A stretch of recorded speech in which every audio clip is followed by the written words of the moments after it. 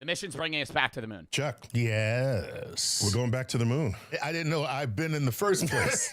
NASA. All right. NASA's going back. Ah, well, we've actually never been. Well, we've actually never been to the moon. Have you, what is that called? Have you ever heard of the firmament? Have you ever heard of the firmament? It's this thick air shield. Some would call it the atmosphere, but it's actually so thick that you're unable to travel through it. We're basically stuck on Earth. Back to the moon. Yes. Let's back up a little. All right. Okay. The first and only other time we went to the moon was the Apollo program. Correct. As you know, we went to the moon 9 times. We faked it 9 times. Not even. Yo, I always think about the guy that went on, what was the first Apollo mission where they went to the moon? Apollo 7, Apollo 11, I don't really know. The first one where they went to the moon and actually landed on the moon, one of them had to stay back. And that's, well, not stay back. He was like the pilot of the ship. Yeah, I think it was 11. It was 7 or 11. 7, 11. Anyways, one of them had to stay back because, like, you can't have everybody land, and that sucks. You're like, oh, have fun. And they're all just jumping around on zero gravity in their little spaceships or little spacesuits, and you're just, like, sitting up there, sad as hell. Like that one guy from Interstellar. You ever see that movie? That one dude from Interstellar that has to stay on the ship while everybody else goes to, like, that one planet that's rotating really fast, so time dilation's different, which we're going to watch a video about later. And they come back, and he's, like, been waiting for them for, like, 30 years. He's like, oh, nice of you to come back. For them, it's been, like, 5 minutes. In my marriage, has that much faking taken place? Apollo 8. Okay. Went to the moon, orbited, and came back. Okay. Took that famous picture of Earthrise. Ooh. I love this photo. Oh, my God. This was my computer background for some time. Over the landscape. That's right. Apollo 10. Okay. Went to the moon, orbited the moon, deployed the lander, and then came back up. Right. So that's a... Well, is it Artemis 2 also? Like, these are actual moon missions. But Artemis 2, the one that's going to the moon right now at the time of this, stream. That one's not really a moon mission. Isn't it testing the new rocket and spaceship model for a flight elsewhere, like to Mars? Like, this isn't... We're not really giving a fuck about the moon right now. This is just, like, a means of dialing in the new spaceship technology / gravity slingshot method to reduce fuel, need on a ship. Apollo 10. Right. Apollo 11, everyone remembers. Buzz Aldrin, Neil Armstrong, walk on the moon. Right. And they leave Michael Collins up in the... Yeah! Being that guy. Holy fuck, bro. Oh, my God. Sitting there just watching. The FOMO. I don't think anybody's had bigger FOMO. I mean, he is a professional, but still. Like, he knew that he was... It wasn't like, in the moment, they drew straws, and he was the one that had to stay up. Like, before they even left Earth, he knew. Capsule. Just left him up The cuck chair, actually. there. Didn't even give him the opportunity to go down later and check it out for himself. You know what I in mean? the plan. These are professionals. That is rough. You gonna make me the chauffeur? Go to the moon. Wait, was he the pilot? Who was Michael Collins? Like, why did he stay? Yeah, he was the pilot, so that's why he had to stay back. What if he just dipped on them? Make me the come back, moon don't even chauffeur. land. I didn't even get The moon chauffeur. I'm the moon chauffeur. Then there's Apollo 12, Apollo 13, the ill-fated one. Right. Old Hollywood movie. Yes. On that, directed by Ron Howard. And What? Sorry, I'm not making a joke. I'm actually curious. Which was the one that blew up? Because one of them, they died. Apollo 13, the ill-fated one. Right. Oh, Old Hollywood sorry, I gotta pay attention to the fucking video. movie. Yes. On that, directed by Ron Howard. And then Apollo 14, 15, 16, and 17. All right. Why did we go? We're Americans. We're explorers. It's in our DNA, is what we are told. Right. That's not propaganda. why we went. That's not why we went. No, why do we go? You could want to go for those reasons, but that's not what That's not makes what everybody write a we're- check. Yeah, exactly. Who writes the checks? Congress writes the checks. Right. You got to spook Congress somehow into writing the check. So Kennedy... Do we know how much it costs to do this Artemis 2 mission? I'm Googling. Artemis 2 mission is estimated to have cost around $4 billion. Okay, I'm going to have an outlandish take here. That's not that much. To go to the moon? Okay, yeah, $4 billion is a lot of money. But, like, Elon Musk could fund 50 of those. like brother could sell all his stake, cash out. says... We go to the moon and do this, that, and the other thing. It's $90 billion for the entire mission, $4 billion per launch. What? You're saying for all the equipment and gear, but aren't they recovering some of that? Like the spaceships, you could reuse that. Like it's not just gone. How much is the entire Artemis mission? 93 billion. The Artemis program, 93 billion through 2025. Massive undertaking, heavy lift rockets, infrastructure, 100 billion total for the full campaign. Okay, so it's $100 billion. Because it is hard. So Yuri Gagarin comes out of orbit. Okay. Okay? Right. Oh, we're back on why we went to the moon for the first place. This is what I was arguing. I knew this already. I was arguing with I know I was getting full rage baited, but I can't tell with like Lacey and those guys on whether or not they're being serious. When I was in a call with fucking 8 streamers and they're going, oh, the moon landing's fake. Why would we even go there? I'm like, you only go back for war or economic reasons. And they're like, oh, really? Yeah. First man in space. Yeah. To orbit the Earth. Right. 6 weeks later, we have a joint session of Congress. President Kennedy says stirring words, put a man on the moon, return him safely to Earth before the decade is out. Go earlier a couple of paragraphs in that same speech. If the events of recent weeks couldn't even utter the man's name. Right. The events of recent weeks are any indication of the impact of this adventure on the minds of men everywhere, then we need to show the world the path of freedom over the path of tyranny. Voldemort is back. Dumbledore, I tell you. Is the U.S. flag that was put into the ground in the Apollo 11 mission still there? Voldemort is back. The enemy is established. Right. The godless enemy is established. Right. The checks were written. And yeah, well, there you go. And they'd already beaten us with the first animal in space, Laika. They already beat us at all of that. We needed something to beat that. Yeah, weren't we sending like monkeys in space for some amount of time or some shit? I know there was like dogs and other shit, but weren't we sending like chimps up there to see like if they would die? Because it was like, well, we don't know. You know, nobody's been up there before. So we said, let's go to the moon. That was China? Well, I'm saying we meaning humans, not we meaning the U.S.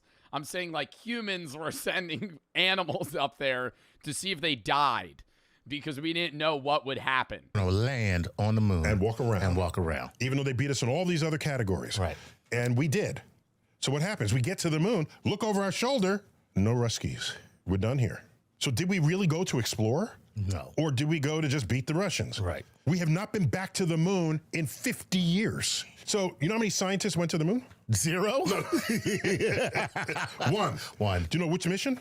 No. The last mission. 17. So we had the astronauts do science experiments. It's not that no science happened. No. But don't fool yourself into thinking this was all for exploration. Right. It was muscle flexing on the geopolitical sphere during a Cold War when we're fighting a hot war in Southeast Asia against that enemy. We don't go back to the moon. Not in the 70s, not in the 80s, not in the 90s. Oh, wait a minute, in the 20-teens. Let's go back to the moon. What a great idea. We're long overdue. It's been half a century. Yeah. I wonder how the moon's doing. I think it lined up ironically around the war, like with Iran. Okay. I don't think, like, obviously this mission was in, you know, the books for a long time. I don't think that there was a war-based reason this time to go back or like some sort of flexing of muscles. I think this literally is like, hey, we're going to test shit out so we could go to Mars. But like, I don't know. You think they'll make it back? Yeah. We have these thoughts. I mean, knock on wood, but yeah, I think they know what they're doing now. Like, you don't understand the amount of fact checking they do at NASA in like modern day, like how many tests they're running to make sure that these people don't die and also get the stuff back. Let's part the curtains. What else happened in the 20-teens? China says they want to put taikonauts. Okay, maybe I'm wrong. Oh my God, what? In 2017, we signed that because China said they wanted to go to the moon? Oh my God. Bro, so randomly we're like, oh no, we're just going to go back. You know, actually, I kind of miss the moon. It's on the moon. Oh. Taikonaut. Their version of a cosmonaut, our version of an astronaut. Right. Oh my gosh. China's going to the moon. If there's ever a reason for Congress to... You see the toilet wasn't working, they had to fix it? Yeah, I saw a video about that. Bro, how bad that would be. They wouldn't have died if their toilet was full broken, but they would have had to be like shitting in like some bag. There would have to be some sort of way they'd be able to fix that. Reinvigorate the funding to go back to the moon. It was that. It's good now, but like, ugh. Do the toilets in NASA, or not in NASA, do the toilets in the spaceship shoot out the poop into space like an airplane, like releasing stuff? Or do you think they keep the shit on board the whole 7 days? I feel like they could have a hatch that would be like, woof. That'd be awesome to see my turd full freeze just floating through space. Can't have So China. we announced program to return to the moon. We go to the moon. Not because it's easy, but because it's... Just straight diarrhea. Oh, this astronaut food's not sitting so well. I'm just straight shit in chunks. They just release it out. It all freezes, just smacks the window of the fucking spaceship. I don't know. Is there money there? And so this happens under the Trump administration. Yeah. Okay. So Trump says, let's go back to the moon. Yeah. And the program to return to the moon has one of the best names ever. Space Force? No. No, what is it? Artemis. Oh my God, I forgot about Space Force. Artemis. Artemis. Yes. So who is Artemis in Greek mythology? Artemis is the twin sister of Apollo. Look at that. You can't get more woke than that. That's, which is why we're changing the name to get rid of this DEI Artemis chick. Each one, just as the Sorry. original Apollo mission, each mission was a little more ambitious than the next. Okay. Right? As you heard, Apollo 10, they went halfway down, came back up. I love the incremental approach. It's incremental. I love and it. the press can talk about each increment because Exactly. each increment is more than what happened before. Yeah, no. Each thing is a progress wheel. Okay. Absolutely. So, remember the Saturn V? Yeah. I got it right here. That's I it. got it right here. It's all rocket. It's all It's just all it's all rocket. rocket. Right on up to here, and then right up to here, and then you get the astronauts. Right. There's 3 of them. We had Mercury had Bro, like, I refuse to believe that. Dude, if you look at the inside of the Artemis rocket, it's the size of, like, a bus. Not even. Like, half of a bus is where they live. So, wait, just thought of a crazy fucking question. Not in this scenario. Do the astronauts in the International Space Station goon? Because they're up there for, like, years. Surely. You know, they got enough space up there. They got, like, rooms and shit be floating around. the Oh, astronauts. God. Right. There's 3 of them. We had Mercury had It's definitely happened. Bro, you know how I know it's happened is because one of those fucking astronauts in their head went, I'm going to be the first. Follow-up question. Do you think that there's any sort of, not the Mile High Club, but the Space Club? There's got to be two astronauts that have been in the International Space Station that have gone, you know, surely. 1 astronaut. Look it up. I feel like that would be something they wouldn't say. Have any, I'm really going to Google this. Have any astronauts had sex in space? No verified records. NASA maintains that it knows of no intercourse in space. Yeah, no shit, bro. What are you going to tell them? Oh my God. Too difficult and too dangerous to test. What is this, fucking Fear Factor? Oh God, 0 G's. How are we gonna do this? Too difficult to test. Like it's some sort of experiment. As noted in a Reddit post, Newton's third law makes it difficult to maintain contact without specialized techniques, such as Velcro or being held by another person. I assumed they'd just cocoon each other and then jackrabbit it. That in my head, I assumed they'd just be kind of floating around the space station, just ripping it. Like, that's probably how it would go. Gemini, how many did they have? Maybe 2. Yeah. Apollo 3, all increment up to landing on the moon. So they're up here in this little capsule right here. Little exactly. capsule. And this is Okay, no, back to what I was saying. Why, dude, this whole rocket, I know they're so worried about weight. Like, weight is such a big thing, and it's like they have to literally factor in, like, every small thing they bring on the ship. You're telling me they can't just make the rocket a little bit bigger? So then the fucking capsule could be a little larger? Absolutely. And this is the escape tower. If something bad happens, this launches and carries the capsule and its residents. That was the problem with the other, oh my God. Wait, this is why this rocket method's a lot safer, because what was the other spaceship method they had where it was like an airplane? The space shuttle. The space shuttle was like the dumbest invention, because if something goes wrong on the space shuttle, you're just strapped to fucking explosive fuel. Like, if, say this goes wrong and you're at the top, just shoot right off, you're good. Like, you just die.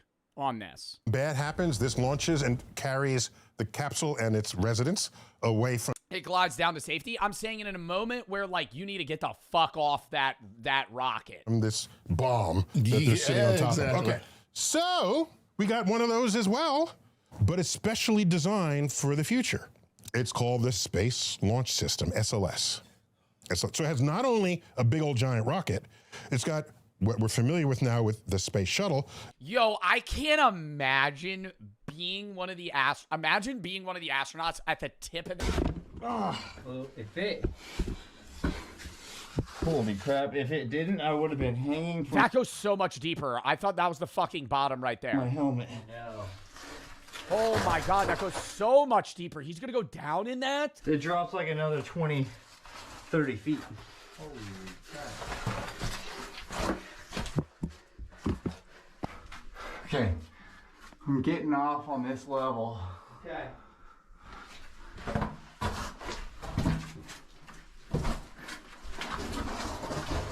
Huh. Dude, was that a poop bucket? A bucket. Oh. Dude, there's a... Did somebody sleep here? Dude, there's a bunch of clay sculptures in here. Yeah, there's military boxes. Whoa. Low iron. Looks like he almost just fucking passed out. And a rope that goes up. And a Jesus shrine. What? Somebody brought a no parking anytime sign down here. These people are crazy. This is fucking utter insanity. This guy, he went, I'm going to go caving. You know, I'm going to bring this sign. I'm going to steal the sign. I'm going to bring it down here. I'm going to post it up, maybe do a little clay sculpting while we're down here. Shit in a bucket. Set up a Jesus shrine. Work my way back up. Is this like a regular hangout for somebody? Heck. We got some good artwork in here. I mean, define good. That looks like a AA battery that's shoved on the back of a clay turtle. A giant beetle that's powered by Oh, it's a beetle. a battery over here. Oh, wow. That's a nice cobra and hot dog. A what? A cobra and hot dog. Oh, the cobra, yeah. That is actually a pretty good cobra. I took a picture of the cobra. So is this like the end point for everybody exploring this cave? This is like this is like hardcore geocaching, where they take something and leave something. What the heck?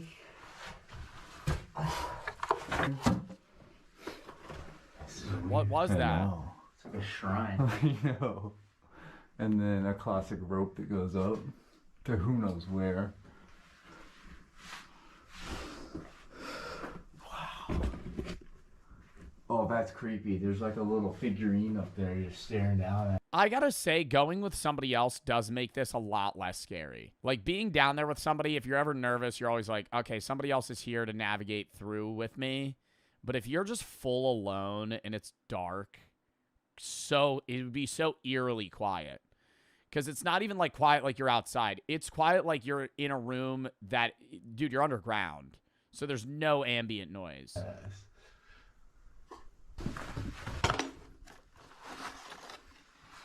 Legend. Oh, God, there's a fucking notebook. Here.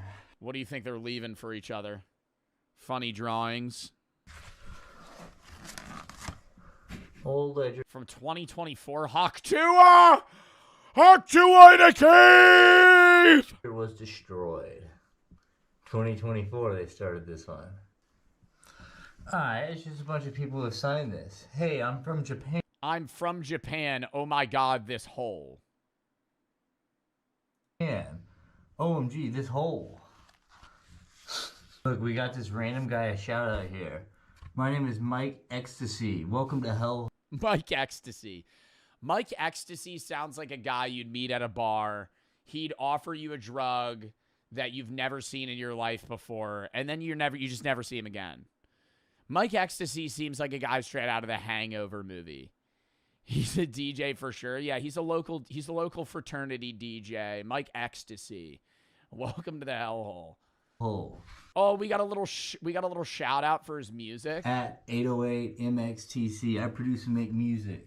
We got I'm like hoping it's techno.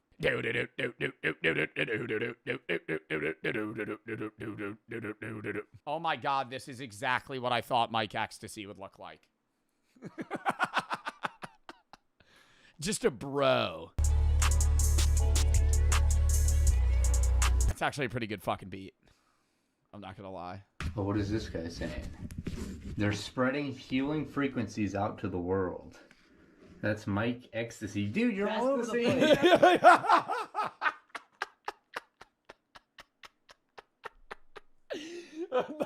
Yeah, they got mad at that shit. You might imagine the whole book's just Mike Ecstasy shout out. Dude, you're all over the place. Get out of here, Mike.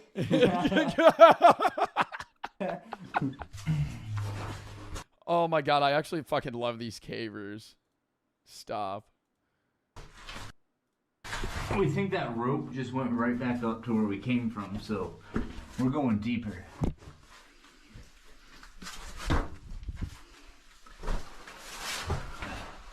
Oh no, there's nothing down here. Wait, what was that green thing? What is that? It's just a creepy doll. Oh, that is so weird. Let me see the doll. It's like a Buddha shrine looking thing. Oh, okay. Yo, on the back of it, it's probably going to say something about Mike Ecstasy. Congratulations, you found my shrine. The wall. Make sure to tune into my sick beats. What'd you see down there? I think it's official, man. The cave ends in a Buddha shrine. That's the bottom of the cave. Yeah. And man, he is grinning. He's grinning? Yeah. Got a couple people praying over here. Are they getting the clay from in the cave? Like, where are they using this stuff to make these sculptures? Sounded weird and creepy. Oh, that is weird. It's so weird. Why is it so weird? It's like praying, or no, there's just meditating people here. Meditating snowmen. Mm-hmm. All right. I officially know where we're going again, but we're gonna leave this headlamp here because a subscriber left a comment on one of our videos, and he said he got stuck down here with no headlamp and literally just waited, and his friend finally found him down there. But this is gonna be there. Yo, getting stuck down there with no flashlight would be horrible. It would be pitch black. Like, you wouldn't even be able to move. Whoever finds it, it's yours. Alright, I'm climbing that. You'd shit yourself, but you'd have to be, you literally, if you only had your headlamp and like no iPhone, no other phone light, and that was the only means you had to come down and up, and you make it to the bottom and then your headlamp dies, you're either A, waiting for somebody to come get you, or you're dead. Like, that's the only options. Like, you wouldn't be able to traverse this cave in the dark. Because it would literally be pitch black.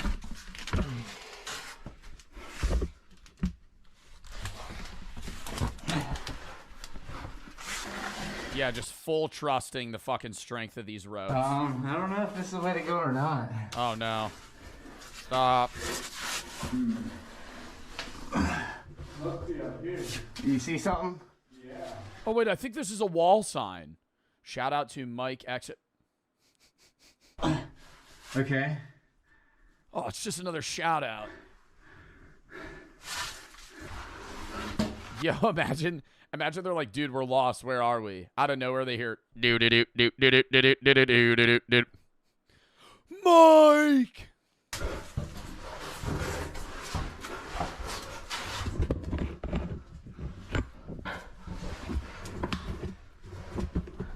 Oh, this is the tight part.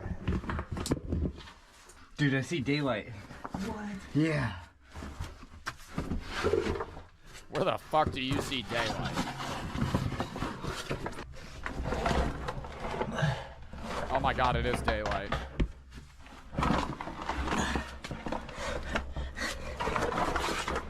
Oh my god, dude, you have no idea how happy I'd be to get the fuck out of there. Like, if you were somehow like forced to do this. Oh my gosh. Jeez. Bro, they went in the evening too. It's almost nighttime outside. That seems horrible. What other videos does this person make? Action adventure twins. Oh, they're twins. Scuba diving giant marble mine goes wrong.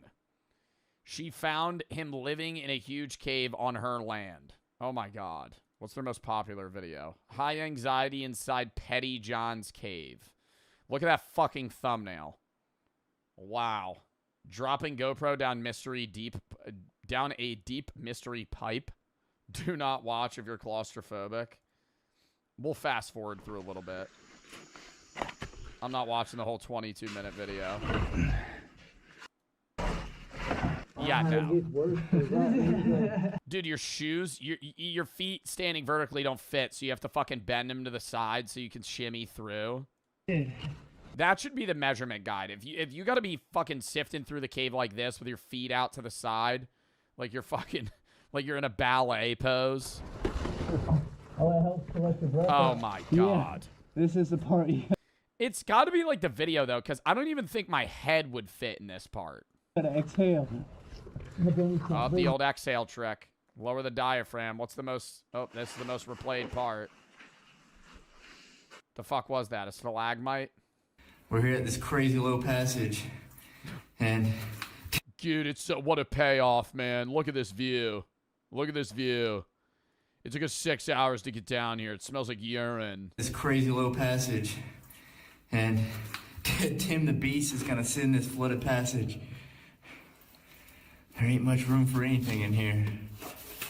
Oh my god, wait, there's a note on this wall. Mike Ecstasy.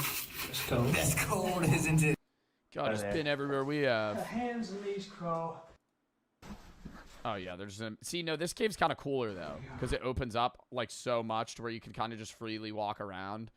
That I get. Like trying to like push through so you could get to some big payout versus just being at the bottom of some pit. All right. We're going to call that there, though, chat. We might watch more of those videos.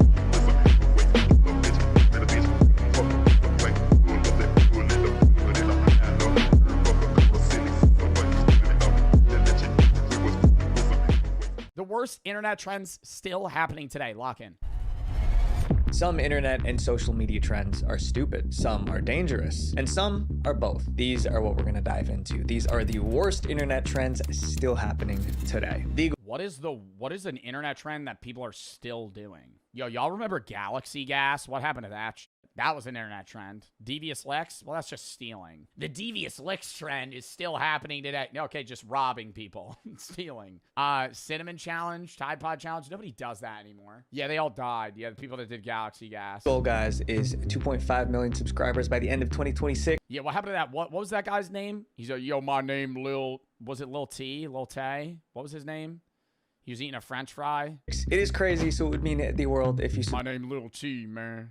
Does he still do Galaxy Gas? They still sell that shit at Walmart? subscribe, and I promise to do my very best to put out the best videos I possibly can for you. I'm Visual Venture, and you Yeah, Visual Venture with a new cut. Low-key looking fire. are awesome. Swarming.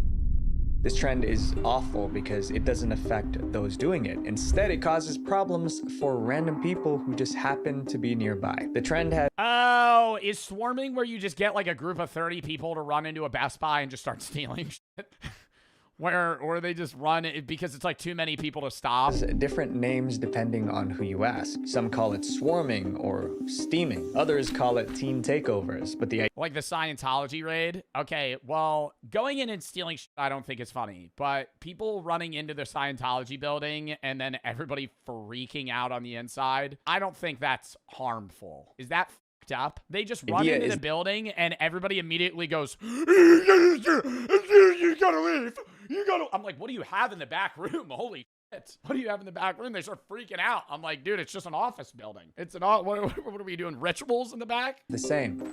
It's trespassing? Yeah, bro, but I'm saying like they're not hurting someone. Social media calls for mobs of young people to show up at shopping malls with the goal of causing total chaos. Yeah, see, this is what I was talking about. This is fucked. People use TikTok and Snapchat to gather hundreds of teens in the same place at the same time. It could be a store, a fast food spot, or even a parking lot, and they all show up for one Yeah, we gonna run up that McDonald's parking lot. reason: to cause trouble. Is it advertised as a let's come cause chaos? For the most part, yes. We all gonna pull up to the local McDonald's and get a water cup. But we ain't getting water. That's what it appears to be. It's bring your drama. During these swarms, people become rowdy and the property is damaged. But this trend isn't new. It traces back to a crime from years ago. In the early 2010s, flash mob robberies started happening. Groups would rush into stores, grab what they could, and run. Because there were so many people, the staff was I love those videos where people run into an Apple store and rip the iPhones out. You ever see the video of that guy that did that? I think he was alone, too. He just walks into an Apple store, rips 20 phones off the fucking wall, shoves them in his pants, and, like, waddles out. I'm like, all of those have trackers on them. Like, every single one. They know where all of those phones are going. Dude, robbing an Apple store is the dumbest thing ever. I'm like, you realize they could just track that. Like, you're not, and also, isn't it like a brick phone? I'm pretty sure, like, they're just show phones. They're not actually, like, usable. overwhelmed. It was impossible to stop or identify any of the culprits. There are reports of flash mob robberies happening as far back as 2011. At the time, people used text messages and early social media to plan raids. But today, technology just makes it much easier. Now, a single post can reach thousands of people in minutes. A location is shared, a time is set, and a crowd shows up. Organized on social media, a wave of spur-of-the-moment meetups has been creating chaos in American cities and has even spread overseas. Shop owners have little time to respond. They could only watch as their items were stolen. Sometimes stores shut down early to stay safe. But many I'm just locking the doors. You know what dude, that's exact. If I see this happen and 500 people storm in and just start stealing shit, I'm auto-locking the doors and walking into the back room and just calling the cops. They could start vandalizing shit. It'll be on camera. Like, Were stolen. Sometimes stores shut down early to stay safe. but many I love that shit, though. Not like these raids. Have you ever seen those videos where, like, it'll be some woman walking into a gas station, some person, they go to steal shit, they lock the doors, they try to leave, and it goes like, and it goes, you know, they go. Then the dude comes walking up behind them. They're like, yeah, I know you have shit in your pocket. They're like, no, I don't. They try to break out through a metal door. restaurants had already locked down their doors and sheltered in. Isn't that unlawful imprisonment? I have no idea. I actually don't know. But I do have the take that if you're going to try and steal shit from like a Best Buy and they lock you out or they lock you in, I think that's hilarious. If you're trying to rob a store and then you get locked inside, that's funny. Place inside. Swarming spread to multiple countries, including London, Australia, and Canada. At that point, it stopped being just a trend. It became a public safety issue. As the incidents increased, police began to take them seriously. The goal was to stop swarming before it started, so officers monitored TikTok and Snapchat for planned swarms. When police found out that there was a takeover planned here, they started adding more resources like this. In some cases, police arrived too late. Crowds already formed and stores were overwhelmed. In those situations, officers arrested people who refused to leave. And even after the crowd cleared, police reviewed CCTV and body cam footage. They used it to identify and arrest those involved. Sometimes they released the footage so the public could help. Some parents who discovered their children took part even turned their kids into the police. But in the end, business owners were the ones affected the most. Swarming made it harder to run their stores. Stores that could afford it added more security. Others closed early when they saw crowds forming outside. It became one of their biggest headaches. And the problem is, fucking light a round off into the ceiling. You shouldn't do that. That would be bad. People would stop though. They don't recognize the financial and economic damage they're doing to that community. Unfortunately, there's no clear way to shut down this trend, especially because there's no clear leader. It's just a group of troublemakers acting at the same time. Swarming is still happening as of today. And as long as social media Why are they makes doing it out of Popeyes? What are you getting out of a Popeyes? easy to organize, we don't know when it will end. Our next chapter is about creators who found a way to go viral by filming people at their lowest point. Poverty tourism gone wrong. This trend is straightforward. Creators and Free food? What are you gonna fucking run in the back? You have to pay for it before they make it. You're just gonna run into the back, start fucking cooking up your own shit. influencers film people in tough environments and post it online. Sometimes it looks like kindness or spreading awareness, but for some creators, their real goal is to make the video go viral. And the worse the Yeah, you give a homeless guy $20, make the video a minute long. situation looks, the better the video performs. In late 2025, YouTuber Pete Z posted a video titled "I Survived India's Deadliest Slum." Pete traveled to India and spent 3 days in one of the largest slums in the world. The video went viral for all the wrong reasons. First, people were offended by how Pete described the area. He emphasized police corruption, violence, and robberies. They also accused him of turning the misery of people into entertainment. Reporters called it poverty tourism. Yeah, I think you gotta tread a thin line in like reportive content like that. Like I think Andrew Fraser does a great job where he'll go to areas like that and like kind of give them the mic and just be like, hey, you just describe how it is here.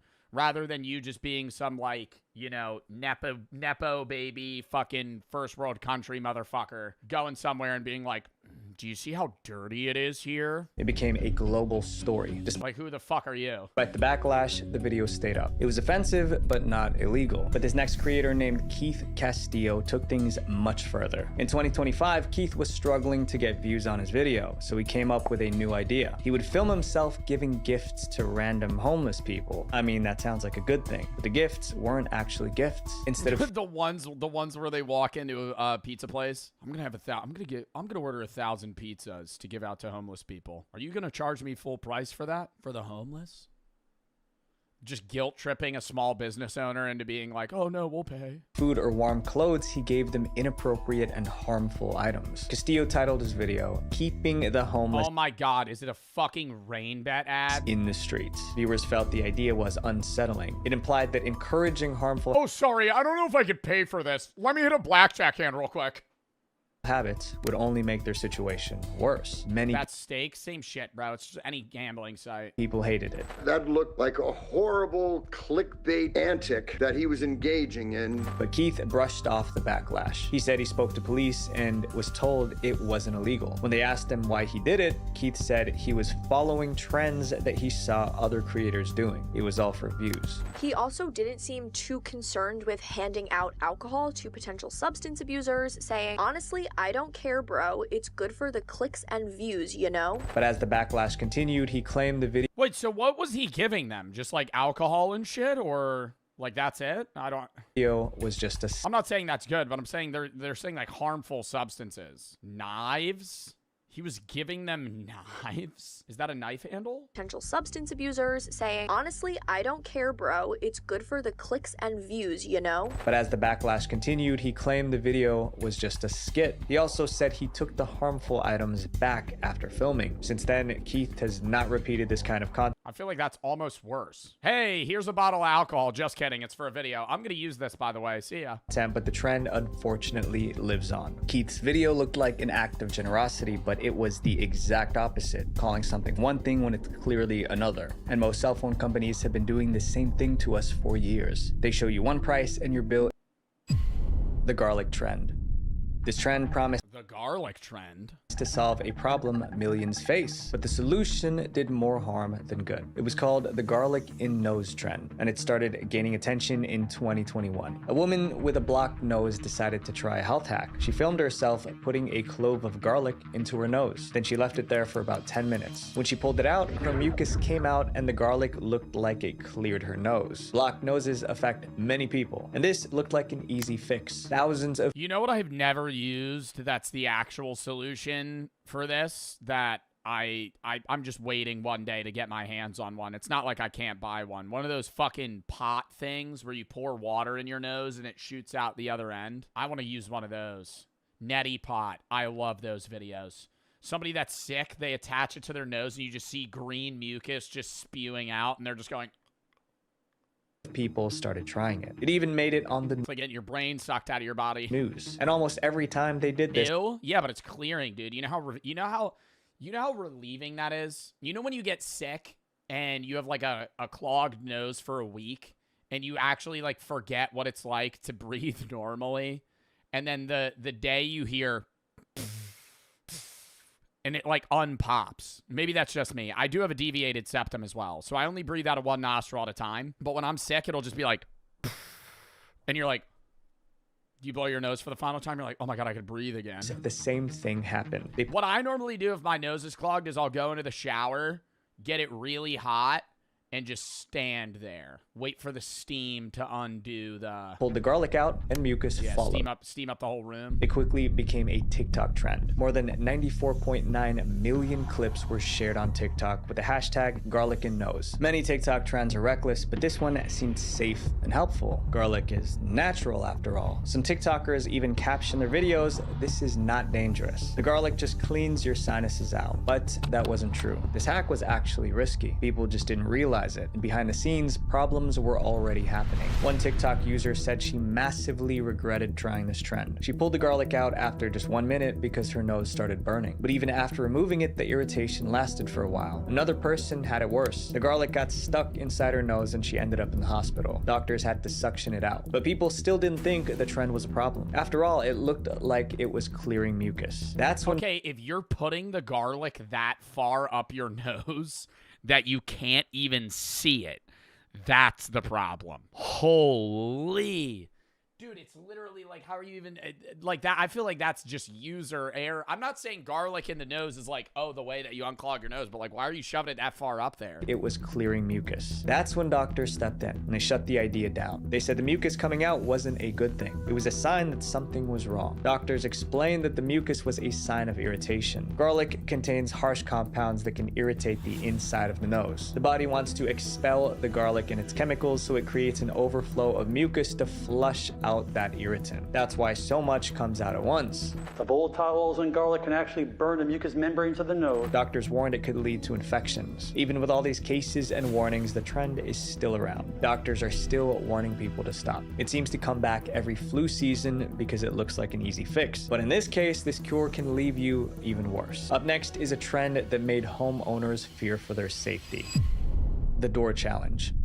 The door kick challenge started in 2021 as a prank. College juveniles approaching homes in the middle of the night to kick or bang on front doors. 2021 as yeah, that's how you get some crazy motherfucker to shoot you in the head. A prank. College students kicked dorm room doors to scare their friends. But by the end of the year, it got worse and spread to neighborhoods. Teenagers would kick the way scarier. You kicking the door of your friend, roommate, or not your roommate, but your friend that lives in the same dormitory as you, it's like, okay, at most you just piss them off. You walking up to a random house on the street and just fucking banging on the door in the middle of the night, like, you might actually die. Doors of random houses and run away. The people inside didn't understand what was happening. Yeah, you get a 12 gauge through the wooden door. Either a car had hit my house or somebody was trying to break in, which seems pretty stupid since my truck was right here in the driveway. Most homeowners thought someone was trying to break in, but when they came outside, no one was there. Only a damaged door. Police quickly identified it as the latest TikTok trend. They go up to this house, and you can see it from the security camera.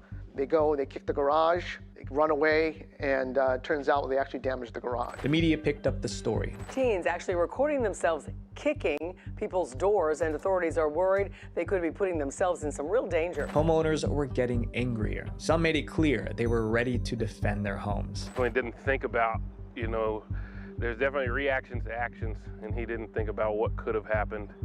It could have just that quickly gone that bad. At that point, it was only a matter of time before something unfortunate happened. In December 2025, a teenager in Florida picked the house for the challenge. The door swung open instantly. The good news Oh, he kicked the door in? Was that the homeowner wasn't inside, but her dogs were. One of them was a Yorkshire Terrier. Dog dies? Spooky. With the door open, Spooky ran into the street. By the time the owner got home, the door was broken and her dog was gone. She searched everywhere, but by the time she found her dog, Spooky didn't make it. Look, this is not a joke, but you guys can't just go around kicking people's doors and not being held responsible for it. The community was outraged by this. Police launched an investigation. A few weeks later, they arrested the person who kicked the door open. He was charged with felony burglary and criminal mischief. But even after the incident, the trend didn't fully end. New incidents are still being reported. This next trend told people to do something most of us were warned. That is wild. I don't know, bro. You see stupid shit on social media all the time, though. Like,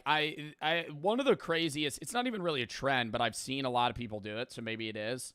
Have you ever seen the shit where they'll be on like a bridge or somewhere near a body of water? They'll cover themselves in gasoline, light themselves on fire, and then jump in the water. Death speed running, natural selection 101. Those are the dumbest videos I've ever seen. They literally, I've seen this probably like 5 separate occasions. It's usually like a teenager. He covers himself in gas, and he's like standing on the ledge of like a pool or something, lights himself on fire, and backflips into the water. And I'm like, even in that small moment, I feel like you could just get singed.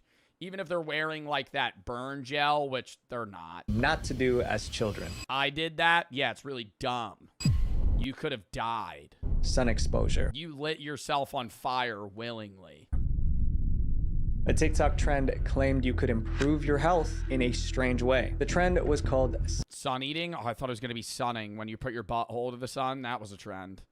That was more of a hippie trend, though. If you just tan your butthole, it fixes all forms of cancer. If you put your butthole to, dude, here's what makes the most sense about it. You know, what's the one part of your body that never sees the sun? Your butthole. Probably for good fucking reason. So all you have to do every fucking day is you go outside in your backyard and you put your butthole to the sun. It'll then absorb all that vitamin D that you need because it never gets it, and that's good. I like doing that. Why do you do that? No, then you're going to have a burnt butthole. It's going to hurt to poop, and you might get fucking skin cancer.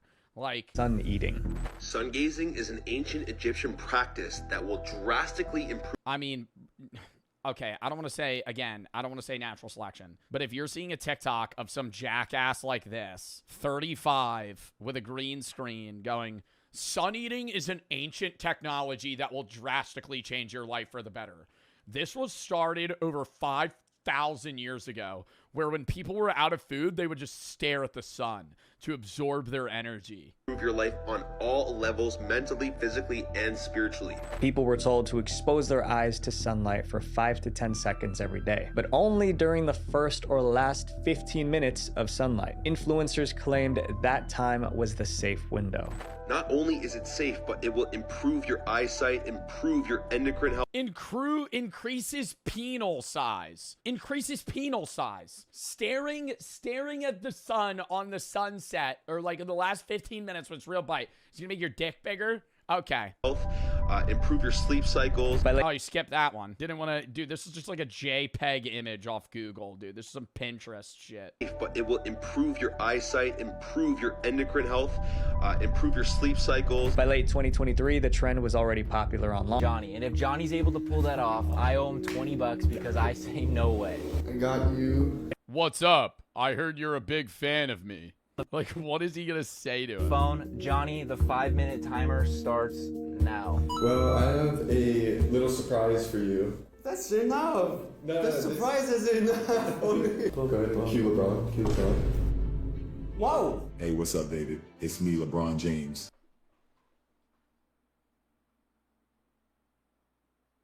This doesn't look... Dude, I hope that he doesn't fall for this. Hey, LeBron. Whoa, you know my name. Calm down. Oh my gosh, he believes it. No way. How, bro? Is he talking to me? Yeah. Whoa. Hey, I'm David. Where you from? Second. What the fuck? Why would he be standing like that? What, he's just like, hey, David, heard you're a huge fan of the Lakers, man. Really appreciate the support for the team. Love that you're repping my jersey, by the way. What? Where are you from? I'm from California.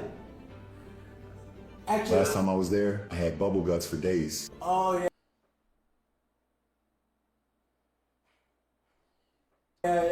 Yeah, of course. Let me ask you something. Johnny, stop cutting David off. My boy Sean treating you okay?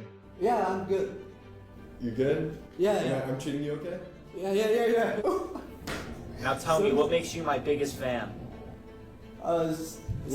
What makes you his biggest fan? I like to play basketball. I watch him NBA, and my kids all love Lakers. Oh, yeah. I love you too. You a handsome guy. Oh, thank you so much. He didn't even say he loves you. This is like fully making me understand why like the scammers that we were watching about in like fucking Myanmar and Bangladesh just rake money out of people, bro. Holy fuck, man. Like they're like I feel bad. Like what like this guy's like actually thinking he's talking LeBron James. But it's like it's not even a good I honestly I wouldn't not necessarily feel bad, but I would be like, okay, I get it with Sora. Because like since Sora came out, those videos look so real. But like the fucking standstill like VO videos where it's like it looks just like a new age fucking Instagram filter. Like the voice sounds off. Thank you for the Jason. I never imagined today it would be happen. Yeah. So, David, you like basketball? Bro, no. Yeah, I do. Because I got 2 balls your chin can dribble. Oh! Bro, why are you this person? What possesses you to say these things? Too ball for me? He said what? He said I think he just asked if you're good at basketball. Nice save, Sean. Good at all. Yeah. Actually, not that good, but not that good. Yeah, but I play. I love to play, and I teach my kids. You teach them, but you're not that good. Huh? Never mind. Hey, LeBron, do you remember you broke $1? Of course I do. That's the greatest moment of my life. Blocked by James. Iguodala to Curry. Back to Iguodala. Up for the layup. Oh, blocked by James. Hey, LeBron, do you remember Kobe? Of course I do. That's the... Oh, no! You can't. No! You can't. No, you can't fucking... No, that's where you gotta cut it off. That's where you gotta cut it off. That's where you gotta be like, all right, no, this is AI, man. Because now he's gonna come up with like a fake story about Kobe. Legend, man. Long live the Mamba. Yeah. How David did not see the fucking white guy's hand. That's a white guy's hand. What the fuck? He's not going, dude. The face is morphing right now. Am I tripping? What? This is fuck. This white hand there is a mystery to me. Now I want to let you in on a little secret. Only you, David. Only me, okay. I'm getting traded to the Dallas Mavericks with Kyrie.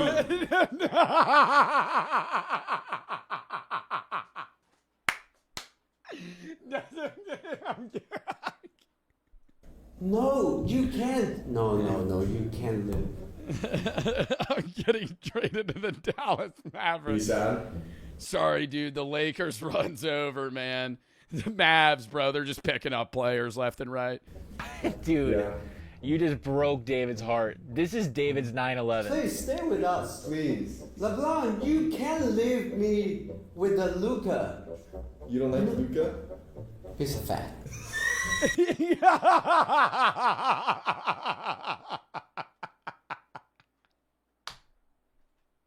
No, this is like the most fucked but the funniest fucking bit, dude. You don't like Luca? Nah, dude, he's put on a few pounds. All right, Johnny. I don't know how you did it, but you did it. Your 5 minutes is up. All right.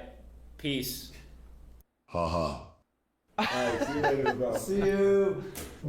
Whoa, thank you so much. Bro, tell me they tell him. Of course. Thank you. Is that fun? Yeah, but I forgot to take a photo with LeBron. That's all right. I actually have a third surprise for you. Too much. Oh no. no. Surprise! We were able to get our hands on 2 tickets to the next Lakers game when they play. Oh, are they act? No, that would be so nice. That would make it better. That would make it better. Yeah. 2 tickets. What Yeah. about 3? 3? I have 2 kids, so I can bring them. Okay, no, I could get another ticket. Wow! Is that real? Yeah, the jersey. W. David. Man just swindled a 3rd ticket off of Sean. Okay, I am praying we're able. Wow, that is very sweet, bro. Okay. And probably after they were like, yo, we're going to give you 3 tickets. By the way, that wasn't LeBron. That was my friend in a green morph suit in the back. To pull this next bit off. We're about to convince someone the world is ending with an alien. We rented out this entire coffee shop just to prank one person, Denise. We don't even know her. We got a DM from one of our fans a while ago that said his mom wanted to prank one of her friends, and after hopping on a phone call and planning everything out, we were ready to go. While Denise is in our coffee shop, a completely AI-generated news station will pop up on the TV saying an alien got loose in Los Angeles. And unlucky for her, that alien is coming right to her doorstep. Everyone in the coffee shop is in on this, besides Denise. Okay. I kind of wish they didn't do a stereotypical green alien. You know what I mean? Like, if they had just done, like, a weird monster versus, like, no, I wouldn't believe that. If there was a news station that's like, aliens just touched down, and they're literally E.T., I'd be like, come on. Like, that would be disappointing, actually. Like, if aliens touched down and they word for word just looked like the bulbous aliens that we just grew up knowing what aliens look like, I'd be like, dude, get a little creative here, okay? I've known about this since I was 5. You're telling me this isn't new news. It would have to be like some just weird monster. Like, just any alien where it's just like has like 10 eyes, no arms, something like that. Hello. How are they gonna get her to stay in the coffee Are you gonna eat shop here or do you long want to go? enough? Do you want anything to drink? No, I have water. Okay, cool. Thank you. Yeah. Don't worry about it. You're good. Yeah? Yeah. Oh, cool. Please. Thank you. Yep. Wow. Lucky day today. Oh, it's your lucky day, all right. Make sure to watch out for any green aliens that might come in and with murderous intent, by the way. I've heard that's on...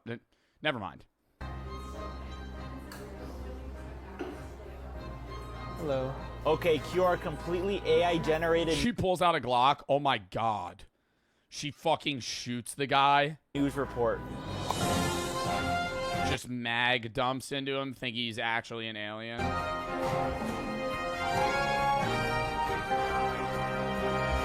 I swear, if this is like a VO3, if this is like as bad as the LeBron one. Breaking news with Ron Burgundy.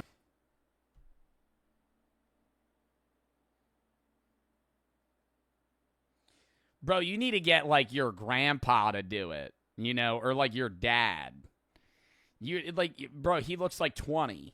Like, nobody's this young on the news. Here, we're coming to you live with a terrifying update out of the... Or do, like a fucking AI video of, like, a known newsman.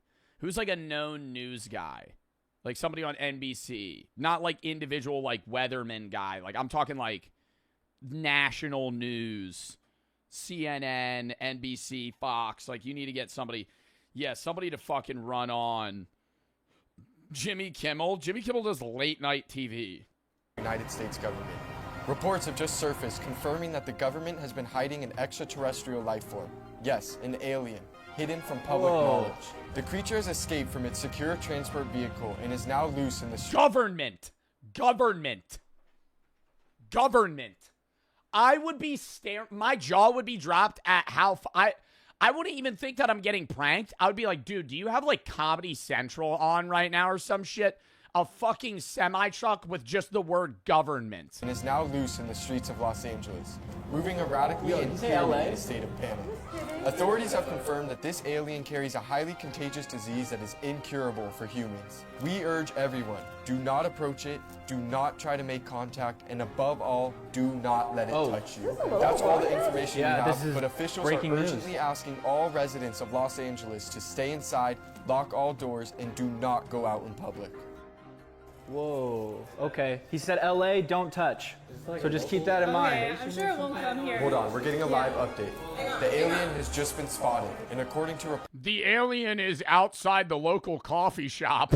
reports, it's heading straight into a local coffee shop. We can only hope. Yo. I know what the fuck. They have footage. Nobody's stopping the alien, but the news station has active updates of in real time footage of the alien running into the shop. And if there is, may God protect them. Everyone back up, back up, back up, back up, back up. Oh my God, no. Don't tell me she has a weapon. Oh my God. And like why the alien's wearing underwear. Back up, back up, back up, back up, back up. She's smiling.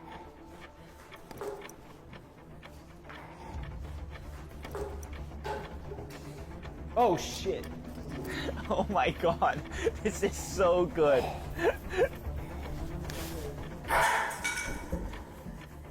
Go outside, go outside, go outside. Duck, duck. Right here, right here, right here. Kidding? I don't know, I have no idea. I don't know what this is. Wait, there's no exit here. Oh! Oh God! Oh my God, have the alien touch him and him like just like fake being dead and then just like dude, traumatize the woman on God. Dude, that would be so scary. That would be especially if you believed it. Oh shit. Bro, his face, why is his face like, it looks like a rat. Dude, he just has, she's not looking at his feet, bro. Are you kidding me? I feel like I'd be looking him up and down. I'd be like, yo, your toe, like you literally just have human toes.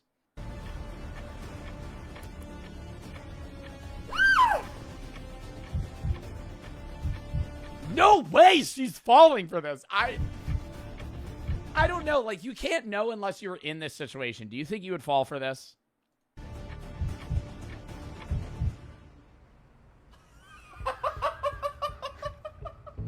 Gotcha!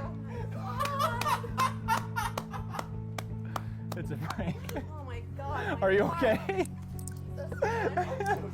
It's a prank. It's today? It's a prank. I need more than a muffin. I'm so sorry. We're Andrew's mom's friends. I'm so sorry. We have. No!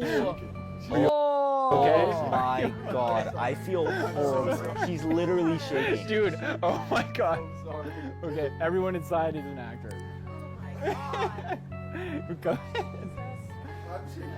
Oh my God. Her scream. Oh my gosh, my heart. Did you actually say that was You okay? Yeah. She my said heart that was is, not like, funny. out I'm of my sorry. chest. Are you okay? Yeah. We're Andrew's mom. We're his friends. She's not coming today. Oh, that's okay. You look great. All right, Foreskin. We are so close to 2 million subscribers. Foreskin? Is his fan base named Foreskin? Close to 2 million subscribers. Oh, chat. Oh my God, Bart Farts is so lame. That's such a cool nickname. His audience is called Foreskin? Bro. You don't like Luca? He's fat. That was a fun video.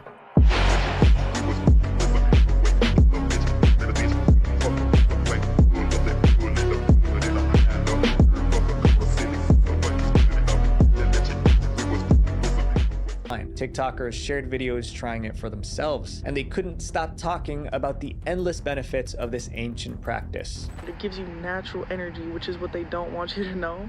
That's why they tell you not to do these. Bro, and they always say they. Who's they? Who the fucking higher lizard beings that are inflicted, they don't want you to know. Yeah, Benjamin Netanyahu. Benjamin Netanyahu doesn't want you to know that if you stare at the sun for 10 minutes, it's going to give you superpowers. Mark Zuckerberg and Elon Musk. Some even they're staring at the sun. That's why he's actually 500 years old. Claimed it could help with weight loss. Thanks to these claims, this trend had over 70 million views on TikTok. People treated it like a miracle cure. There was one big problem. There was no scientific proof behind any of it. Helps with weight loss. Oh my god. Doctors were the first to sound the warning. The main Oh, wrong penile? Wait, what did it say? Pineal? Oh, that's your brain gland. It was the wrong penile. I thought it was making your dick bigger. Problem was obvious. My bad. Direct sunlight is... Oh, sorry. Maybe it's more credible then. Holy, oh my god. Wait, maybe it's not a joke. Maybe staring at the sun actually is good for me. Too strong for the eyes, especially the retina. The retina plays a vital role. This is like flashbacks to the fucking solar eclipse when everybody was like, on the news station for weeks, every news anchor, don't stare at the sun with your bare eyes. You will lose eyesight. No one listening. 5,000 people that day. Fucking going temporarily blind for staring at the sun. In helping us see. And unlike many parts of the body, it does not heal on its own. Doctors published articles and made videos to correct the misinformation. But the influencers doubled down. You've been told sunlight damages you. I mean, no, there's just I don't want to say like this is obviously like somebody you should have taken advice from, but like this is something that you don't understand is going to change your life. Your skin. A cropped image of just people like the sun gazing on what is this, like hieroglyphics? But sunrise and sunset light actually restructure your cells to operate at a higher frequency. That kind of message. Oh my god. Kept the trend alive. Dozens of people, including grown adults, continued. Oh my god, Mr. Based, dude. Mr. Based. I see a whole couple of my For You page once every 6 months of him just sun gazing. Doing it. Is he still doing that? Oh my god, he is. Dude, it's been like years. Bro, for a minute and a half. Yo, like actually gonna be blind in 2 years. I would think he's on drugs.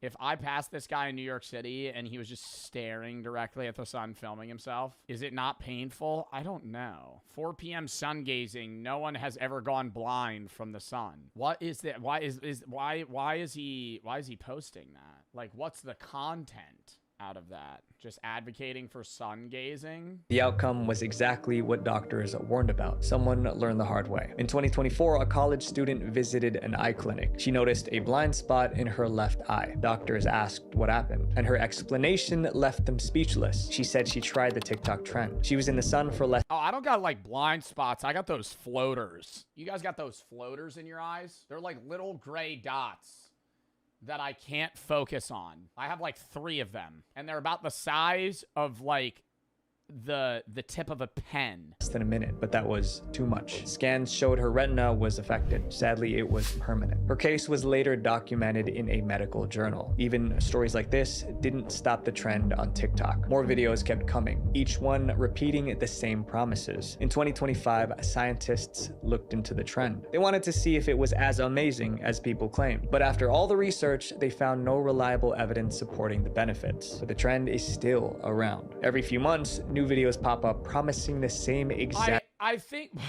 new videos pop up. 4 out of the 8 of them are Mr. Base staring at the sun in New York City. I was going to say I don't really think this is a trend anymore. I think part of the benefits that people feel is just being outside. Like, you're like, oh my god, it's improving my energy and my mood. This really is a superpower. It's like, no, you're just watching the sunset. No, you're watching the sunset, but you're also kind of like killing your eyes by watching it directly. Exaggerated benefits. And whenever it returns, you're just going outside. New people are exposed to the same risk. Our next chapter is about a community of people who became so obsessed with their appearance, they ignored every warning that came with it. Looks maxing gone too far. This trend started because young men wanted to improve their looks. At first, there was nothing directly obvious that was wrong with it, but some people pushed it too far. When I heard about it, I was like, this is the craziest thing I've heard since the Tide Pods. The trend is called looks maxing, but it was taken too far. Looks maxing is a set of methods men use to make themselves look more attractive. Young men formed Reddit groups to discuss skincare, fitness, and fashion. Sometimes members would post photos of themselves. Then other members would point out their physical flaws and suggest ways to fix them. And Bro, and it's like, why are you taking it? Why are you taking looks maxing advice from a dude with a big chungus profile picture? I mean, it's just like, if you really want like help with this stuff and you're like, oh, rate me, look at this image of me, dude, you're just gonna get grilled by like randos. Flaws and suggest ways to fix them. And for a while, actually, some of the people are just saying get a haircut. Like, I don't think that's bad. Short term, change your haircut and do your eyebrows. And if you can, grow a goatee and keep it shaped. Long term, loose face fat and train your neck. And suggest ways to fix them. And for a while, that's all it was. But for some, basic improvements weren't enough. They became obsessed with their facial weren't enough. They became obsessed with their facial structure. They wanted sharper jawlines and defined cheekbones. So they went looking for extreme solutions. Yeah, people always post a picture of me. I have like recessed maxilla or some shit. Because my side profile, my jaw should be like this. I'm shutting out. Side profiles, oh, brutal. And that's where things took a turn. Some members of the looks maxing community. I just gotta walk around like this.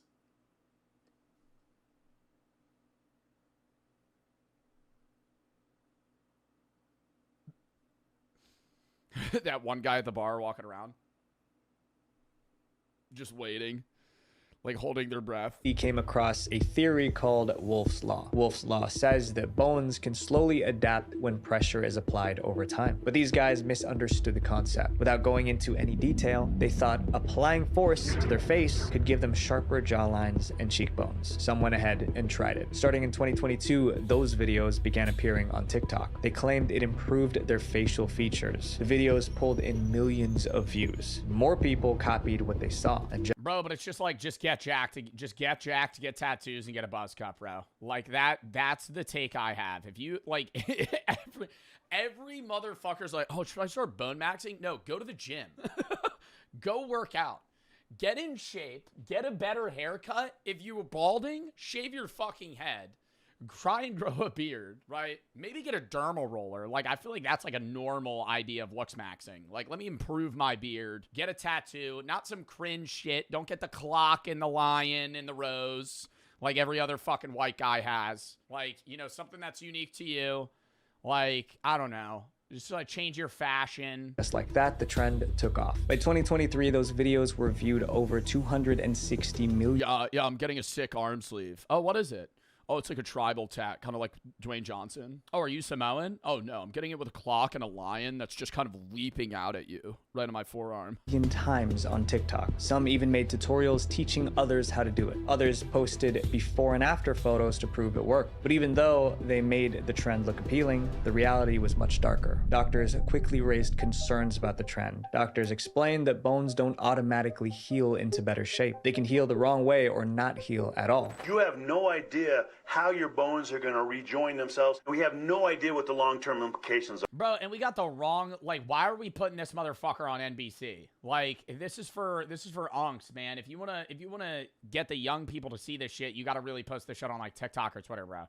You can't be like on NBC like, hey, maybe you should stop bone maxing. Yeah, everyone watching this is 50 to 90. They also pointed out something else. The face isn't just made of bone. It has nerves, muscles, and blood vessels. Applying serious force in the wrong place can cause issues. It's surprising that anyone thought this would work. Media reports describe the trend as nonsense and insane. TikTok banned it. But the trend didn't fully disappear. Looks maxing influencers are still getting millions of views, and some are still promoting questionable methods. Our next chapter is about people. Did Dream do bone smashing? People who thought they found a smarter way to work out, but doctors called it one of the most reckless trends they've seen. Dry scooping.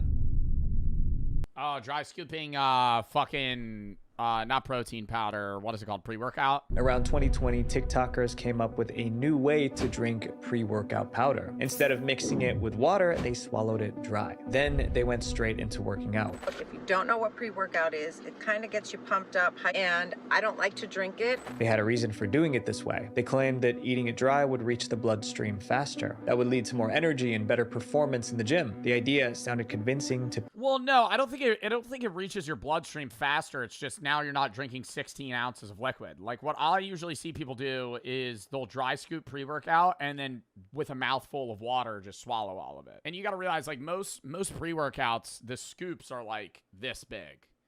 You know, it's not like a protein powder scoop that's like, you know, the size of a fucking measuring cup. People scrolling online, but there was no science. I don't know. I feel like this isn't that bad. I think that the problem with dry scooping is, number one, it's going to be like, oh, if you choke on it. But more so, if you're dry scooping pre-workout, you're more likely to over-consume caffeine. Scientific proof that it was better or safer. Despite that, dry scooping became popular. It's workout time and everyone's been taking a pre-workout on my For You page. Oh, Many people didn't experience any side effects, but for some, it landed them in the hospital. In April It's bad for your cardiology. Well, I don't even take pre-workout. 2021, a 20-year-old woman tried the trend on camera. She took a full scoop of pre-workout powder and went to the gym. But during her workout, she felt a weird sensation.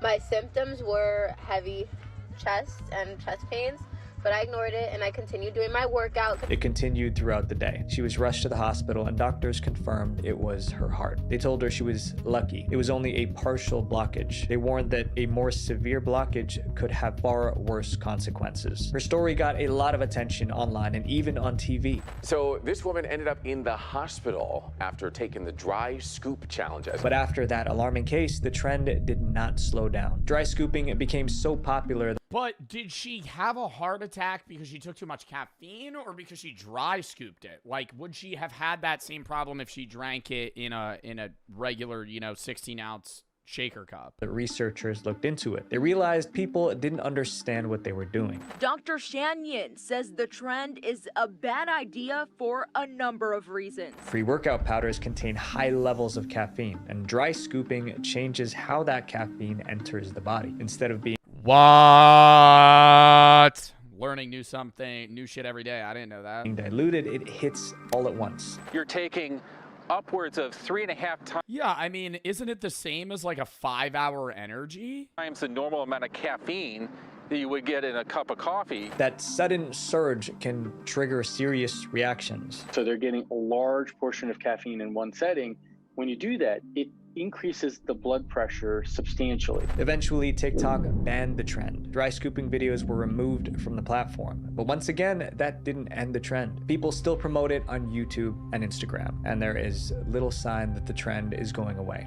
These trends prove that common sense sometimes isn't so common after all, especially on the internet. But at least I know you guys are smarter than that. Visual Venture.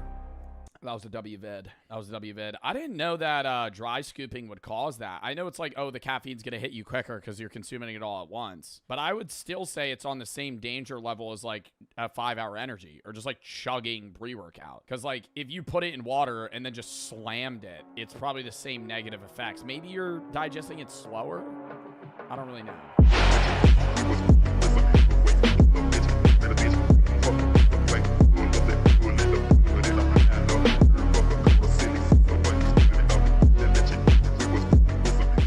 Joe Bartolozzi memes explained in 4 minutes. How niche do you think we're going to get here? I think it's going to be very surface level stuff. I think it's going to be like the possum meme. I've been in the hills. Fucking what else? Beaver moment, maybe? Like, yeah, beaver moment for sure.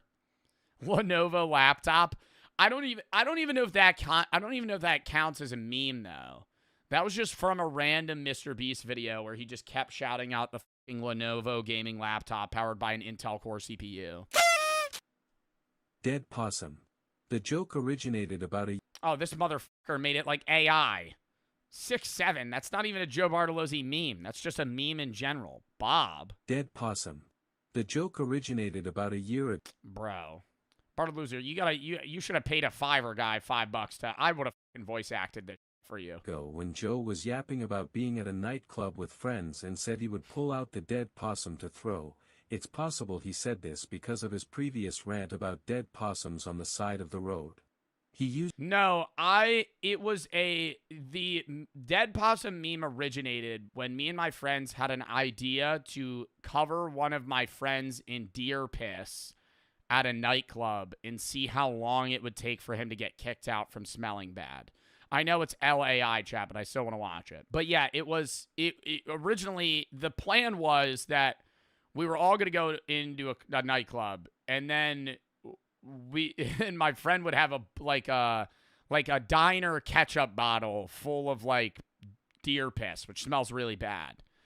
And we were going to go into the bathroom and then just cover him in it. And he was going to make his way to the middle of the dance floor and just see how long, like, because how bad would you have to smell or how sweaty would you have to be? That was the hypothetical, like kind of panning off like how wet would you have to be to get kicked out of a Walmart? Like there's no real gauge. It's kind of just like probably sopping wet, probably like covered in water, right? So then panning off of that, how wet would you have to be? How sweaty would you have to be to get kicked out of a nightclub? Or how bad would you have to smell? And then it was the dead possum. Uses this phrase rarely when he is talking. Yeah, I'm gonna turn it up a little. The AI is talking mad slow About being in a public space. Bob is a boxing dummy bought by Joe about 3 years ago to put behind him. See, what are these fucking images you're throwing up? What is that picture of me? Bob originally did not have an accessories, but slowly Joe added some. Yeah, Bob's wearing the Jägermeister glasses, the Joe Bart beanie, and the TwitchCon badge now. He's got a bit of a persona. He used to be just naked in the back. Now he's clothed. Should I give him a shirt one day? No, I think I like his abs. I stabbed him, though. He has some battle wounds from that Temu review. This is him present day. Bob is sometimes used by Joe for funny moments. Yeah, I made out with Bob a few times. We have a bit of a romantic relationship going on. There's some tension. Moments or channel point redemptions. The Hills. The I've been in the hills. Fucking the worst dudes meme ever. Comes from a TikTok. The worst meme ever. Comes from TikTok. I don't even know how it started. I always wonder that. Like, there's a guy that started the I've been in the hills meme, and I don't know who it is. Do you think they think about that? I've said that before. Do you think people that, like, start memes and no one knows, like, breathe in it? Like, if you were the first person that started a meme, I'm not even saying the hills. I'm just saying, like, a viral meme. And you never got credit, you'd be like, nah, this is kind of lame. Like, it would piss you off slightly. So I always wonder about that because I know it was a guy that edited a smile because the original photo, I'm not smiling like that.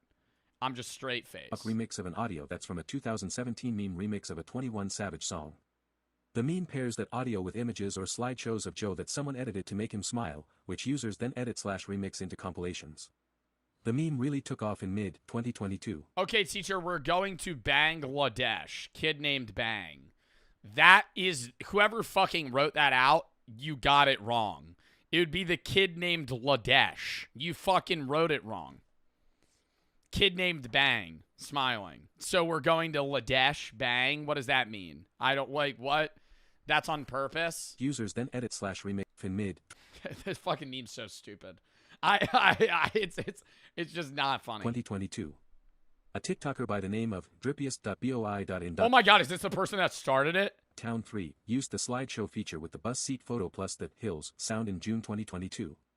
That got a lot of traction, and then Joe himself reacted to one of the No way bro actually did a deep dive on who started the meme. Those viral remix/edit videos via green screen. Elon Musk's 3 keys to success. Which further amplified its spread. Beaver moment. One day when Joe was unbanning people, he came across a guy who got banned because he was spamming Beaver moment. It's unsure why he did this, but Joe's chat started spamming it, which made it a meme. Yeah, now we have a whole emote for it. Chat, type the emote. That's going to be like lost media soon. I feel like so many of my chatters, that's probably like new to a lot of people because it was literally like a one-day thing. And I would just be like, oh, Beaver moment. Nobody knows what it means. I still don't either. I think we fucking banned that guy too. I don't even think I let him back in a chat. 6-7. The meme originated from a rapper named Skrilla but slowly made it into Joe's stream. His chat would constantly annoy Joe when he said, Are there other streamers that deal with the 6'7" shit? Or is it just me? Because I feel like I never see any other streamer. Like, in Kai's stream, if it's like 6'7", is that like Jinxie has it too? Okay. Yeah, like FaZe, Jinxie, they all spam it. Queso's too? Really, in Queso's chat they do? You think Queso gets annoyed by that? Probably not. That motherfucker's like resilient to rage bait. Actually, he spawned in with perks against rage bait. Like, he'll feed into it sometimes, but you can tell he doesn't give a shit. at 6'7" and caused some funny crash outs. 6'7" is rampant in his chat and present day is banned. I had No, it's not banned. It's just like, people spam it and then they, oh my god, the I had a friend shit. a friend. The I had a friend meme got created when chat noticed that when Joe relates to a story or video he always has a friend that did something that relates to the— No, and here's the thing. So many people are like, there's no way Joe has this many friends. I don't. When I say I had a friend, I'm just not naming. Why would I be like my friend Steve, right? Because that's just pointless. Like, I would just say I had a friend.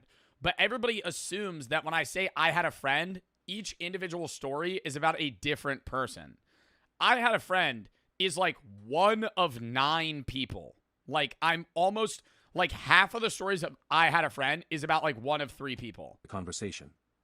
Like, for example, if a chatter or the video he is reacting to says that a high schooler broke a world record for the 100-meter Oh god, I look like such a fucking cornball in that. Oh my god. Dude, I look like I'm not, like, my body and my head don't look normal in that. Like, whenever I see that, I'm like, dude, I don't look real. dash, he would had a friend that ran a crazy time. Joe Swanson. This meme is pretty simple. Whenever Joe yells really loud, And 720.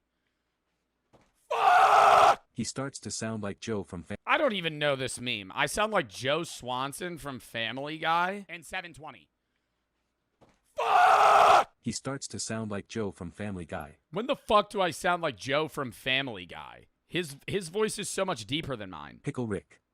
Nah, now I need to hear Joe Swanson scream. The one that I hear a lot is my laugh is like the Lego Batman laugh. You mean Alfred the Butler with 2 T's? That sounds like my laugh. But Joe Swanson screaming. Maybe, but it's deeper. Pickle Rick is just like Bob. He is decoration in the background of Joe's stream. However, he is much older, tracing back all the way to almost 5 years ago. Pickle Rick might be young. Yeah, Pickle Rick's pretty old. Pickle Rick's been there for quite some time. The oldest I used to have no stream background. That was like, bro, my stream background, now I got like stuff behind, and I think it's like a good aesthetic.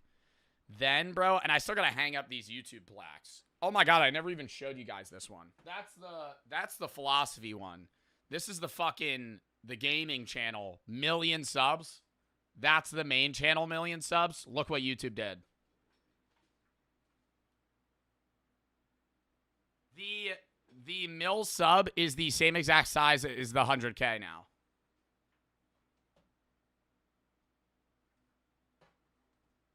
And then this 100K one is like, I'm not mad about it, right? Like, I'm getting a plaque. I'm fucking happy. But it's like, isn't that kind of whack that they're like changing the size of them? It is believed to be. It just changed because I feel like, dude, I think that these ones look great, right? But they also changed the color. I don't know. Maybe they didn't. I feel like this looks like a darker. It looks the same on frame. Be from a time where Joe won it at arcade. Oh, Rip God, Joe- the fucking Trojan sponsor. Yeah, remember that. Arcade. Rip Joe Bart. The RIP Joe Bart meme started around 3 years ago, is a meme where people post tributes suggesting that Joe Bart has died, even though he is very much alive. The meme usually takes the form— Wait, really? Yeah, I did an ad with Trojan. It was basically the idea of like promoting, like, it was basically like promote safe sex and not getting STDs.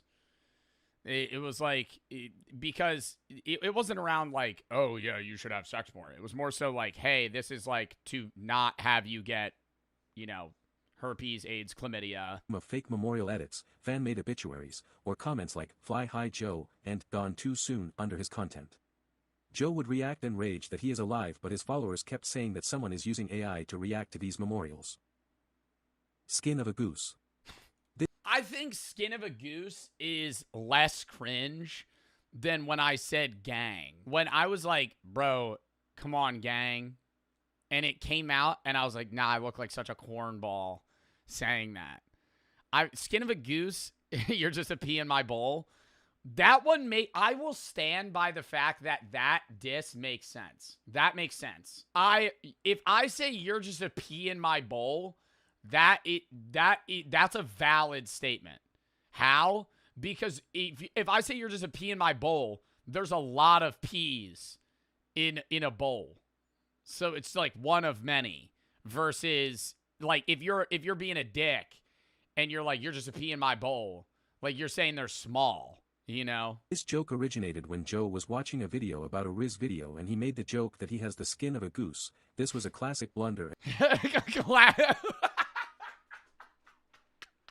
classic blunder.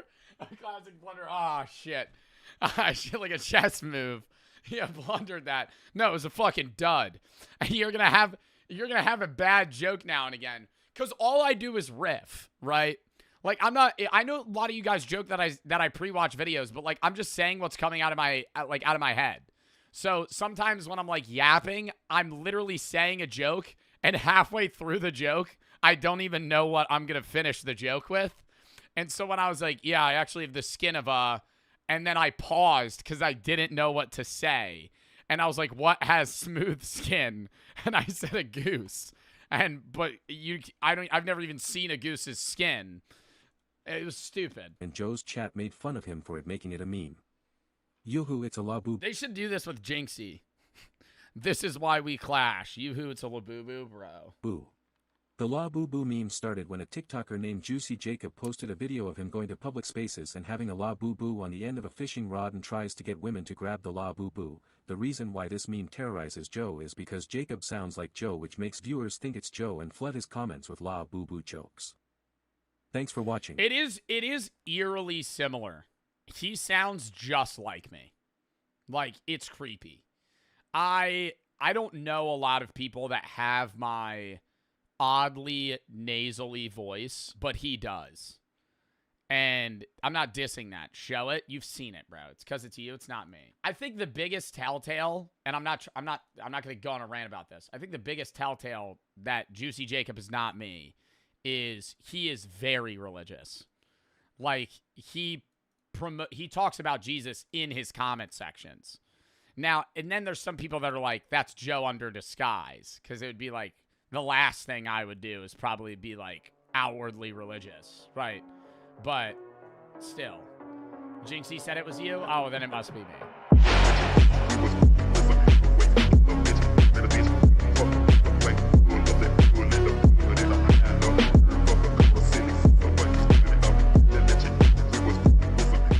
Just saying, if you gonna judge me and see me differently and hate me for the day I was born, then just hate me for where I'm from and my skin color too. You might as well. That's all I'm saying. I can't control I'm a Gemini. Then there's her boyfriend Kirk. You know, he's there. And then and I feel bad for saying this, but the most annoying character in the movie, Sally's disabled brother Franklin. I know he's in a wheelchair, but I'm sorry, bro. This dude is annoying. I'm taking Jimmy over here. We follow them while they're on their way to an old family home after visiting Sally's grandfather's grave. But on their way there, they run into some very peculiar people. First, while they're driving, they stop to pick up this hitchhiker. And thank goodness we've evolved past doing this. I'm all for people being social. A matter of fact, I actually think people nowadays should be more social. But this is too social. And this hitchhiker they got is exactly what you'd expect. He's covered in fucking blood. Crazy guy. Takes photos of them, cuts his hand open, cuts them open. This dude even lit a fire before they finally kicked him out. And then if that wasn't weird enough, when they stop to get some gas, the guy working there tells them not to go mess around in their old house. He's Southern, so you know, he got the accent. And when he finds out the house they're going to, don't go messing around now, you hear? There's dangerous people in these parts. It's actually theirs. He for some like every old guy in a horror film. Did you hear about the demons? Reason does a complete 180 and ask them to stay for some barbecue? Huh?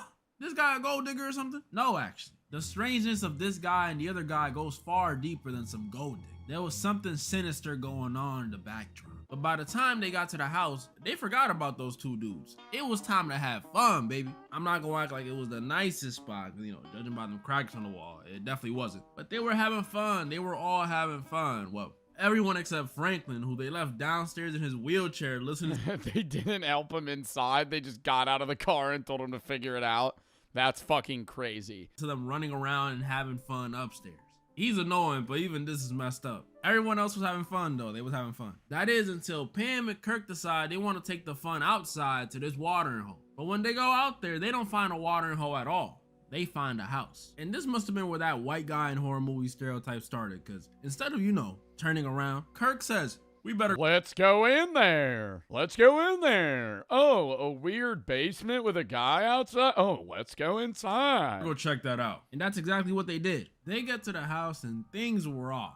First, they find a tooth, like a human tooth, right on the front porch. And this dude, Kirk, picks it up. Ugh. Not only are you dumb, but you nasty, bruh. And to make things more concerning, when this dude Kirk goes inside, he sees animal skulls and hears pig noises coming from this room. Yeah, I don't know why you would walk inside. Like, you should just leave right at that point. I better go check that out. But the strangest thing came when Kirk Let me goes keep to walking in. check out the noise. And then Leatherface comes out and kills him. And in a gruesome way too. A hammer, ugh. And it caused him to convulse, ugh. And let me go on a little tangent about this, cause this dude used to scare me crazy. Big dude with a chainsaw wearing a face on his face. I used to piss myself just thinking about it. But watching this again, yeah, this dude does kill people, but he's sort of like a goofball. Like, every time he runs into people, it's less of a, I'ma kill you, and more like a, oh shit, I gotta kill you. Like, when was the last time you see Michael or Freddy sit down and reflect after killing someone? You don't see that. Don't get me wrong, he still is scary. I mean, he's still wearing someone's face on his face. And he would murk you if you step into his house. But I remember watching this when I was younger, thinking Leatherface was the scariest part about this movie.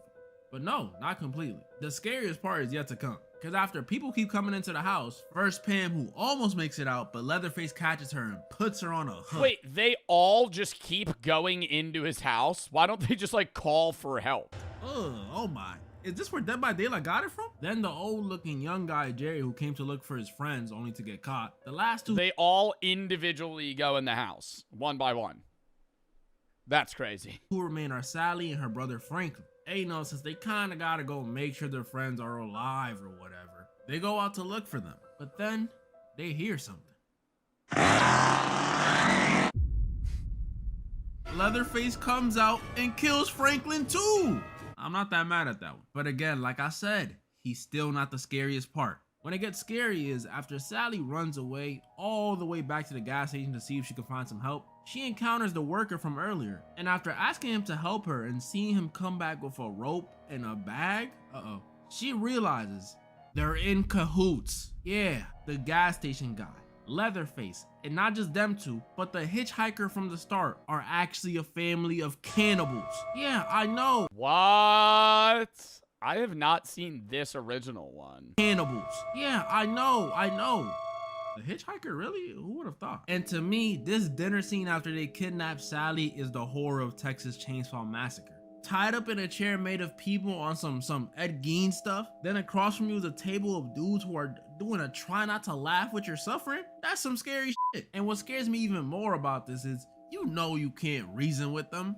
They're rednecks. Sally tries to bargain by saying she'll do anything, and that doesn't even work. Oh, poor Sally. Don't you know they only do that stuff with their sisters? Well, before they, I guess, eat her, the brothers, because they're brothers by the way, don't let this older one fool you. The brothers decide instead of killing Sally themselves, they should let their grandpa do it. Oh yeah, their damn near deceased That guy's alive? Gramps was there too. And if you think he might not That guy's alive. be a cannibal, no, he's as bad as the rest of them. He even dances when he tastes his blood. So yeah, they decided they should let their grandpa do it. But since this dude freaking predates the dinosaurs, he keeps dropping the hammer. It's kind of like that SpongeBob episode, the firmly grasp it. And this was their biggest mistake. mistake, because while they're trying to switch who holds the hammer, Sally breaks free and jumps out the window. Most realistic horror movie character, I swear. And it's daytime now, so she just starts hollering. And as the hitchhiker is slashing at her back, getting closer and closer to catching her, a freaking semi-truck runs him over. I forgot that happened. And this one ends with that same truck driver stopping to help Sally fight off Leatherface, only to run away. To where, I have no clue, but he's gone. He's gone. And Why don't luckily, they just get back in the car? pickup truck this time stops to save Sally just in time. Hey, maybe hitchhiking ain't so bad after all. Leatherface seems happy about it with that dance he's doing. Yeah, this one holds up too. It's a classic. I'm sorry, it's a classic. And now for the Yeah, that did look like a better movie than the other ones that I've seen. final, and by far the oldest movie of the video, and a movie I chose because I know it's something y'all gonna remember. Nosferatu!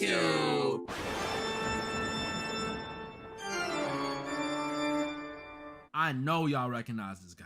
Nosferatu. First time I ever seen this. Bro, I wonder how scary Nosferatu was for people in the 1920s. Like, that must have been nightmares for days, dude. Probably made people actually believe in, like, vampires. It was the same place most of y'all seen. On SpongeBob, the hash-slinging slasher episode. And I remember covering my eyes when he would pop up at the end. This guy scared me, genuinely. So when I found out he was in fact real, like he had his own movie and SpongeBob ain't make him up, I put off watching it for years. Until like 2 weeks ago when I remembered it. I don't know, man. I don't think I could sit through a movie from the 20s. Like, anything before, fucking, what is the one with the Yellow Brick Road? Is that Alice in Wonderland? No, that's not Alice in Wonderland. What the fuck is that? Yellow Brick Road, the old Tin Man dude. Wizard of Oz. Anything before the Wizard of Oz?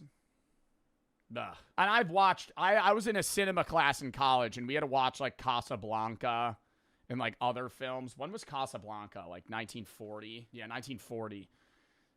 It's just bad. I think movies from that era are just, like, shitty most of the time. Like, I didn't dislike the film, but I'm like, hey, this would be a lot better if this movie wasn't, like, 80 years old. Googled it and found out, bro, this movie's over 100 years old. 1922. To put that into perspective, when this movie came out, The Roaring 20s, bruh. Queen Elizabeth was in her 40s. Okay, I'm joking, but she was almost born. That's crazy. And even explaining like that, I don't think y'all really understand how old this movie is. Guys, this movie is so old, it's a silent film. Like, no dialogue. Oh, that's even worse, dude. I've watched, like, 10-minute silent films before, like, comedy ones. Oh, my God, the humor was terrible. It was literally like slip on a banana peel humor. Dude, if you watch like an old 10-minute silent film that's funny, I'm sitting in a quiet room just watching a guy like mime jokes. This is fucking awful. Like Charlie Chaplin, yeah. Slapstick comedy. I understand older like, you know, a while back, like humor's been subjective and humor evolves over time, but I really think people like before 1940 were the unfunniest motherfuckers of all time. Like, the funniest guy you knew would be like the cringiest guy in your friend group today. Like, no good jokes, no good humor, and it was all like surface level shit, and none of it was like raunchy or funny or like, you know, breaking any barriers. It was always like just like a knock joke would be the vibe of humor. On some Charlie Chaplin stuff. But 100 years old and no speech. Does this movie hold up? I think so. Look, the movie's obviously not the same level of scary as some films today. Nowhere near, actually. It's a simple story about a vampire whose name isn't Nosferatu. It's actually the Count, who is trying to, you know, do Count Orlok vampire stuff and suck the blood of this dude he met's wife. But y'all gotta understand how insane that must have been back then. This was before vampire movies were everywhere. Like, there was no romance ones like Twilight or any good ones like Abraham Lincoln Vampire Hunter. None of that. So for a little sheltered European boy to see this in theaters back then must have been traumatizing, even more than it scared me. But you're right.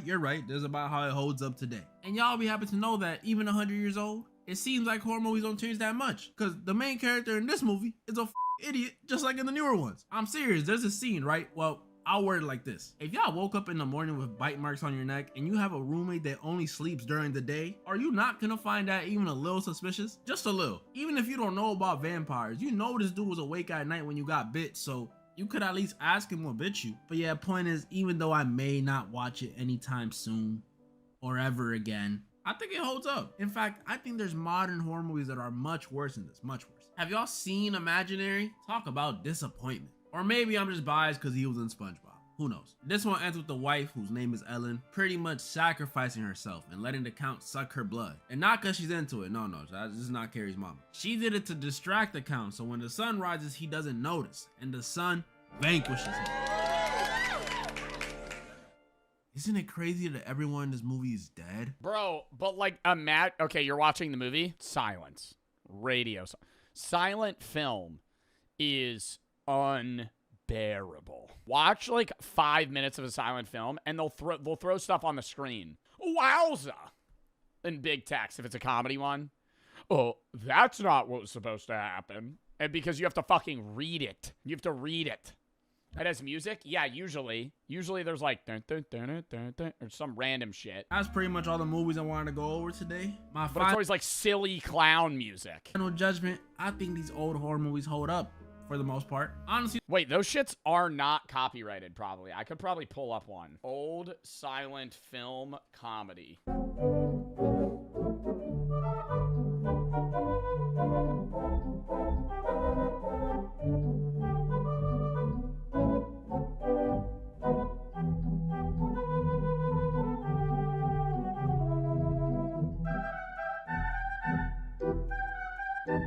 Like, this shit had people dying, bro.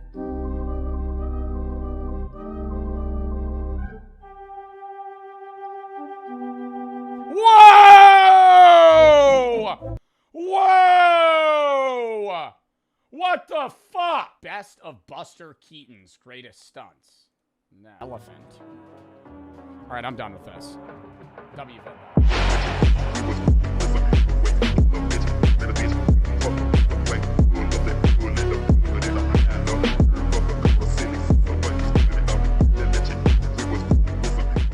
Old horror movies. Before it even starts. Old horror movies in what sense? Like old Dracula? Dog shit.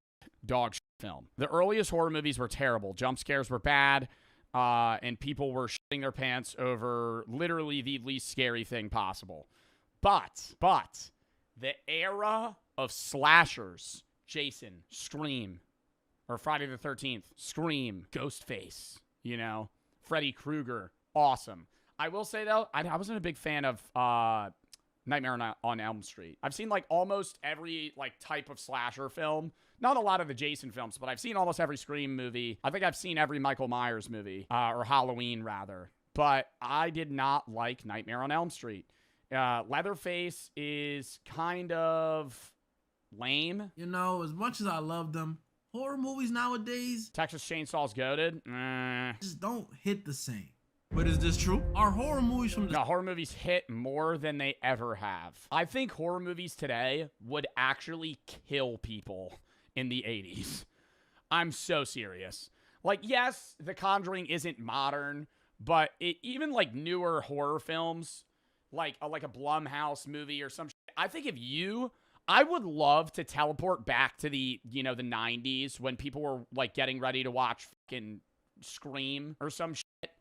And then throw on fucking what is the most scary? What is the scariest movie of all time? It's not Conjuring. Oh my God, he has tapes in his attic. I've seen the movie. No, it's not Terrifier. Sinister. Sinister is supposed to be like the scariest film ever, based on heart rate. Like scientifically, I think Sinister is the scariest film ever made. When they did an experiment, they tested people's heart rate. And, like, it had a lower peak heart rate, but the average heart rate of somebody watching Sinister was, like, 120 or something. Like, you're just stressed out the whole fucking movie. It's not even scary. I agree. I think it's more of a stressful film. I didn't think Sinister was that scary. I think Conjuring is the scariest movie I've ever seen. Disturbing Terrifier. The 70s, 80s, and 90s really better or scarier? Well, That's what we'll find out today. Today, ladies and gents, I'll be going over a few horror movies from back in the good old days to not only figure out how well they hold up, but to answer that question. Are retro or vintage or old horror movies really better? Are they? I'd like to know. I'd like to know. Dude, they're very predictable. That's the only problem. So they're kind of like comfort films in a sense, even if you've never seen them, but they're so predictable. If you're watching a Jason film, there's going to be a naked woman. She's going to take her top off. She's going to be the first one to die. Almost always. The virgin lives. The virgin lives almost always as well. And that's like, for some reason, a part of every horror movie. And, you know, every Jason film, it'll just be like, oh, wait. Oh, sorry. Let's go skinny dipping. It's like, what? And then fucking Jason is watching from the distance. Kills you. And in the end, I'll go over one of the oldest horror movies ever to see how it holds up over a century. Nosferatu. Century later. Yeah, a century. And the first one I got up is called... Nosferatu came out in fucking 1920. Slumber Party Massacre. Guarantee you there's probably like 8 topless women in this film. I've never seen it. Now, some of you may know this one, and some of you may just read the title and think, Slumber Party Massacre? That sounds a lot like Texas Chainsaw. I know what it sounds like. And I'm gonna get to that one too. I'm doing this one first though. Slumber Party Massacre is a 1982 movie where we follow a group of girls who, unbeknownst to them, are being stalked by a serial killer. And I gotta say this now, if it's something these old movies had, it was that nudity, bro. Like, my goodness, did I click the wrong movie? Either that or I just stumbled upon a lost episode of Euphoria, because dang, that's a lot of butt, bro. But yeah, we follow... And out of nowhere, too. Like, it'll just be like, oh, let's take our tops off. What? A group of girls who are being stalked by a serial killer. What? You ever watch a sex scene with your parents? Bottom 3 experiences. Who uses a drill as... Bottom 3 experiences. You feel the silence. You feel the silence. It's his weapon, a drill. So awkward. And since they don't realize they're being stalked, they set up a sleepover like it's a normal night. They ordered pizza, gossip. They even broke out the dub pack. Don't do drugs, y'all. But what they ain't know is that it only made it easier for the killers to catch them lacking. And so the girls have to try and survive the night before the killer could turn this slumber party into a massacre. And I'm gonna keep it a buck. I've only seen this movie once, but I think this movie holds up. I think it does. The characters are likable and realistic, which you... What's the horror movie where the guy controls bees? Oh my God, what is the name of that film? Somebody knows. He controls bees. Candyman. Yeah. Can't say about every single horror movie. I've never seen... I see clips of Candyman. Movie. Like, they're not just some... Never seen that movie. I always get so confused when I read the description. I'm like, what do you mean he controls bees? No personality dummies who are just there to die. The killer is actually scary. I mean, have y'all ever seen a dude whose main weapon is something you can only find at Home Depot? Like, what? And then they even had some funny moments. It's a good movie. I mean, this is 1982. This is the same year Thriller came out. Of course it's gonna be good. And I know it's not the massacre horror movie people usually think about, but I just wanted to show this one some love because I feel like nobody talks about it. And don't worry, I'm gonna get to the one you're thinking about. But first I gotta talk about... I have never heard of any of these films. Carrie? Wait, what's the one movie where there's that really... Is it Carrie? There's like a really creepy scene at the end. Oh my God. It's like the movie's not scary and then there's a scary twist. Is it Carrie? Somebody help. Somebody help. It's like a woman and she's facing... Is that Carrie? Carrie movie... A Carrie ending scene. No, it is not Carrie. Oh my God. No, it's like their sleepaway camp. It might be sleepaway camp. Ending scene. I'm going to show you guys the scene. It's so disturbing. Oh my God, it is this. So disturbing. Angela! Wait, where? I only could show like a small snippet. Oh, it's so fucking weird. Just the face she makes. Imagine watching this like 2 in the morning. How can it be? Terrifying. Terrifying. Oh my God. Scary as shit, dude. It's like a skinwalker or something. It just starts going for like 3 minutes. It's not scary, it's uncanny. I think uncanny shit's the scariest. Oh my God. There was one movie I watched in 8th grade as a part of class, and it was super fucking scary. Again, we're going to do another game where I describe the movie and you tell me what it is because I don't remember it. They suck your body, pause. They kill you, create a clone of you, and when they find you, they go like this. and then they kill you again. It's not Barbarian. What is that movie? Invasion of the Body Snatchers. Chat's so good at this. Super scary film. Super scary film. And they don't really use like that much. It's like a 1980 film, but it's like, dude, every monster, you don't know if somebody's like it. And then when they find you, they all just point at you and scream. Oh, I gotta rewatch that. Next movie I got up. That was a good fucking movie. Up is Carrie from 1976. Notable things that happened this year: Red M&M's got removed from the bag, and Ryan Reynolds was born. Now, I had never seen this movie before I thought of making this video. I heard of it because it's insanely popular, but I had never seen it until today. And I'm gonna say it now, this movie caught me off guard, because watching it, you wouldn't think it's a horror movie at all, up until the end. So in Carrie, we follow a girl named Carrie. Shocker. She's a quiet and shy high school senior with an extremely religious mother. I'll get to that in a second. Who's sort of an outcast at school. She gets bullied, like, a lot. And we see how bad this bullying gets when one day while they're in the locker room, and I'm sorry, I know I'm still introducing this one and I said it with the last movie, but these old movies really had that nudity. Like, I can't even show a single clip of this locker room scene because it's just straight Tata's butt and bush, bro. You know that's how they rocked it back then. Y'all gonna have to start questioning y'all grandparents. Bro, I used to rewatch that one scene from Harold and Kumar. Oh my God, bro. I remember when I was a kid and I found that movie, that shit was crazy. I mentioned that there's a bottomless party in the Harold and Kumar go to Guantanamo Bay, and dude, it's just like straight bush. You're a gooner. Bro, no, like chat, I remember my mom would be like going to work. I'd be like, can I rent this movie? She's like, you've seen it 3 times. I'm like, I just really love that movie. Just straight fast forward to that scene. Just rewatch it over and over again, bro. Oh my God, I had to be 10 years old. I'd be 10 years old, maybe. Oh my God, I don't even think she knew what the movie was about. I was like, it's just a comedy film. It's Harold and Kumar. Why were they so freaked out? But yeah, as I was saying, we see exactly how bad the bullying gets when one day while she's in the locker room taking a shower, Carrie out of nowhere gets her first period. And since her mom never told her what a period is, again, I'll get to that in a second, she starts tweaking. And instead of helping her while she panics, all the other girls in the locker room just start throwing tampons and pads at her. Man, I know I've said it. How closeted of a person would you have to be to not know what a period is? To like full panic when you get it, and then like, that's crazy. This was before when I went over the black cock meat sandwich. Yeah, that's in Harold and Kumar. Somebody said a child, question mark? Well, I'm saying your parents would teach you about that. Like, she has to be like a religiously closeted family for them to not tell her, hey, you're probably gonna get a period at some point. Bullying is bad, but 70s bullying gotta be the dumbest shit I have ever seen. How you gonna bully a girl for something y'all all do? All of y'all. I don't care how crazy she reacted. I'd flip out too if I didn't know I started bleeding on my freaking wee-wee once a month. Thankfully, Carrie's gym teacher, Miss Collins, interferes, telling the other girls to leave Carrie alone. And then she slaps Carrie to calm her down. I'm telling y'all, the 70s was wildin'. But amidst all this chaos, we saw 2 very important things happen. One, while Carrie was panicking about her period, for some reason this light bulb completely shattered. Like, completely.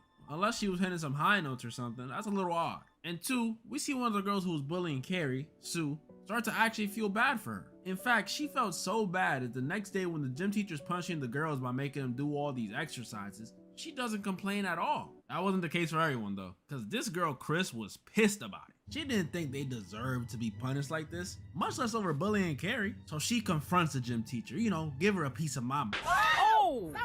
70s wildin'. But yeah, Sue felt very bad. So to make it up to Carrie, she bro, ain't that crazy that teachers used to be able to hit students? Decides to ask her boyfriend Tommy to take Carrie to prom instead of her. Fucking smack the shit out of you. I'd be like, bro, what? Used to? Question mark? Yeah. Which is just insanely sweet. I mean, there's people that do it now, but it's not allowed. Truly, truly selfless.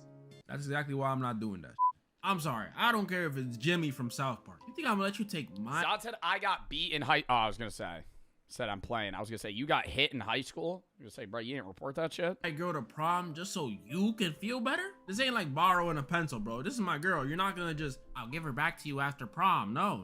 We're not doing that. I'm sorry. I hope you find a date though. I can do that. But that's what Sue wants to do. So Tommy agrees to ask Carrie, and after saying no the first time, thinking it was some sort of messed up joke, with some encouragement from Miss Collins, Carrie eventually does say yes. She will go to prom with Tommy.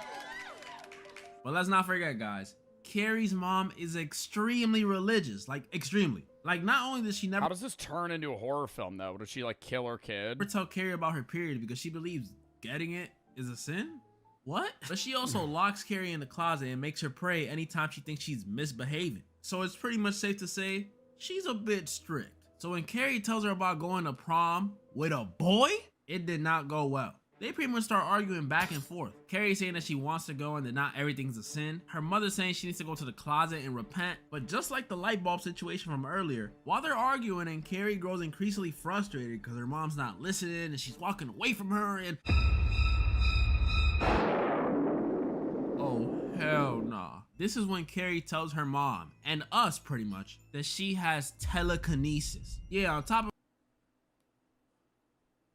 What? What? I thought, what a weird plot twist. I thought this was going to be like, oh, she goes to the prom and the guy kills her or something. tells her mom, and us pretty much, that she has telekinesis. Yeah, on top of cramps, turns out her first period gave her access to some supernatural abilities. Anytime Carrie gets upset or concentrates, she can move stuff with her mind. Which is like, alright, my puberty gave me voice cracks and random boners, and she gets superpowers. Oh my god, bro. What y'all doing? And literally just talking, you'd be like, yeah, so I was going the other day. Carrie's mom was obviously terrified. I'm not gonna lie, I would be too. She tells her it's the devil. The same devil. Morning Wood, bro. Now that shit was the worst, bro. You're in middle school. You got to give a speech. Not right now. Not right now. That took your father. I can't. No. Away. But Carrie tells her, oh, mama, it wasn't the devil. He just ran off with a woman, mama. I know that low-key hurt. Then she also tells her mama, I'm going to the Libby, you cannot relate to that. prom, and you can't stop me. Who is she feeling like? Who? Think you cold, Carrie? You know you cold, Carrie. And so Carrie was going to the prom. We even get a cute montage of her and Tommy getting ready for the prom in their own ways. Carrie makes a dress and learns how to do her makeup. Tommy goes with his— I had to get up once, though. It was so embarrassing. Just pitching a tent. You just you just stood up and walked into the front of the class. friends to get a suit. I'm telling you, you nearly forget this is a horror movie. You see Carrie all excited to go. Her mom is obviously still being a negative Nancy the night of, saying everyone's gonna laugh at her and freaking hitting herself. All right, calm down, lady. But Carrie just sits her down using her mind powers and leaves. And then Carrie and Tommy arrive at the prom. And not only is this the beginning of the end, but this is also where it gets a little sad for me. Not because of anything Tommy did. No, him and Carrie actually had a blast. Carrie talked with Miss Collins, who was very happy for her. Aww. Tommy and Carrie laughed it up and talked about going to an after party. Okay, I was trying to refrain from saying this, but can this dude not be Joe's cousin or something? Joe, if you watching this, am I tripping or can you not be That cousins? does look like me. That does look like me. I don't know who that is, though. Bruh. But yeah, he flirted and danced with her. And he even kissed her. Hey, Tommy, don't you got a girl? Scandalous. But knowing everything Carrie has been put through, I couldn't help but just be happy for her. No joke, I was smiling ear to ear watching this. Grow that hair? Dude, hell no. Chat, I would look like such a dork if I had long curly blonde hair and I'm wearing my gaming headset, bro. I would be, on my face, it would not work. Man, too, I don't care. But then came the prom king and queen voting. And you see, I mentioned this earlier. Chat, would I rock a man bun? What if I really grew out my hair? Really grew out my hair and I got like a pullback man bun?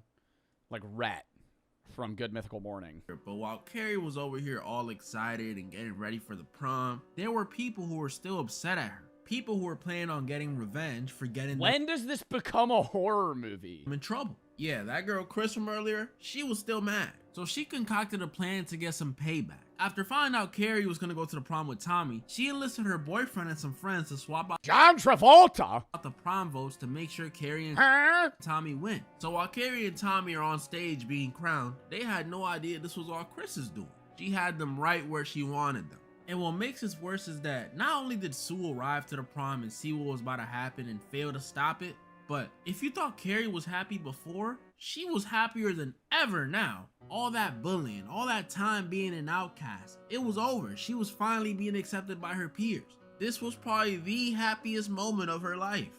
But then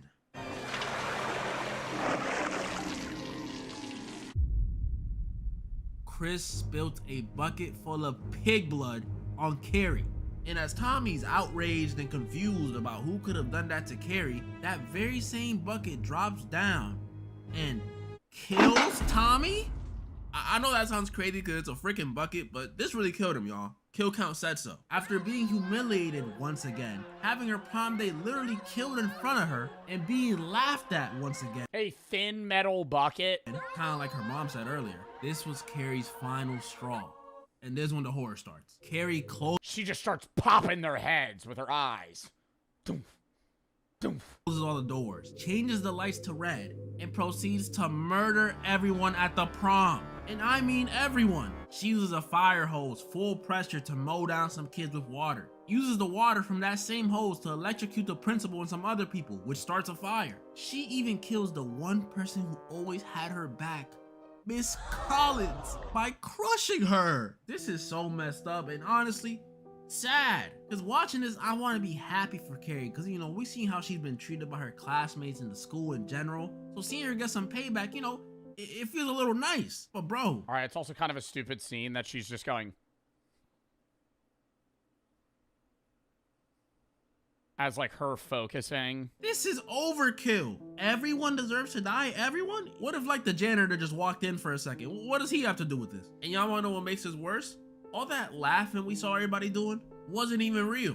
Like, yeah, some people were laughing, like the bullies and stuff, but majority of the people, and especially the teacher, were not laughing. It was just in Carrie's head because she was done. That means Carrie left a bunch of innocent people, including Miss Collins and Tom. Yeah, she murdered like 100 people. Tommy's body to be burned. That shot of her walking through the fire was cold though, I'm not gonna lie. But it wasn't even over there. Because after Carrie leaves the prom, you know, leaving it on fire, not only do we school shooter shit, actually. Wait, actually. See her kill Chris and her boyfriend by blowing them up after they try to run Carrie over. See, this one I ain't mad at. This one was deserved. But we also see Carrie arrive home. And I thought with the way Carrie was moving at the prom, she was just gonna walk in and blick down her mom. But no, it was actually the opposite. She goes upstairs and after washing all the pig blood off, she actually goes to her mom to hug her. I know you just massacred your— I think I need to go to the pray closet. Whole school, but poor Carrie. Mom. Man, she just had a moment, y'all. It was a moment. But her mom, after the whole telekinesis and going to prom with a boy stuff, must have not been in the bestest of moods. Cause to comfort Carrie, she told her that she should have killed her when she was born. All right, mama, I don't know if that was very nice. Carrie's mom stabs Carrie. So you think a period is a sin, but not this? Mind you guys, she was gonna do this regardless. Don't think she's doing this because of what happened at the school. No, she doesn't even know that. She was hiding behind that door like a weirdo before Carrie went up the steps. Carrie, with no other choice but to defend herself, starts using her powers to throw knives at her mom. Oh my. And not just like 2 or 3, the whole cabinet, essentially making her hit the same pose as the St. Sebastian statue in her closet. Oh my goodness, you know that gotta hurt. Or at least you think it would. It looked like Carrie's mom was enjoying it with all that moaning she was doing while it was happening. I guess it's been a while. And that kills Carrie's mom. Like, she's dead. Kill count said so. This one ends with Carrie and her mama dying after the house starts sinking into the ground because of Carrie's psychic abilities, because she sort of freaked out after she realized she killed her mom. R.I.P. Carrie, man. You did a little too much at the prom, just a little too much. But dang, you went through a lot. And we see Sue, the only survivor of the prom night, visiting Carrie's grave to pay respects. Oh man, that's kind of sad. Oh Jesus Christ. Oh my God. Why am I getting scared? Yo, that actually scared me. Yo, that actually scared me. And I know I just talked about this movie crazy. As you can tell, I think it holds up. But that's not even the— I was gonna say, bro, why is she paying respects, bro? She killed everyone. The oldest movie I really wanted to go over this video. But before I get to that one, now this— dude, Texas Chainsaw Massacre, the movies aren't bad themselves, but it's like so easy to outrun this motherfucker. Like, he's an out of shape guy wearing somebody else's skin holding a chainsaw. Like, you could just run away from him and he cannot catch you. This is the real man. Like, every Texas Chainsaw Massacre movie I've seen, I go, why are they not just running away? Why are they not just running away? He is a middle-aged, out-of-shape man with very limited mobility because he's holding a chainsaw and vision because he's wearing a skin mask. Massacre people remember. This movie came out in 1974. Notable things that happened that year: Hello Kitty was created, and it has had Mexican girls in a chokehold ever since. Alright, so in Texas Chainsaw Massacre, we follow a group of 5 friends in the middle of a trip. And before you say typical, this is like one of the first movies to do this, okay? You're watching sliced bread be made. But yeah, we follow a group of 5 friends who are on a trip somewhere. We got Sally, who's like the main girl, you know, she be chilling. Her boyfriend Jerry, who on Wikipedia says is supposed to be somewhere between 17 to 22, bro looks 45. Holy. Supposed to be somewhere between the age of 17 and 22, which I'm just like, yeah. If he was doing meth since the day he was born, he's 22. That's an insult to 27-year-olds, bro. He's more like 36. Then there's her best friend Pam, who's 36. I would say 40s, bro. Really into astrology, which I'm not even gonna say anything about. I'm spam used so much, and no one stops you. Like, people just still, anytime you hear 6 and 7 together, people just spam it. Anything of substance, I don't have to explain that. Bro, like, what even is this shit, bro? It's I don't know, but I'm low-key here for it because it's a cheap laugh. But I just can't give this level any credit because there's still no structure or timing, just... And this is funny because it just so happens... I feel like brain rot, the random brain rot is best described as like something that would stress you out if you were tripping on hallucinogenics. Like, this is funny to watch now, but if I was like hallucinating on mushrooms, I think I would panic if I saw this, because I would be like, is this real, or am I like actually, no, is this actually happening? What am I watching right now? Because somebody made this. Somebody like edited this and spent time putting effort into making something that actually just makes no sense. And this is funny because it just so happens that somewhere along the way we just collectively decided that gibberish tomfoolery equals funny. I don't know. Oh my god, the penguin brain rot. No, I love that. Wait, where it goes. Penguin brain rot. You know what I'm talking about. Oh my god. What is it called? Like Penguino? Penguino dance. Penguin dance AI. This.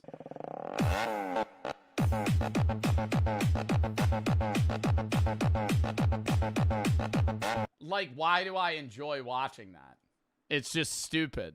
I can feel the literal micro tears in my brain as I continue to talk. It's unfunny. I'm not saying it's funny. I would say I would watch it, though. About this subject. You know, I can say all these negative things, but if you catch me at the right hour. I love how everybody's like, damn, Joe, that's AI slop. You're stupid as fuck. Meanwhile, I guarantee you half of y'all's liked videos are 6-7 memes. So when I say I enjoy the stupid video of the AI penguin dancing versus somebody being like, yeah, 6-7's fucking hilarious still. Oh, I'm losing it off this. Oh, we love it.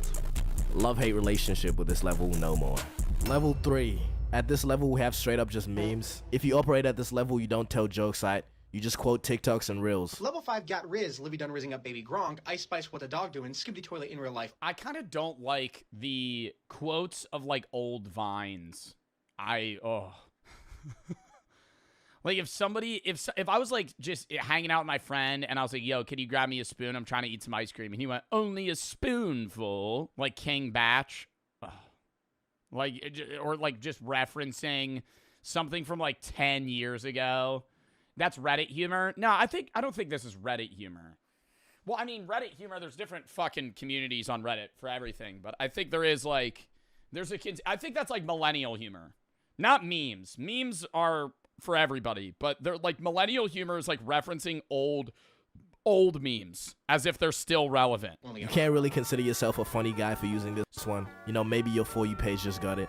But you have made it past laughing at people's misfortune and brain disease. And now you've become a human soundboard. I sound like I'm hating right now, but literally everybody uses this level. And let me elaborate because I feel like I didn't really explain what this level is. It's using memes and conversation as like references rather than, you know, just memes by themselves. But anyways, memes are funny. That's sort of like their whole thing. And it's tough when somebody pulls out a good reference. Sick reference though, bro. Oh, thanks, bud. Oh, wait. So a meme, like a level 3 meme, isn't just making memes or reading them.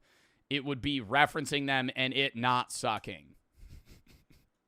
Like old vines? No, but referencing old vines sucks. Like, I think the golden humor isn't having somebody relate to the meme that you're referencing. It's relating the meme to the conversation at hand and it also being relevant and funny.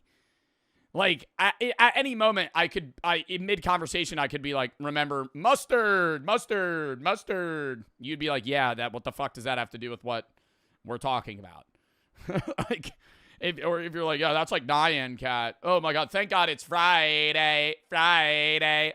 I'd be like, yeah, I don't fucking care. You know, like, that's still ass. Dude, your references are out of control. Everyone knows that. The reason why it's so low is because it doesn't really require creativity. It's easy to just Friday's still peak? No, it is not. bring out memes. Obviously, sometimes you can be creative with it, but people be doing too much with that. Copy lane mechanism into frat flick into 6-7 shoddy emote frat snap. Okay, but it also incorporates the aspect of timing and delivery. But everything else, you're not really creating a joke. You're just saying something that people have already agreed is funny. I stay spamming memes in my videos, so, you know, this is a little confronting. But true story, the other day I saw a guy sitting like this, and I thought to myself, bro, it's not Quandale Dingle. It's Quandale Dingle here. And hit one of these. I deadass felt disappointed in myself for that, but I did realize a cheap laugh is still a laugh. Another reason why I put this here is because I don't really laugh at memes, at least not really a full laugh. I just be hitting the quick little exhale out of your nose, like this. But this level is still respect. Yeah, that's like the humor that makes you go, It's like fast food humor, you know? I like it, but there's a point where it becomes unenjoyable. Like, if I'm watching a movie and it only makes me go, I'll look back at that and be like, that was a shitty film. Because even though it got, like, a chuckle, it never made me laugh. Like, that wouldn't count as laughing. Julio the threat. Respectable. Level 4. Cringe humor. Okay, arguably the worst level here. But to explain it, it doesn't really make sense. Sort of just laughing at people being cringy on purpose. But everyone uses it, everyone does it. You may have hit a couple, what the Sigmas, started Naruto running.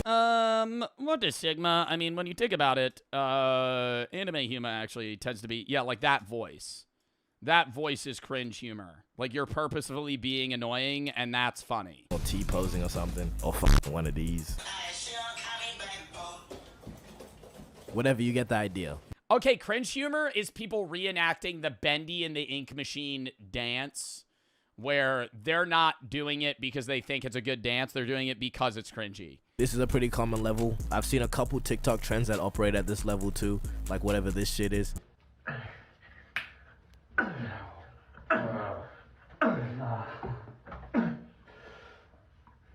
The reverse, though. This is another one where I don't really know where the funny is being stored. My theory is that... Yeah, I've seen these videos. Like, I've seen these guys do a lot of compilations where they just purposefully be cringy until it's, like, too cringy and then they end the video. I feel like I would kill that instantly, you know?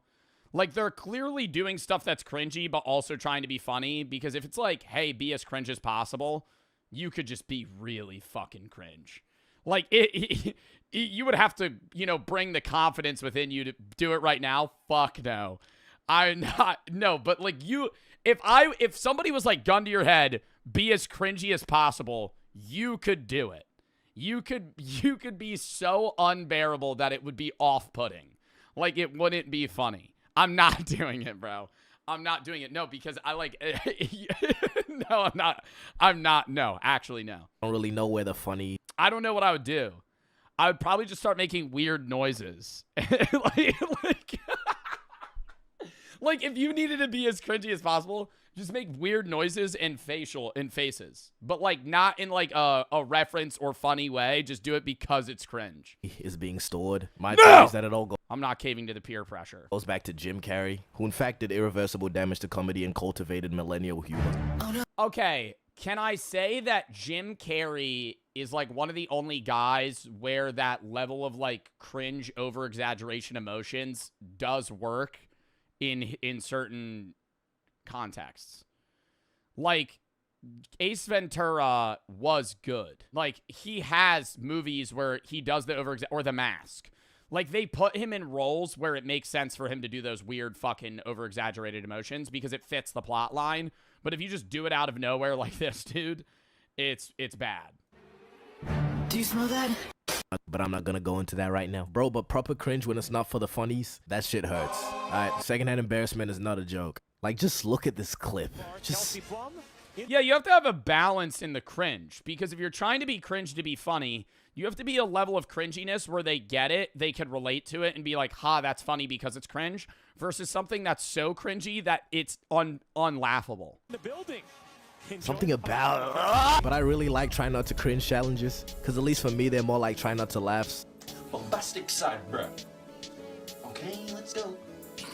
It gets better. And if you don't already, Bro, like literally in this competition, just go up to the fucking camera and just make a noise. Just fucking go up to the camera. Don't do bombastic side, bro. Go up to the camera and just be like, and just make a noise for 30 seconds straight.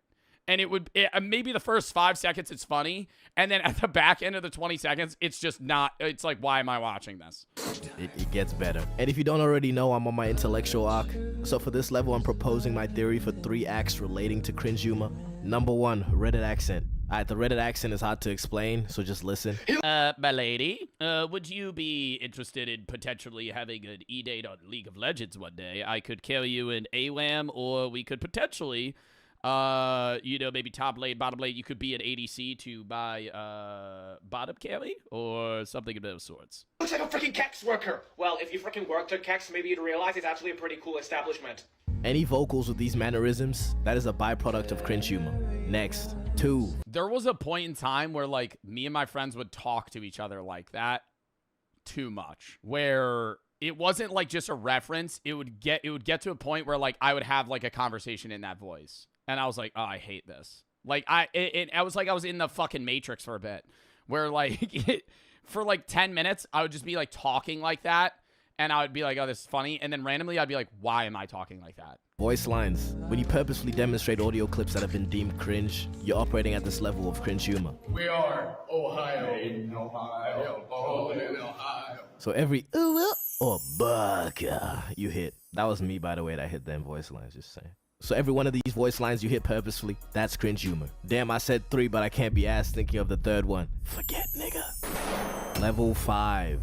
Irony. This is jokes about jokes, humor that is bad on purpose, so technically cringe humor, but that's its own level for some reason. But allow me to give you some examples of ironic humor. Something like playing a weird character as a joke. For example, this. The ops want to tell me to straighten my shit.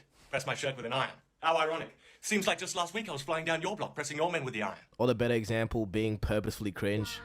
So we're just gonna go ahead and forget about level 4. Okay? Sorry. Ironic humor would also be these types of t-shirts with the shitty quotes on them. Oh, no. Okay, no, this isn't, I wouldn't say this is ironic humor. I would say this is regular shitty, like, old people humor that's trying to pander towards young people. That's cringy. But then if you decide to wear it, it's, like, pretty boss. You have to have, you know who has the confidence to do this? Chris. Chris will go to a bar wearing an I pause my game to be here shirt. He, like, my friend Chris will go to a bar wearing a Hatsune Miku shirt. Unironically. Just show up. It's a full art Hatsune Miku, like, DJing a song, and he'll just be like, yeah, I'm here. I'm like, dude, we're in a bar, right? Like, we're in a public place. Like, you're just wearing a Hatsune Miku fit. And he's like, yeah, I don't care. Like, that's owning confidence. Like, you obviously know that shirt is lame, but you still wear it because it's funny. Maybe except this one. The wolf shirt. What was the wolf shirt? Human by chance, alpha by choice. See, that's hard. I think that's funny because nobody wears that and actually thinks I'm an alpha. But there are people that wear the I pause my game to be here shirt for, like, genuine value. Shitty quotes on them. Is Chris Koshard? Yes. Like, you obviously know that shirt is lame, but you still wear it because it's funny. Maybe except this one. When is it ever okay to wear this? Ooh. Do you think, okay, now we're gonna play a semi-weird game show here. What are the odds this guy bought this shirt for himself? Or do you think somebody bought it for him? Either way, rough. Somebody made that shirt. Eat, sleep, rape, repeat. That's not ironically funny. I'm surprised this guy, is this in an airport? You think they would let you wear that in an airport? I understand it's like freedom of speech and like expression, but this is like, I don't know if you would get off. I don't know if you get away with wearing this in an airport. Shirt in public. Never. He doesn't speak English. Oh, this guy doesn't know. How's this shirt acceptable at airport? Wait, so this guy just wore this shirt not knowing that this just says rape? Never.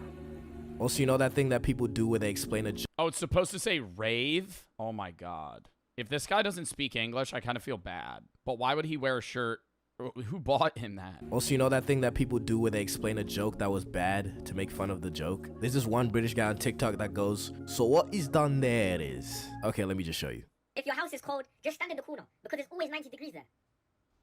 And what he's done there is, okay, so he's saying if you're cold in your house, go to the corner because it's 90 degrees. But what he's conflictuating is on a right angle, it's 90 degrees, like the angle is projected up against it, it's 90 degrees. So obviously, if it's 90. Yeah, and also dad jokes. I was considering giving dad jokes its own level, but I think it best falls under here because dad jokes. The whole thing with them is the fact that they're not really funny. I don't think anyone thinks they're funny. Pretty funny, huh? It's like you're gonna. But I kind of look forward to the point in my life where I find dad jokes funny. Because if you find that funny, you find anything funny. I feel like dads find anything funny. Like once you hit like 45 as a man, any joke is funny. Like that was good. That was a good one. Like a dad watching a comedy special is like they're in heaven. Because any joke's just fucking a hit. Like an absolute bang, dude. Dad jokes like, oh, I'm hungry. Hi, hungry, I'm Joe. Like, if there's a 50-year-old man watching, they'd be like, that's class. That's banging. Zip your table, huh? That's hilarious. Just like the way you unzip your pants, huh? It's like you're gonna unzip. Then not really funny. I don't think anyone thinks they're funny. Pretty funny, huh? It's like you're gonna unzip your table, huh? Just like the way you unzip your pants, huh? Level 6. Satire and commentary. This is the level where humans developed a brain, because now the humor is becoming a way of delivering a message. This is where you stop laughing at the world and start laughing through it. You're not just making jokes anymore, you're making points. You're taking something ridiculous, politics, influencer culture, brain rot, internet trends, and holding up a mirror that says, look at this. This is us. Adrian. Met my and they fell in love, and they had Steven. Hi. We Steven did here. this. Am I live? Lel Sam. I would not say that is satire. What the fuck? That was brain rot. That was a video of brain rot. That was my hood accent. You heard me? I said like Lel Sam. And level 7, I just have people that write jokes. So people like stand-up comedians who aren't shit. Here's Arnold Schwarzenegger finding an onion ring in his fries. What is this? That's not even his joke. There's probably somebody. They're feeding him that. They're saying, no, you have to be cringy and say this. I did not want an onion ring. I wanted fries. How would they not laugh at that? I feel like if I was there and I didn't know Sal, I would laugh because of how bad it is. Oh my gosh. Yeah, no, like actual stand-up comedy is level 7.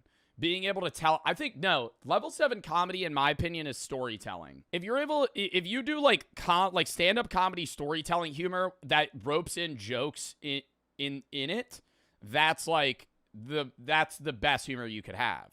What is this? I did not want an onion ring. I wanted fries. That was a funny video. I enjoyed that. No, you are all left is so bad that it's funny. I couldn't stop laughing when I heard that for the first time. No, that shit was so bad it wasn't funny. That's the way that I perceive stoner films. Stoner films are so bad that they're good unless they're so bad that they're unenjoyably bad. Like, for example, Dude, Where's My Car? Bad movie, funny. Grandma's Boy, bad movie, funny. Evil Bong, bad movie, bad. Not funny. It's so low quality. Sharks of the Corn, bad movie, bad. It's so bad that it is unfixable. Cocaine Bear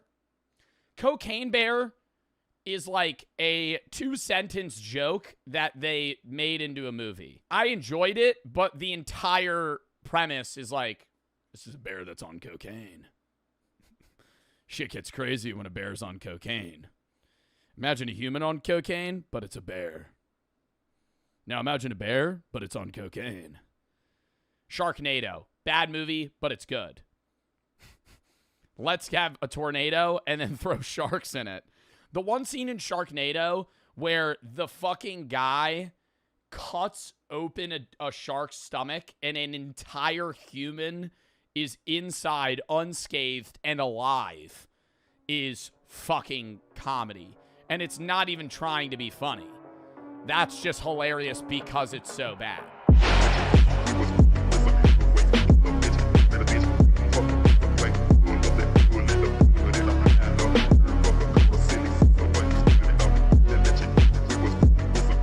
This is why this rocket method's a lot safer, because what was the other spaceship method they had where it was like an airplane? The space shuttle. The space shuttle was like the dumbest invention, because if something goes wrong on the space shuttle, you're just strapped to fucking explosive fuel. Like, if, say this goes wrong and you're at the top, just shoot right off, you're good. Like, you just die on this. Bad happens, this launches and carries the capsule and its residents away from... It glides down to safety. I'm saying it in a moment where, like, you need to get the fuck off that rocket. From this bomb that they're sitting on top of. Okay, so we got one of those as well, but it's specially designed for the future. It's called the Space Launch System, SLS. So it has not only a big old giant rocket, it's got what we're familiar with now with the space shuttle. Yo, I can't imagine being one of the astronauts at the tip of that rocket. You're already like 400 feet in the air, and you just got fucking 80 tons of fuel behind you, and you're just like, like, what is the G-force on that? They probably have to train for that shit. It's got 2 solid rocket boosters on the side. The value of that is you use up their fuel, and when they're done, you just drop them away. There you go. You don't want to carry empty tanks. Empty tanks. And then the main rocket will also have multiple stages as well. This was the brainchild of Werner von Braun. Multi-stage rockets. Right. Without him, we'd all have... Oh, yeah, Werner von Braun. Yeah, I know the name. These bullet-shaped V2-looking rockets that are not multi-stage. It was his idea to do this. You drop away things you don't need anymore, and that way the remaining thrust is pushing on a lower mass object. Right. So the SLS, with the capsule included, is about the same size as the Saturn V. But here's a good way to think about how big it is. Let's compare it to the Statue of Liberty. Oh, get the fuck out of here, dude. It's as big as the Statue of Liberty. I would have thought that it was large. It's as big as the Statue of Liberty. That's how big the fucking rocket is. I will say, I did go to that one museum in Florida where they still have, like, one of the rockets, and you walk for, like, 3 minutes just under the rocket. Like, it's a long rocket, but I'm seeing it on the ceiling, so you don't really recognize it. Except that's not the right comparison. Let's make the Statue of Liberty its actual size relative to the... Okay, can you put it next to, like, the Washington Monument? I feel like that would be a better comparison for me. SLS. So it's about the same size as the Saturn V. Okay. But it has the help from these... How tall is the rocket that... I gotta Google this. How tall is the Statue of Liberty? 305 feet. How tall is the rocket on Artemis 2? It says 322 feet. No way. That's got to be wrong. Oh, it's around the height. Oh, okay. No, see, now we're skewing it a little bit. It's the height of the Statue of Liberty with the big rock part at the bottom. Look. So the Statue of Liberty, if you're like standing at the foot of the statue, is a lot smaller. But if you add like the big, rock part that it's sitting on, that's still huge. 322 feet. Solid rocket boosters on the side. Okay. All right. Point is, the capsule, which is containing and protecting the life forms, there are things like the original capsule was not expressly designed to protect you from radiation. Right. It might incidentally do so because it's made of metal and whatever, but this is radiation insulated. It has other life support systems to protect the occupants, as you would want. Okay. Okay. The original Apollo capsule could seat 3 astronauts. The Lockheed Martin one can seat 4. Okay. We add another one to the mix. Okay. And of course, it is also... You add one more, you could get a League of Legends land. So once again connected to a rocket tower that will, if something goes wrong, in an instant... Bro, that'd be so lit. Imagine being on the spaceship, like, queuing. Bro, your ping would be crazy. It'll rapidly take the capsule away from this rocket bomb that's detonating in ways that you don't want. Yeah. Wait, do they still have that live stream? Sorry, I keep pausing. Do they still have that live stream up right now? We might be able to see where they're at. They usually have like live footage. Oh no, I don't want to hear this fucking space conference right now. I want to see the view from... What the hell is this? Okay, we will take the time to get this cabin looking good, and I think you can come back on board in the HHP camera. I don't even know what I'm looking at. Is that the moon? And Christina, What am I looking at? thank you. We'll take you up on it, and we'll be coming on board. 2 FPS, obviously fake. I love when people say that. Why is the quality so bad? Oh, I don't know. Probably because we're far as fuck. Yes, exactly. So it's cool. It's good. It's nice to have a little ejector button. Ejector button. Exactly. Yeah. Exactly. In a way, the most important part of the whole rocket. Definitely. AI. Because you in it. I was going to say, that's where the people are. That's where the people are. So Artemis 1 flew the entire kit and the caboodle to the moon, and it landed in the ocean just... What the hell is this flight pattern? Why did they do that? And it landed in the ocean just like the old days. Yeah. With splashdown. Splashdown with 3 parachutes, and there was the capsule, and landed right near there was an aircraft carrier, just one of the ships that would collect it out of the water, and it was great, uncrewed, just to test the system. Next, Artemis 2. You land in Daytona, Florida on spring break. You pop the fucking top of the spaceship out. Everybody goes with crew to the moon, but doesn't land, and then comes back. Okay. Okay?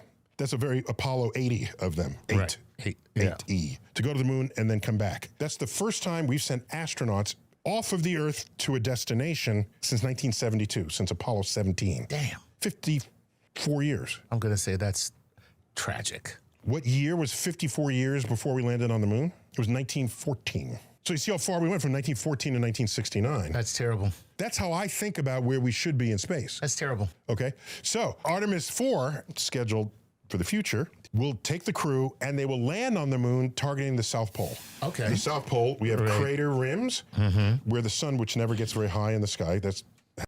Well, lizard people live on the dark side of the moon, so this is going to be a dangerous mission. Do they have any weapons? Happens when the sun is in the sky, when you're near the poles. Right. And they're craters that are so deep with rims so high, the sun never reaches the bottom of the thing. So when comets hit and they deposit water molecules on the surface, if it's where the sun hits, it evaporates. If it goes in the middle of the crater, it's there. It's a cold trap. And we got it for water. Forever. And so you can, quote, mine those molecules out for water. You can turn it into rocket fuel, separating the hydrogen and oxygen. I'm starting to see the motivation here. China is going to go. We like, that water's ours, China. So the South Pole is the... But what are they looking to find? Like remnants of other life forms in those asteroids, or like certain things that we haven't found before? Like in these water molecules? It's not oil. Oil. Drill, drill, drill. We're going to bring it back. Fuel. Yeah, that's what we're going to get out of the fucking moon. Yeah, how are you going to get that shit back? Object of affection these days. Yeah. Not only China has sent rovers there, Russia has sent a rover. One of them crashed, I think. We've sent a spacecraft to the South Pole. So that's where everybody's sort of gathering right now. And if it's going to be a turf war, it's going to be there. And we didn't want to be left out. There it is. Well, there it is. Once again, it comes down to the fact that we don't want to get beat. We have a real or perceived threat from an adversary that we are reacting to. But that's not going to be in the top cover. What does our treaty say about, like, water is now a commodity on the moon? So what does our treaty say? There's the Outer Space Treaty, which was modified, updated to become the Artemis Treaty. Oh. It's signed by 50, 60 countries. Okay. Not China. Not Russia. Oh. They came up with their own treaty that they signed among themselves.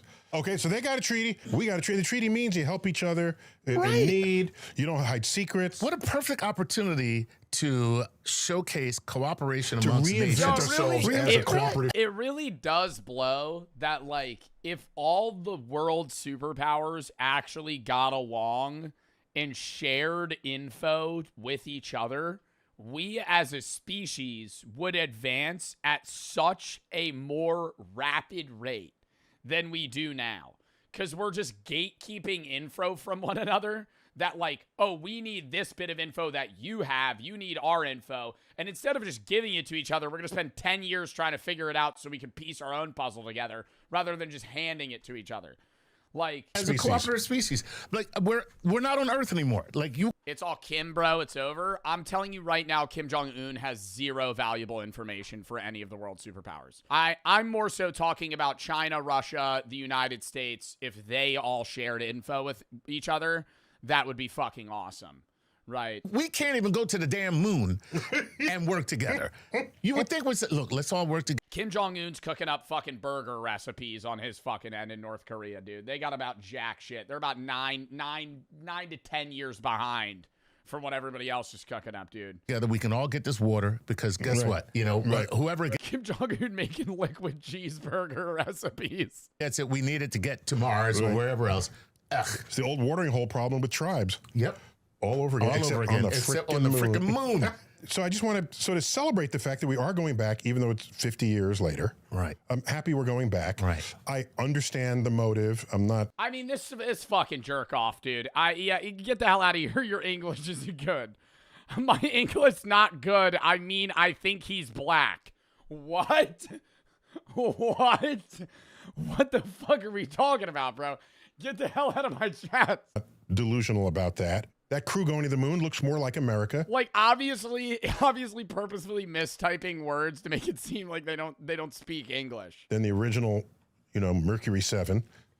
Like if you couldn't type that, how are you understanding what I'm saying at the rate that I'm talking? Like I have viewers that aren't native English speakers in chat right now.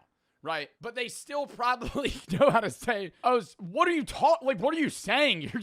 Okay, yeah, Neil's black. What? What does that have to do with anything? I can help it. Oh, by the way, Trump puts it in, and who follows Trump as president? Biden.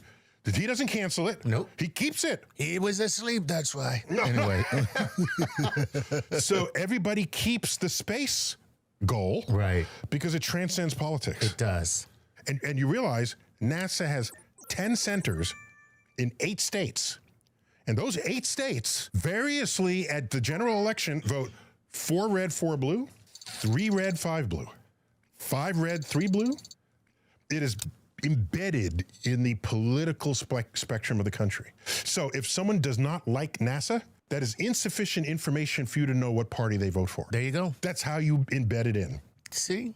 Kind of how I see it. There it is. Congrats. Wow. So you make it a political thing for both or beyond politics for both parties of just, ew, I just spit everywhere, of just wanting to be able to explore. Congratulations, NASA. The only thing about America that doesn't suck.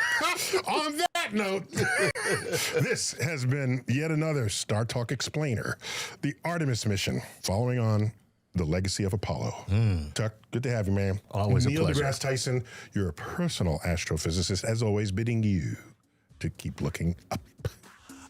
Wow. I loved that video. I love learning about space. I love learning about the interstellars. Neil lived long enough to see the moon mission go Artemis. Okay, wait, why? God damn it. Oh my God, no. See, now I'm thinking about when Neil deGrasse Tyson's gonna die. How old is Neil deGrasse Tyson? 67.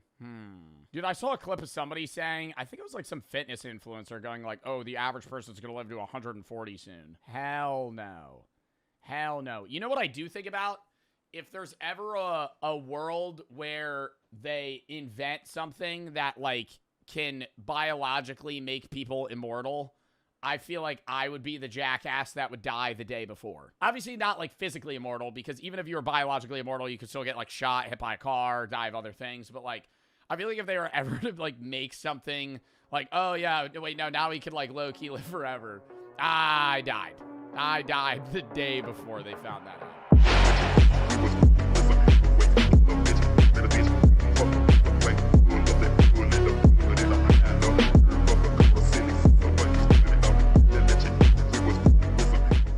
I tested AI pranks on strangers. AI is getting crazy. I could turn myself into anything I want. I could be Bigfoot in the woods, Superman holding a gallon of milk, or even LeBron James, who also happens to be half centaur.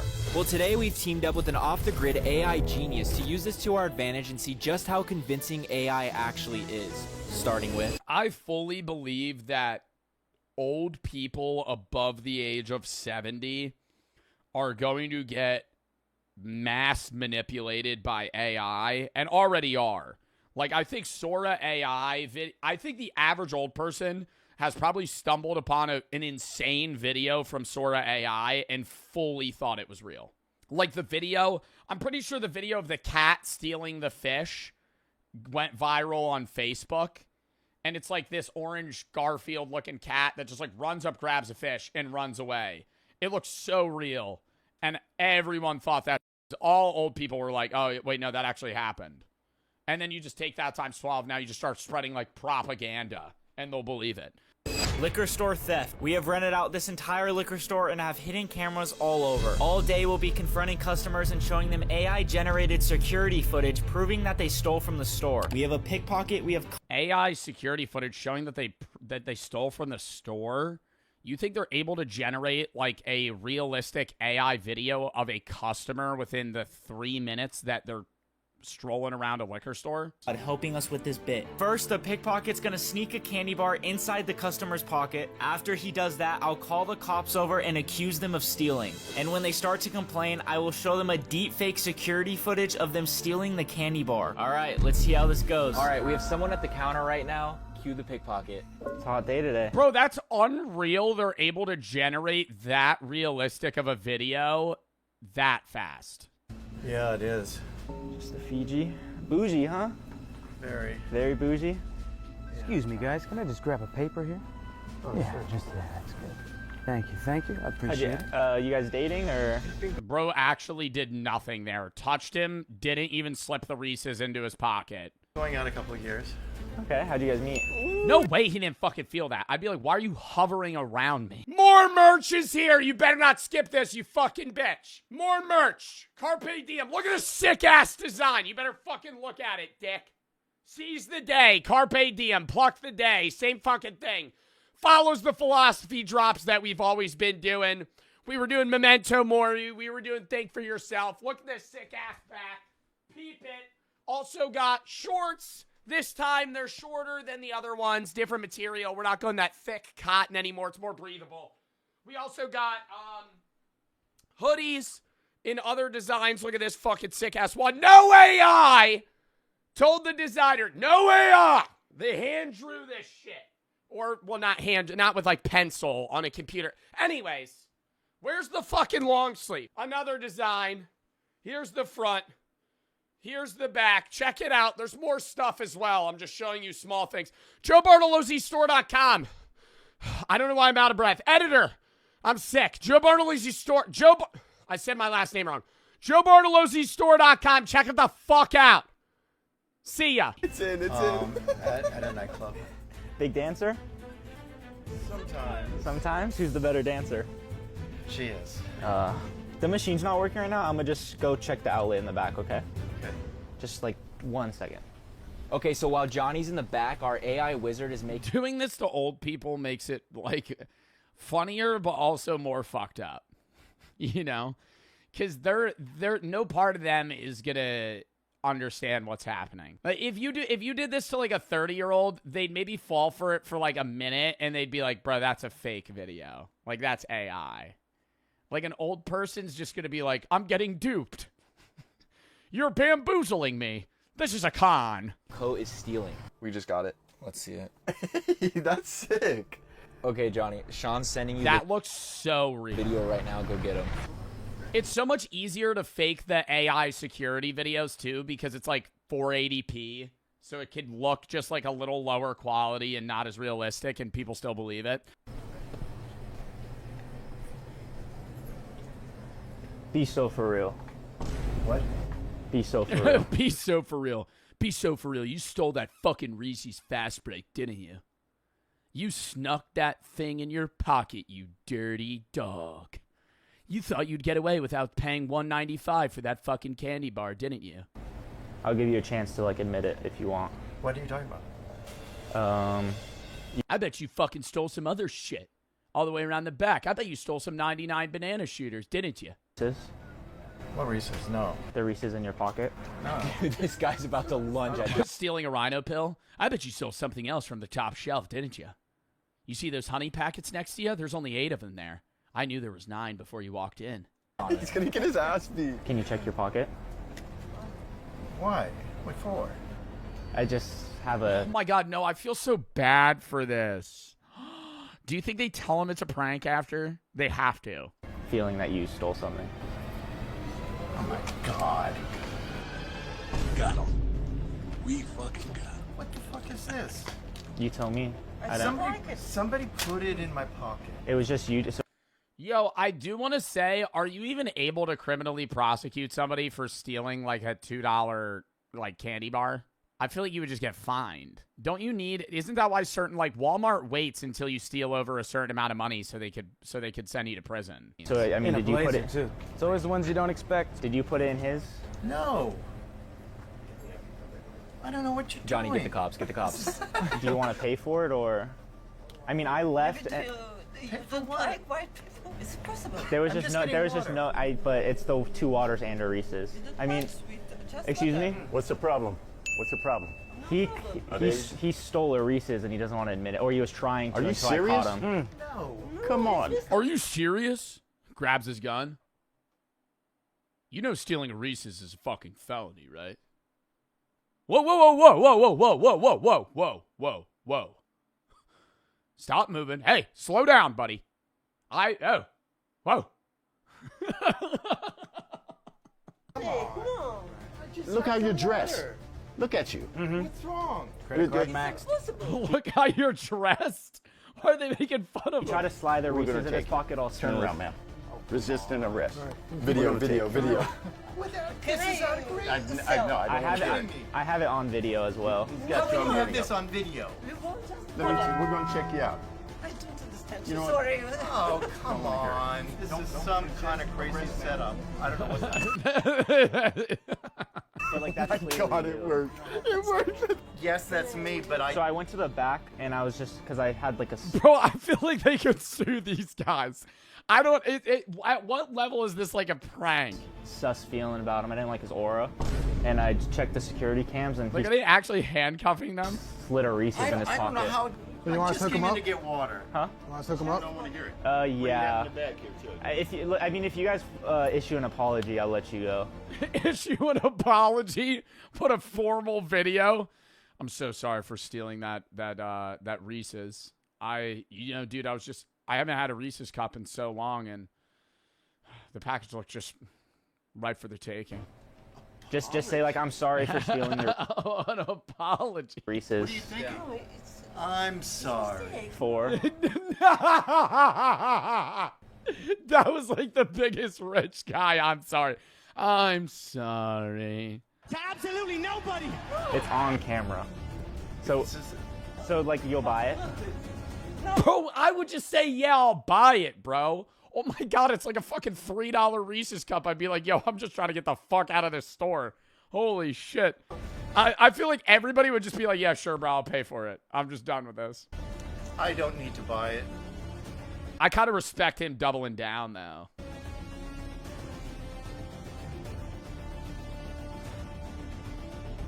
I think they're going to tell him right here. Oh, okay. I mean, you can have it for free because we're just joking. You can put it on credit. This is an AI video. We're just messing with you. We're sorry. Yeah. We didn't mean to scare you. We're sorry, man. We have a bunch of cameras all I didn't over. mean to scare you. You're fighting back. I saw the look in your. You can have these for free and everything. Take the Reese's too if you want. Dude, Johnny. Oh, this could go so much worse, though. Like, they got lucky, bro. You know what I mean? Like, you ever see those videos, like, even in Practical Joker type shit, where they, like, fuck with somebody and they're like, wait, no, it's for TV, and they're like, I don't give a fuck! They just fucking charge him. Like, he could get this could make it worse. Them going, this is fake. You almost killed that guy.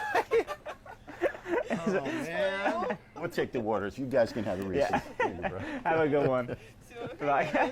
You got it. Yeah, take your waters Go too. ahead. Yeah, You can have them. yeah. Tigger Waters, bro, I'd be like, yo, you get a free bottle of alcohol.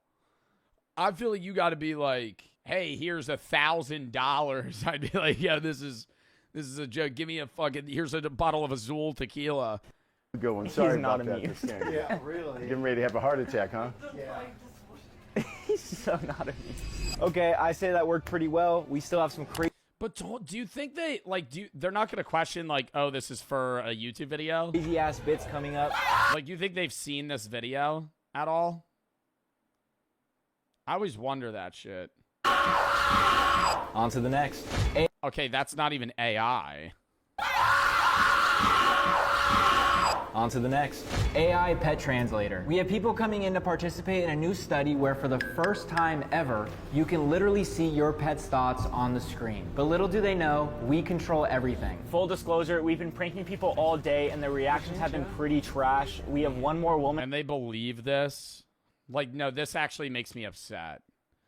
There's like random civilians that walk in and they're like, hey, ma'am, we're going to be able to translate your dog's thoughts for you. I'm going to record this just so I can get everything documented, okay? Okay. So, my name's Sam. Hi, Sam. Kimberly. Okay, so this is an extremely safe prototype right now. It takes about 30 seconds. What are they going to make the AI dog say? Help me! Please! She doesn't feed me well at all. To a minute to render an AI video map of what she's thinking. Her house smells like cigarettes. Yeah. I can't stand it. Yeah. Find out. Okay, so then we're gonna put her in there. Is she comfortable in a cage? Oh, who's a good girl? Yeah. Yeah, good girl. All right, let's get this started. Okay. Dude, I think this video. Bro, they just have fucking muscle stimulate. Oh my god. Nah, bro, this is actually the stupidest fucking thing. They just have, like, muscle stimulator electric, like, the electric pulse device is just pinned to the cage. Like, that's fucking, like it's like MRI scanning her fucking brain. This is animal abuse? This is not animal abuse. This is just fucking stupid. Okay. Dude, I think this video is so funny. I'm actually really excited about it. I can't wait. I can't believe they're falling for this. Okay. Good to go. All right, I press play. And why? And I love how she's not questioning him wearing these like fucking Mad Max, like welder goggles. Play now. Oh, bro.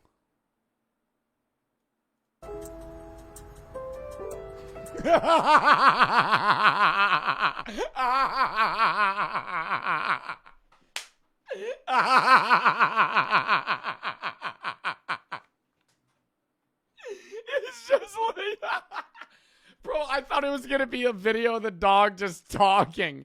It's just AI videos of the dog licking her feet. That is so fucking funny.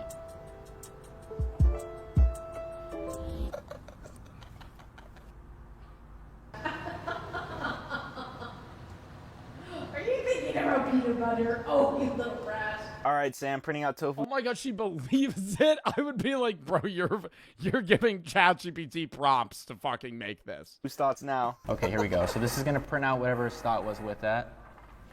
I am so.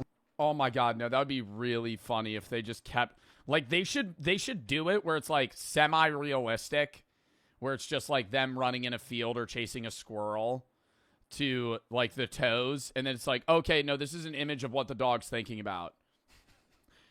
It's just like an image of fucking Will Smith.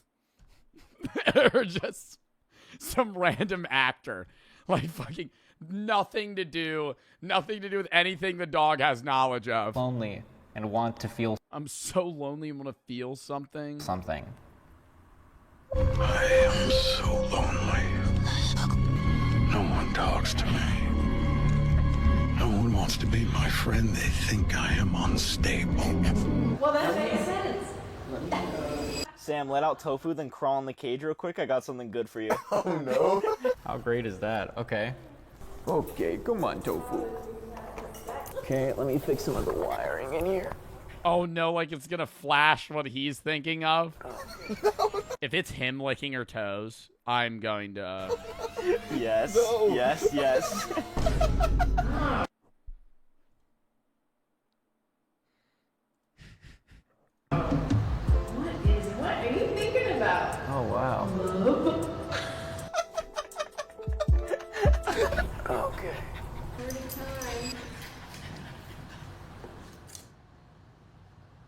my God, she's like getting up to leave. Oh my gosh, it's so awkward in there. All right, let's get out of here and move on. Holy shit. To the better stuff. What's up, Foreskin? We on the move. Hold up. We're bringing in a LeBron James superfan who thinks he's here for a random Lakers fan survey. What's your name? David. Oh my God, and they're gonna fucking map LeBron James' face over his body for like a video call. No. Good. And how long have you been a Lakers? Oh no, and he's gonna get so excited. That would break me. You're gonna be like, LeBron, I love you, man. It's just some random 23-year-old guy that's just like, what's up? Heard you're a big fan of basketball and me. And who's your favorite player? LeBron James. But really, he's gonna be surprised with LeBron James himself. Well, sort of. Whoa, this is crazy. Look at me, Foreskin. I'm the GOAT. Bro, that looks so fake. No, that doesn't look like a Sora video. That looks like some... Nah, this guy they're pulling random people off the street that have never had a fucking iPhone a day in their life. Like, you're telling me you're watching this, you're like, oh my God, that's LeBron James speaking to me. I'll be in a completely different room speaking to the fan virtually while the AI genius is turning me into the king himself. Will the superfan catch on that it's AI? Bro, they gotta dumb the video footage down and make it look like a box of a Zoom call. Wouldn't that be better? Like, zoom the camera real close, have it just be chest up, and make it like 480p. And then it would look like LeBron James. That would be so obvious. No, I feel like this is more obvious. I don't have a line. All right, I'll be in the trailer reacting to this because Johnny said he'll break character if I'm in the room with him. The goal is to keep David on the phone for 5 minutes with... When Canadians find a dead alien.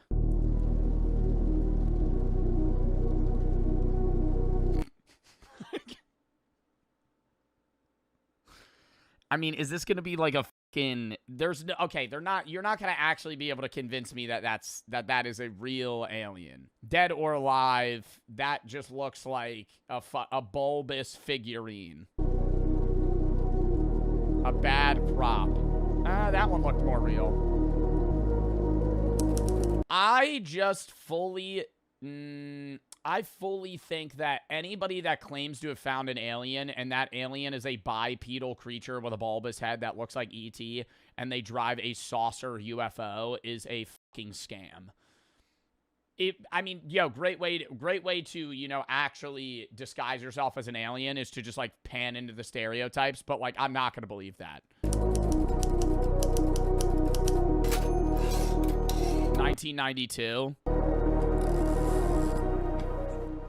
Over a decade ago, a very strange video emerged on the internet. It shows a recording of photographs taken in 1992 in Quebec, Canada. Those photographs depict what appear to be a short, naked corpse of a gray alien. What is also mysterious is how little... If it has a dick, I'm not believing it. I'm putting that right now. If it has the same reproductive organs we do, nope. Nope. Or if it's smooth, that's also another thing. I need to see some weird, like, bulbous thing popping out of its, like, right shoulder that it uses to, like, reproduce. Information exists on this case. And so, ain't no way an alien penis is a thing. Did a deep dive. The footage itself is one... Almost every animal has genitalia on Earth. Almost every animal on Earth, right? And to say that I've said this a million times. So, you know, if you watch a lot of my content, it sounds like I'm beating a dead horse here. If you are an alien from another planet, light years away, tens, hundreds, thousands of light years away, and you make your way to Earth and die, I'm already questioning your intelligence. Like, how the fuck did you even get... You died? You died. You were capable of getting from thousands of light years away, right? Something that would take us, you know, millions of years to fucking get to. Like, with the current technology we have. They're able to get here in an instant, in one life. And then they die in the snow in Canada? That's already sketchy. And then on top of that, you evolved and developed, you know, maybe some level of consciousness perception on another planet, say it's in the Goldilocks zone, you're not going to be bipedal. Why would you look like us and have 5 fingers and fucking all this other shit? 1 minute and 21 seconds long. It was uploaded by the YouTube channel called Étrange Videos in 2008. That is a wooden doll. That is a wooden doll. And again in 2013. And also included detailed comments from the uploader, giving context on its origin and claiming to be the one who did the recording. In total, there are 10 photographs of the corpse, and 3 other pictures to provide context. The first one is a depiction of grays from an abduction account in a book, including the Charles Moody case from 1975. The second is a title screen saying Hiver 92, l'Annonciation, which translates to Winter 92, and l'Annonciation being a municipality in Quebec, Canada. The third picture is a map, with the location of the finding, Riviera Rouge. The last picture... Where's the body? The government might have taken it. Curiously, is a drawing. What are the Canadians going to do with an alien?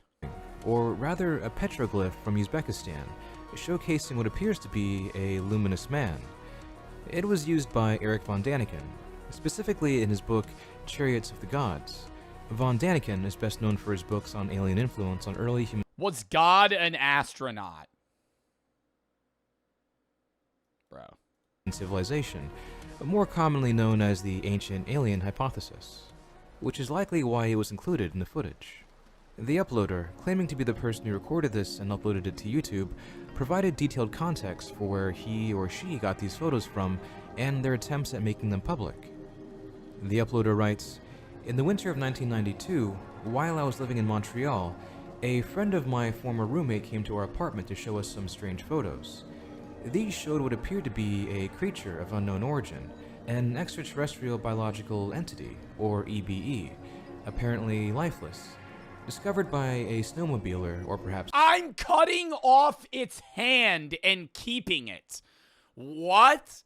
If I find a dead alien, I will... bro, if I find a dead alien, yeah, sure, I'll let the government know. I'm hacking off its arm and putting it in a box to be like, this is an alien's hand.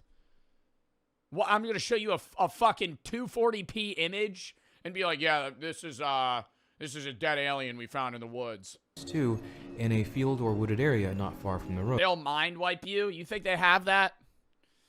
Dude, I mean, that's a hypothetical I've ran through multiple times, chat. Alien UFO crashes in your backyard. You know, what are you doing?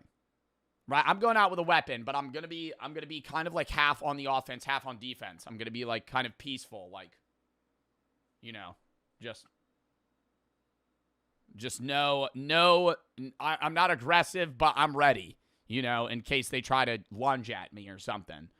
I don't know what disease it has, so I might like wear a hoodie and go like this, like poke it if it's dead. Like roadkill. I'd call my friend first, actually. I'd get Chris to pull up.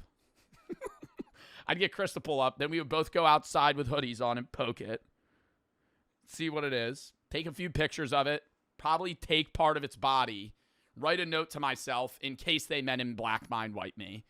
Put that away. Then call... Who do you call? Who do you call? You'd probably call, like, the police and say that you found it. They wouldn't believe you. Saul, the Ghostbusters. Yeah, I call the Ghostbusters. Hey, I know this isn't really ghost-related, but this is something that you guys are going to want to see. I call one of the original actors in the Ghostbusters movie. This friend stated the photos were from his cousin and were taken in Riviera Rouge in l'Annonciation. Bro, but I just feel like the reason I wouldn't want to call the police is because if you found an alien and you call the cops, they're not roping you in on that shit. You know they're not. They're gonna barricade you in your house. They're gonna fucking rope that shit off and they're gonna say, fuck off. And they're gonna go deal with it themselves. They're not gonna help you, you know, or they're not gonna let you in on what they find. So I got to be investigating some of that shit myself. I might put on gloves. You know, you don't know what fucking bacteria they got, like some brain-eating amoeba just living on their skin. On Quebec, which is the circled place on the map. The snowmobiler, or one of them if there were more, retrieved a camera and began snapping photos. The other witnesses in the photographs arrived later by car. They then wrapped a cable or a rope under the arms of the corpse and used a branch to lift it up, hoping to avoid touching it. That's smart. Oh my god, wait. No, this is making me believe it more. Because they don't want to touch it. Strangely, they said they left the body out overnight, and when they returned the next day, it was gone, possibly taken by coyotes or other wild... You're fucking kidding me. You're fucking kidding me. They leave the body? I would camp that shit out with my life. See, now you lost me again. You got me, and then you lost me. This anonymous uploader then writes, "We then asked him what he planned to do with the photos.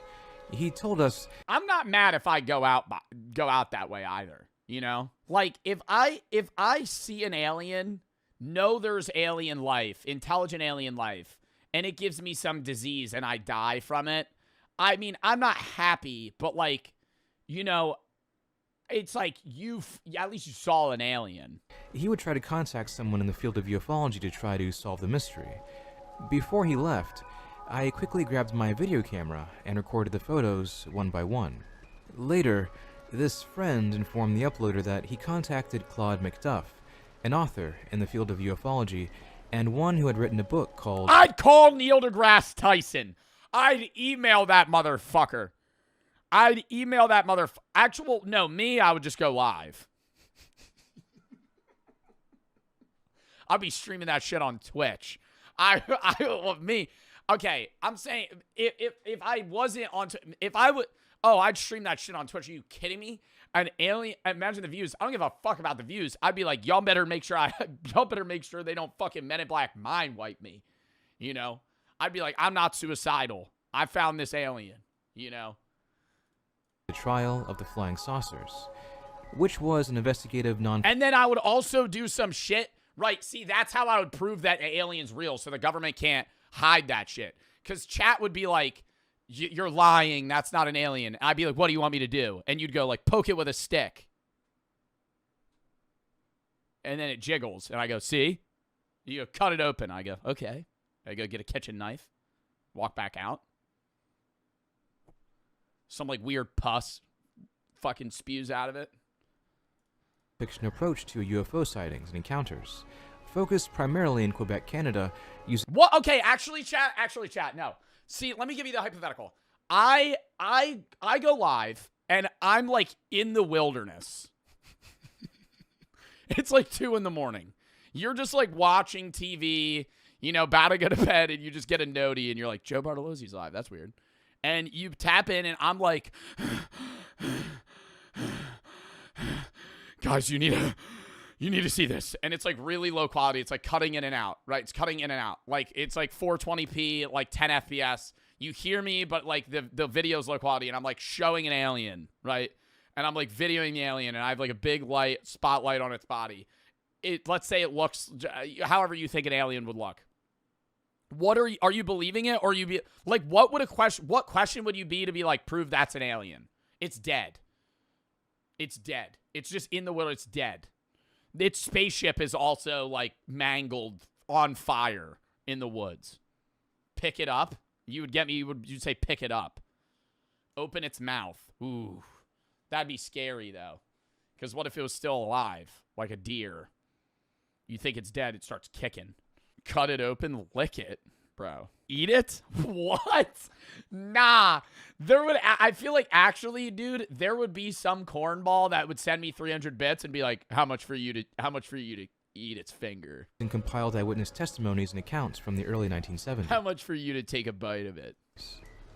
However, McDuff informed this friend to not go public or attempt to make any money with the evidence. How much? There's no amount of money. There's no amount of money for me to be like, okay, yeah, sure, I'd bite the... Dude, what? You're getting a disease.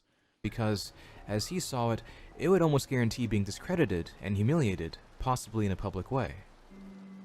In any case, we were very surprised by the former ufologist's conclusion. Not wanting to be taken for kooks or crackpots, we simply decided to keep it to ourselves, as a sort of secret. We showed the video privately to close friends with open minds, but not to the public. Like many witnesses of unexplained phenomena, I also feared that if I showed the video to the public, people would end up mocking us. And so the tape was kept as a secret. If my friend that I've known for years randomly goes, I saw an alien a few years ago, here's some photos, I would be annoyed that they didn't take the alien's body. Like, I would be mad at them.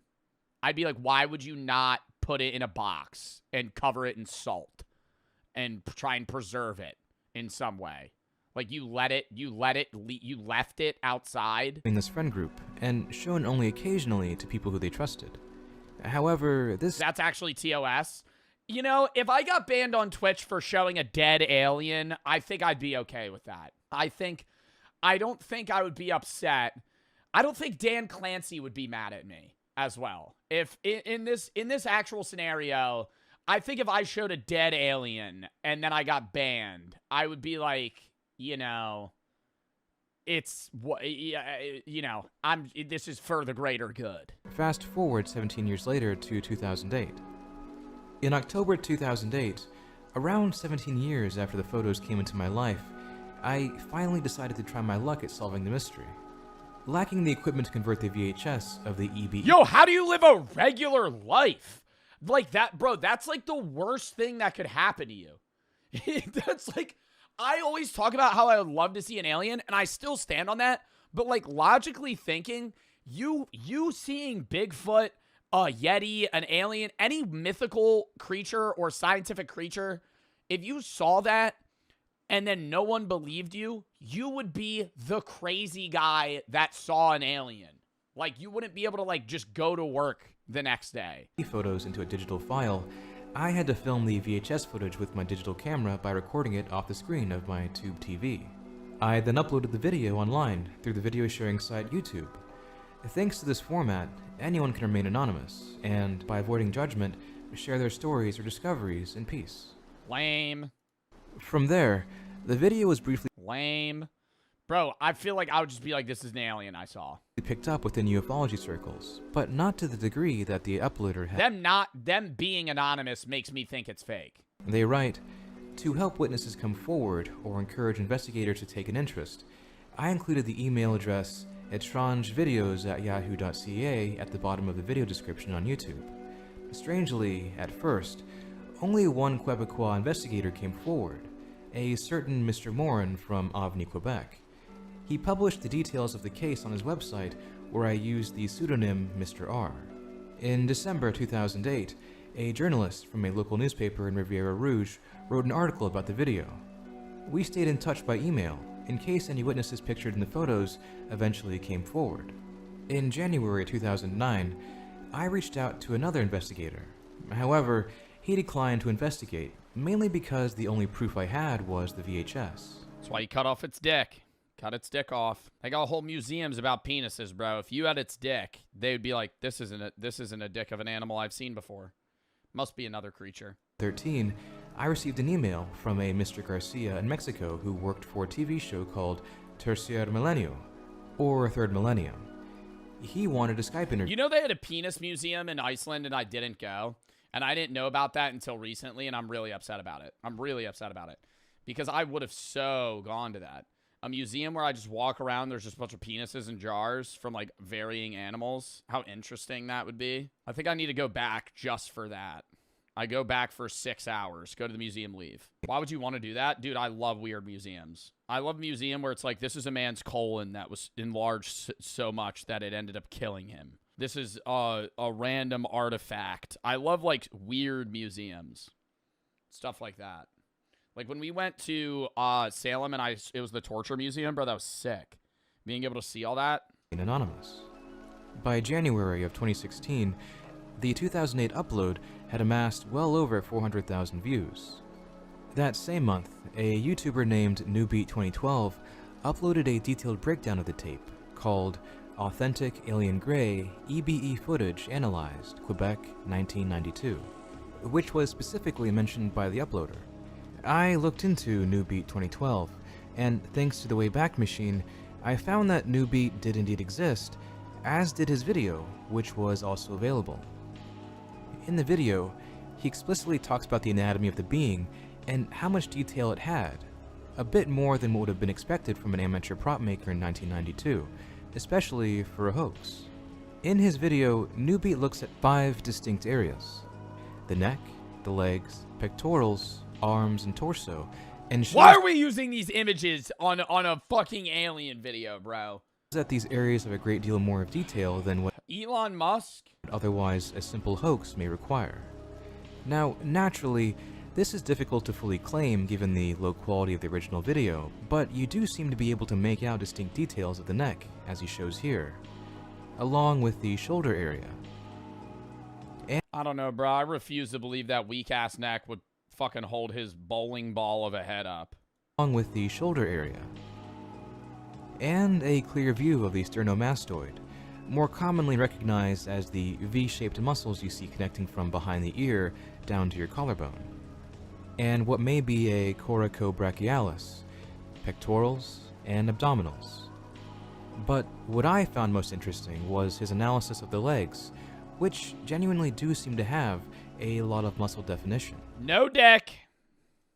When props of aliens are made, there is usually some basic musculature included, some of which would be the same areas that New Beat 2012 highlighted, but this one stood out the most. You can see what appears to be fairly recognizable muscles comparable to a human leg, and that begs the question, would a prop for a hoax in the early days of YouTube require this? And why is every alien, bro? Do you really think aliens would be that scrawny? Like, the more intelligent they get, the weaker they get? Because every, like, fake alien image I've ever seen looks like some 3-foot alien I could throw against the wall and it would shatter. Like red mist. Like, I'd just punch it and it would just die. Like, just fucking, they have the structural integrity of an infant.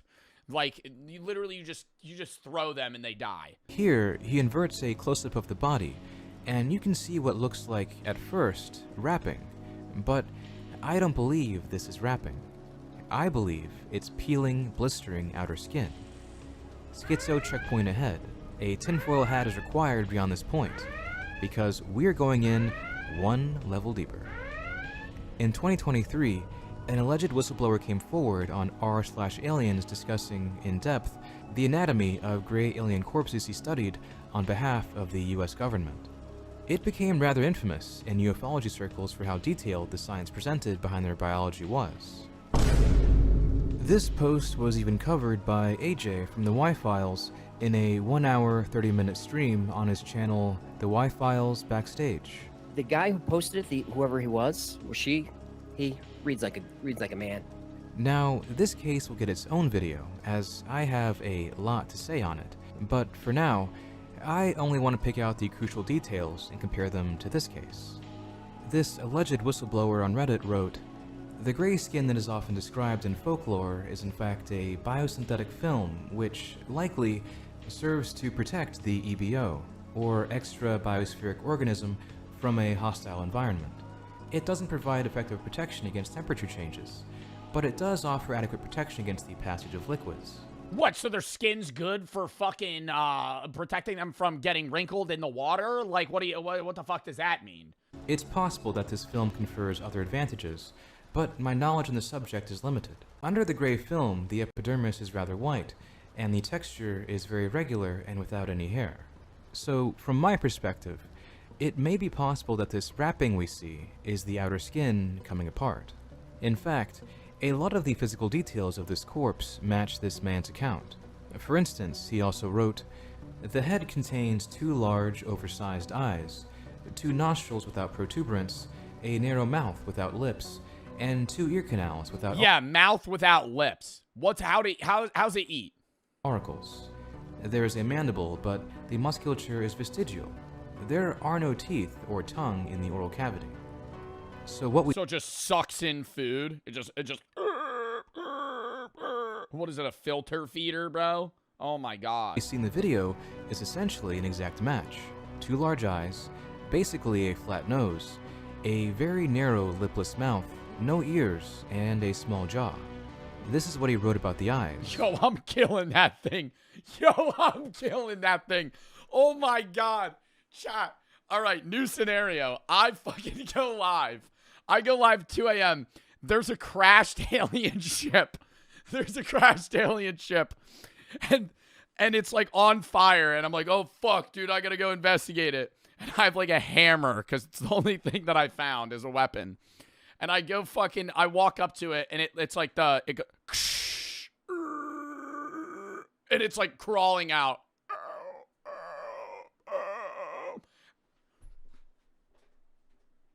And you just watch me mallet its head in. I just fucking kill it. Just right there, you're like, yo, we could have spoken to it. And I'm just like, it had to go. It was a threat. It was a threat. I just kill it. Just right there and then. Oh my God. I would be upset at you. You would be mad. Would you guys be okay, chat? What if I was like, I was scared though? Like the alien comes crawling out and I just fucking instantly start killing it. It's the only one in the ship. Now it's just dead. We couldn't ask it any questions. Before I killed it too, it could have been making a noise, but it also kind of sounded like it was going, help, help. And I just fucking like murdered it. Like the skin, the eyes are covered with a semi-transparent biosynthetic film. He was reaching. I have a fucking gun. I have a taser. I just have a taser. I'm like, stay where you are. Stay where you are. I fucking start. I point the gun at it. It's like, I'm not. That offers the same environmental protection while providing protection against certain wavelengths and light intensity. When the film is removed, a more traditional eye is revealed. It's about 3 times larger than a human eye, and there are no eyelids. In other words, the black eyes of the gray are just very large human-like eyes with a dark film cover to them, no different than how you or I would wear sunglasses. Interestingly, this may be seen in the video where we see what appears to be the whites of eyes being visible. Then again, this also could be snow. So the eyes of the alien are, in other words, noticeably large, but not comically so, as shown in the media. Now, humans naturally form caricatures of things in their mind, using things that most define a person. So, for instance, if you met a person with a large nose and were asked to visualize them later, you may imagine it as being comically large. Same with the ears, eyes, etc. We see this in cartoons all the time, being that we exaggerate bodily proportions. So perhaps, is this also true of gray aliens and their black eyes? Lastly, I want to bring up another detail that is easy to overlook. In the photographs, it appears that the head is being articulated and moved around, which would open up many implications. A body, especially a naked one, would begin to freeze solid after death within 6 hours due to the exposure to a winter in Quebec, meaning either this body was very freshly dead, or that if this was a hoax, they made an articulated dummy for what would only be photographs, which would make no sense. Now, this uploader closes out their account stating that a book on this mystery is now in the works. It is unknown the progress, or lack thereof, on this, given that the last comment from this channel was 5 years ago. Now, here's an interesting detail.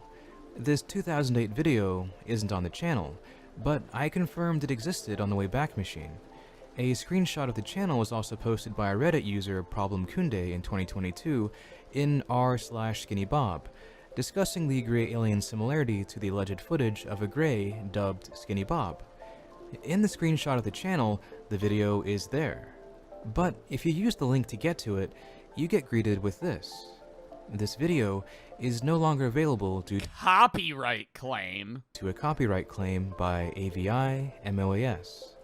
Now, who is AVI MOAS? I don't know. I found only one copyright claim by them, and it was this video.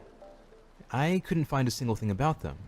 I wish I had more information to share with you, but that's where the trail ends. So, what is my perspective on this case? Well, there are so many unknowns here that it is almost impossible to verify anything. But then again, that's the world of ufology.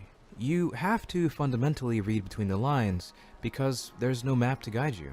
Perhaps this really is just a very well-made prop. The FBI? I don't know, bro. I just wish I could see a fucking alien before I die. That would be so cool. For a student movie. Or perhaps this really was a 1 in a million scenario, and people really did stumble upon a fresh alien corpse. However, the idea that people would leave a child-sized corpse alone overnight... Sure you will, doubt it. ...without contacting emergency services and going, whoops, is... I don't personally believe aliens exist, or rather not made contact with us. One of their bodies were able to withstand the vacuum space and live on a planet without the atmosphere, so that when they make it on Earth, they're unable to withstand the atmosphere, and their ships weren't built for flying in oxygenated atmosphere. If their ships could withstand the vacuum of space, they would likely be able to withstand a oxygenated atmosphere. Their atmosphere on their planet would not necessarily be exactly the same, but they would live within one because they would have a planet that would have to foster life in some sort of way. I think aliens exist. I think mostly all scientists agree that aliens exist, right? Alien life exists. Life is very common in the universe. Intelligent life is very rare, right? So when you say aliens, if you just mean like aliens like E.T., they may not exist. Life started a long time ago on Earth, like billions of years ago, right? Life is very common. It is easy for like single cell life to exist.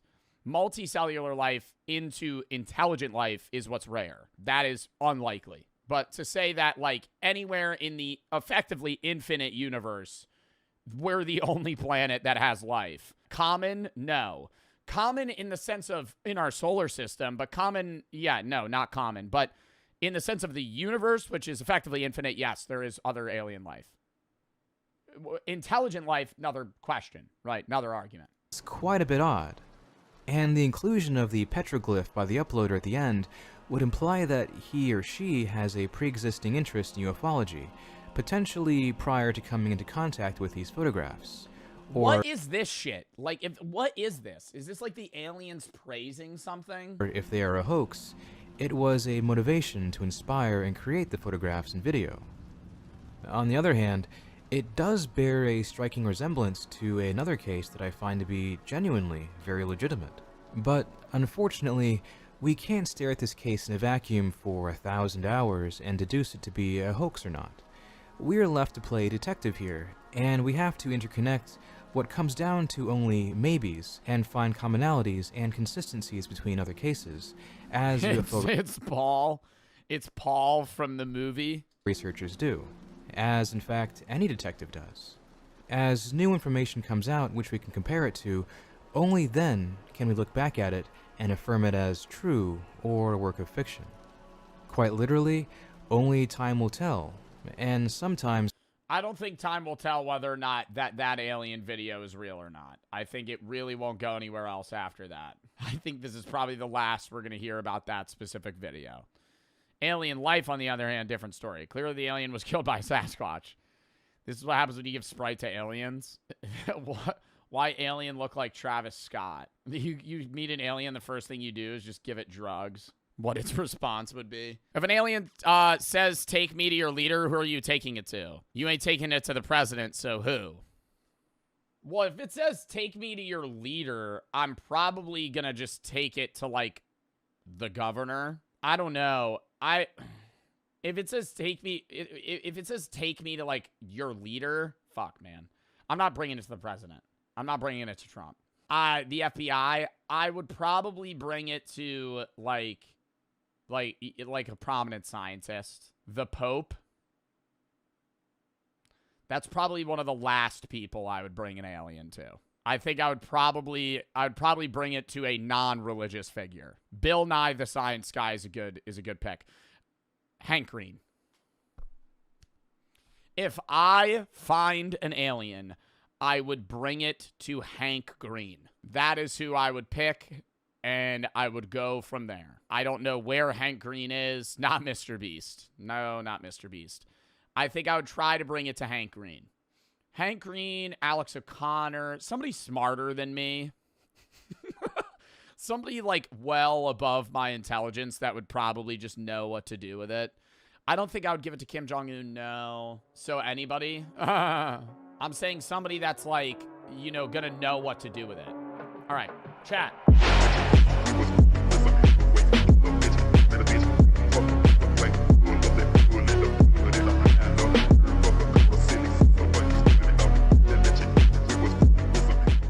Hold a hell, anxiety warning. Oh, here it is. Yeah. How do you hear about this? This is a caving video for the people that don't know, but it's like, do they go on forums where there's people raving about caves that they need to fucking explore? He's like, oh, here it is. Oh, this is the hole to hell. This is what everybody was talking about on Reddit. This is creepy. Whoa, that is way smaller than it is. Bro, the entrance looks like a storm drain. You're gonna go in that? There's freaking ropes going in. I didn't know it was that small. Yeah, and somebody fucking graffiti wrote hellhole on it. Called a mailbox. It's almost as narrow as my backpack.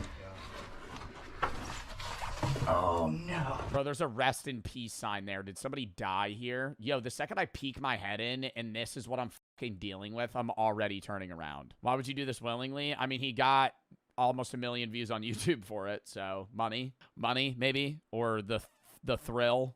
Stop. Yeah, dude, don't go in head first. Dude, don't go in head first. You're not going to be able to stand. This is like how are you going to go in fucking feet first in this? You're not going to be able to turn down. Oh, dude, there's a huge freaking spider up there. Yeah. I can do anything but the spiders. Oh, no. Anything but the spiders. You, for fun, your hobby, or job even, is going into enclosed spaces where you could possibly die, but what really gets you is the spider. Not the feeling that you're gonna be trapped underground and die. The daddy long leg, now that, on the other hand, that one's a jump scare. Dude, they're everywhere, man. The feeling of imminent doom in a cave, though? Nah, no problem. Let's just follow the rope. Dude, the floor looks like it's made of wood over here. I swear.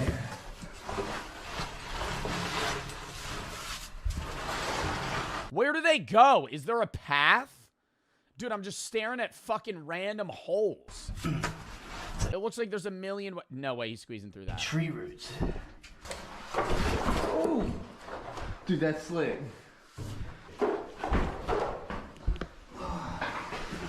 Who put this rope here? Well, there's a rope that goes up. We're supposed to climb that. Really? Yeah. That's a Walmart rope. Not even sure what it's tied.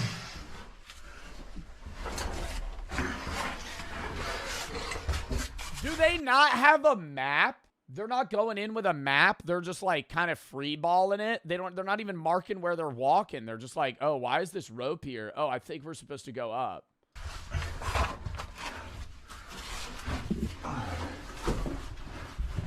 This is crazy. I know. Do you think they're gonna get stuck at some point? This one's really hard to climb.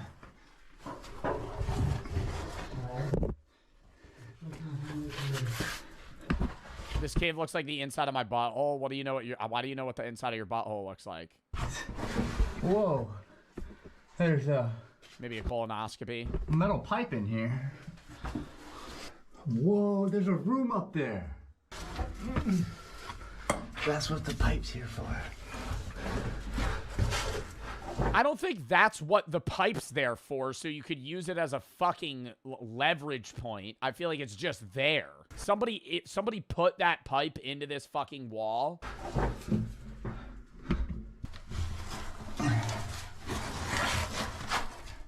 Okay. I'm up. Okay. Whoa, it keeps going.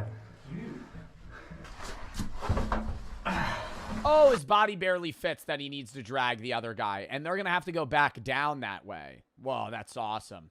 I can't wait for on the way down. He's like, dude, you got to kick my shoulders. I'm stuck.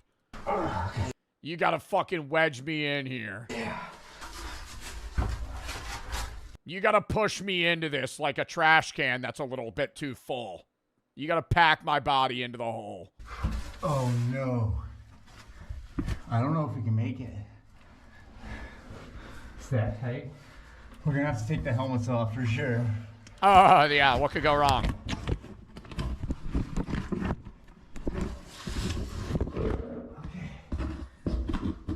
Let's down. Oh no, I don't think we're gonna make it, dude.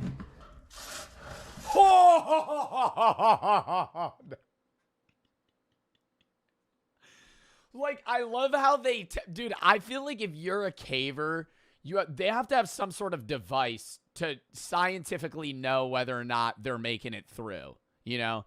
Like, his test on whether or not he's gonna fit is to just try, and if he gets stuck, that means he can't fit. Like, that's the test. What about getting this side first? Oh my God. Stop. Dude, and just dragging your fucking open skin across these sharp rocks. Okay. Yeah. I would never do this with this guy, but I would love to, like, just listen to him just tell me about, like, some story, you know? Around a campfire, he's like, there was this one time I was in the ass twister. And when I tell you, dude, I was fucking standing, I was in the cave like this. And I couldn't move. So every time I had to move, I would have to even turn my head. It was like, it felt like my neck was going to snap up. I would go, and then I would drag myself. And I would drag myself. Dude, it goes up. Like to watch him reenact it. Keep going. Yeah. Oh yeah, it's going up good actually. Where's the end point? Bro, they're not marking where they're going either. They're just hitting multiple forks in this cave, and they're just like, all right, let's just keep going this way. Got a rope down there. Oh my God. Stop. That's horrible. If there's a rope the whole way, that makes me feel happier about this. Dude, it just keeps going. It was tied to a root. A root? Yeah. What? So all these things we saw are roots. Yeah. That's why they look like roots. Whoa. Yeah, this guy's my guide. This guy's the dude that's taking me through the cave, and then he says some dumb shit like that. Well, this is actually a fat rope. Oh, everything looks like roots because they are roots. It's my first time going caving. This guy's my guide. It's fucked. If it goes down. Rope, huh? Big old fat one. I'm not gonna lie, dude. I don't know how we got here. Come figure it out. I don't know where my backpack is. That's just off in the middle of the cave. Dude, that goes 60 foot. Does that go straight down? Nah, he's about to fucking eat shit. It's another set of ropes. Oh, dude, it's like a straight decline, man. Let's go down it. I don't even know if we're going to be able to make our way back up. I'm just going to butt scoot across the wall here. Maybe, on the way to get back up, we're going to have to do like a Mario jump, you know, in the mini game where he has to go like, oh. We're going to have to like shimmy.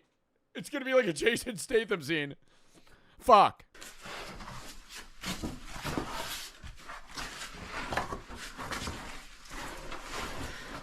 Oh, you gotta have some sure footing. Guess we're going down this one with the knots.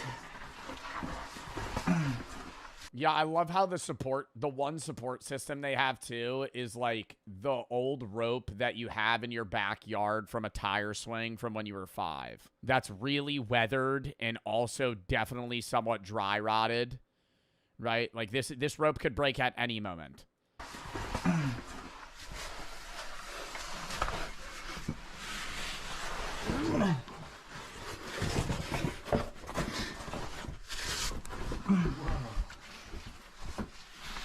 See, that's a nice person.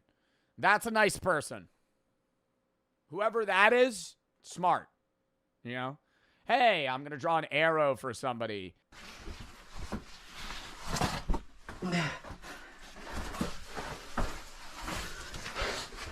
Wow, it just keeps dropping.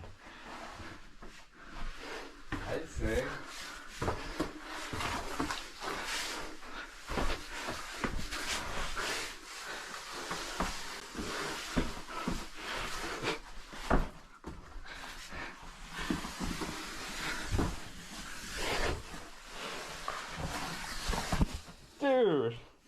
Dude, it just keeps going.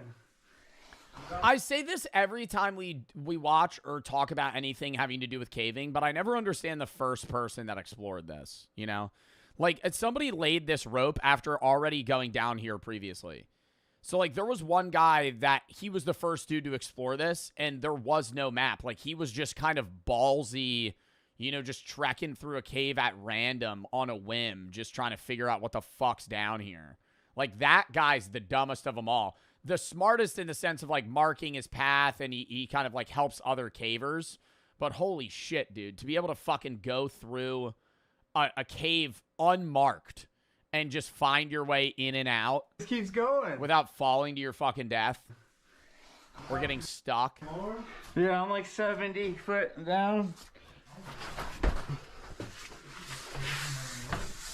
You're not fitting through that fucking hole. He's gonna go down that? I think that's the bottom, about 20 foot down. We're going to the bottom of the hole for what? Why are we going to the bottom of the hole? There's no water oasis. There's no fucking glow-in-the-dark cave. Hell, you're not even getting a fucking fiver, man. You're not getting a wet five at the bottom of this goddamn fucking cave. You're going down here. You're going to touch the bottom. You're going to go, oh, cool. It's really tight space. All right, let's go back up. Well, I'm looking all right. This is bad. Yeah, why did the rope have to stop halfway down? I know, right? Oh, it's getting my chest. Oh, this isn't gonna be good. No. I think I'm gonna be hanging from my helmet. You might not be able to get back up. I think I'm gonna be hanging. Oh, you might not be able to get back up. He says as 95% of his body is in the hole. Oh, dude, my helmet might get stuck. Yeah, you might not be able to get back up. My helmet, dude. Jewelry from shells or beads or animal teeth. They carve designs into bones or stones. They nap. Anthropologist James Sussman documented that among the Zhuhuanzi, adults spend roughly 6 hours per day in what he called social time. Not working, not sleeping, just being with other people, talking, laughing, telling jokes, because in a world without money or police or written contracts, your survival depends entirely on your relationships. If people don't like you... Yeah, but like when was there a fully spoken language where people were communicating in that way? What was the earliest spoken language? Well, I don't want to say an official language. It's impossible to know the first language ever spoken, true. Spoken languages leave no physical artifacts. Linguists estimate human speech emerged between 50,000 and 150,000 years ago, long before the invention of writing. Yeah, because written, that's where you're going to know is through written shit. Like Sumerians dating roughly back to 3400 BC, widely considered the oldest known written language. But even then, so say like 50,000 years ago, they had a definitive language they spoke to each other. Yeah, they just fucking chopped it up, just fucked around. But, like, what stories is there to do, you know? Because, like, when you hang out with your friends, you guys live different lives. You meet up. You have stories to share, things to talk about. If you're in a hunter-gatherer society with 8 people that you live with on a daily basis and you are around them all day, every day, like, what is there to talk about? You're not giving each other hypotheticals. You're not having fun, like, ooh, what ifs? What do you think about this? Oh, pop culture stuff. It's all just about, like, chilling and fucking, oh, food. Maybe that's where, like, earlier religions and, like, beliefs took place because they would talk about that. Like, what do you think? Like, philosophical shit, but, like, more surface level. But I feel like it'd be, like, very shallow conversations, yeah. They don't have to share food when you're hungry. So you invest enormous amounts of time in those bonds.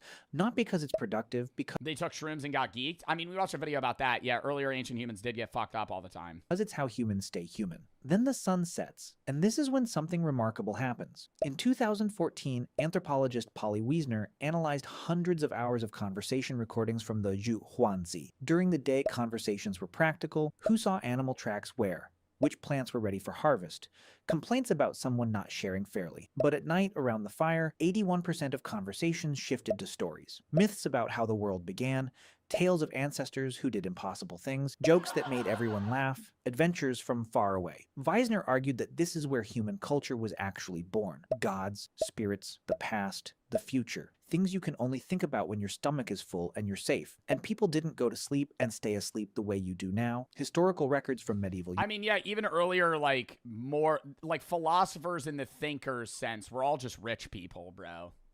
Like Plato and all those guys, like, it was very rare you'd have a philosopher in, like, early Greek times not be just filthy rich. Because if you weren't rich, you were working, and you didn't have time to fucking sit on your ass and think about life for, like, endless amounts of time. So it's, yeah, during free time is when people have those thoughts. Europe and sleep studies from the 1990s confirmed that before artificial light, humans slept in 2 phases. First, sleep for about 4 hours, then a wakeful period of 1 to 2 hours in complete darkness, then second sleep for another 4 hours. So here's what... I feel like that's how I live regularly.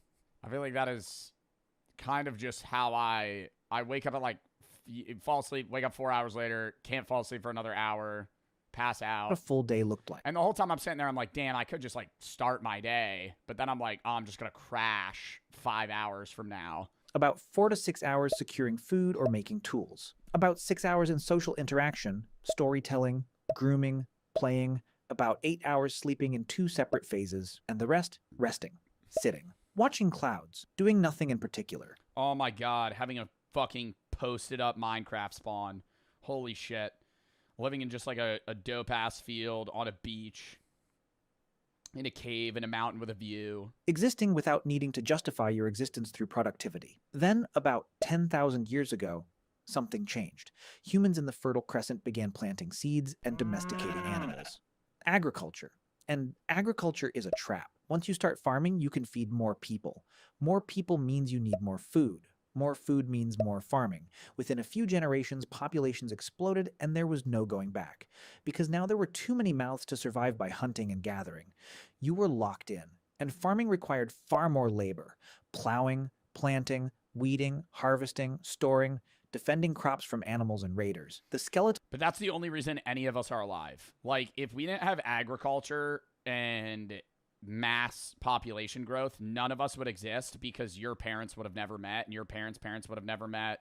Like, there would be people and humans still on Earth, but they would all be very localized populations of hunter-gatherers that stayed in that circle for thousands of years.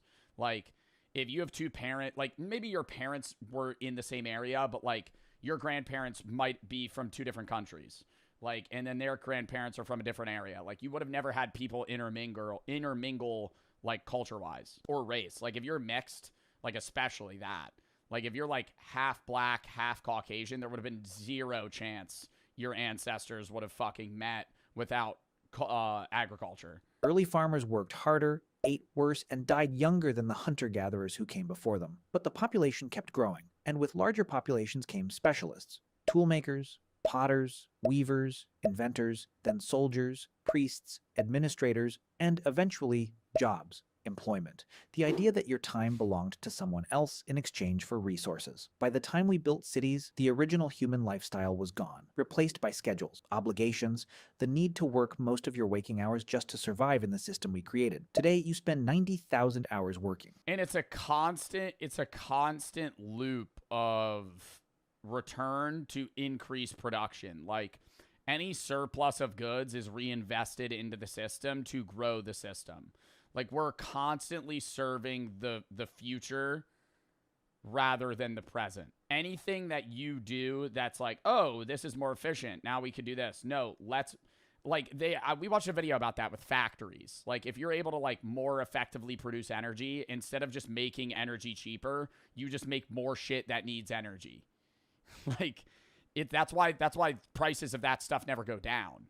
Because whenever we get better at making something, you just make more things that need that shit. Because now we'll just keep that at, like, a stagnant $2. We'll make it more efficient, and then we'll add more stuff. So you have more luxuries, but those luxuries never get cheaper. Your ancestors spent way less. You sleep in 1 block and call waking up at 2 a.m. insomnia. They slept in 2 phases and used the middle hours for reflection. You spend your life chasing an illusion of greatness, achievements, wealth, and success by standards society invented. They woke up every morning already free, already enough, and at peace with nothing to prove to anyone. They didn't need to become successful. They were already living the life you're Yeah, I wonder if there was like a level of, like, what level of depression existed within earlier humans.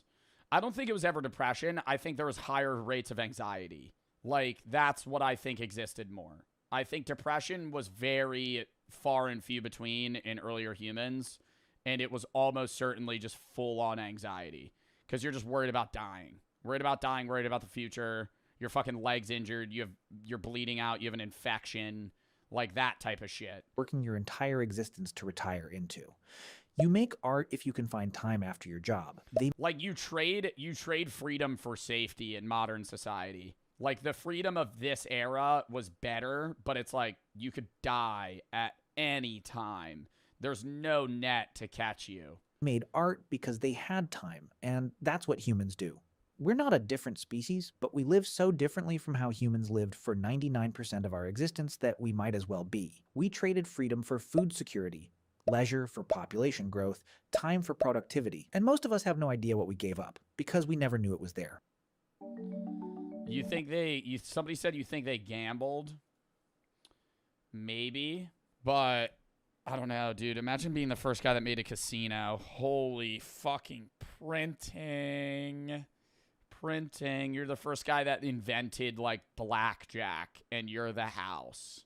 Fuck. You probably raked in money, man. Going to the OG slots. Well, not even the OG slots, bro. Those were, like, glitchable. I'm just saying you're the first dude that invented, like, a roulette wheel. Bet on it. And you're just the house. Infinite money glitch. Legitimately. But everybody would hate you. All right. I have to go piss. And then we'll hop into the last video.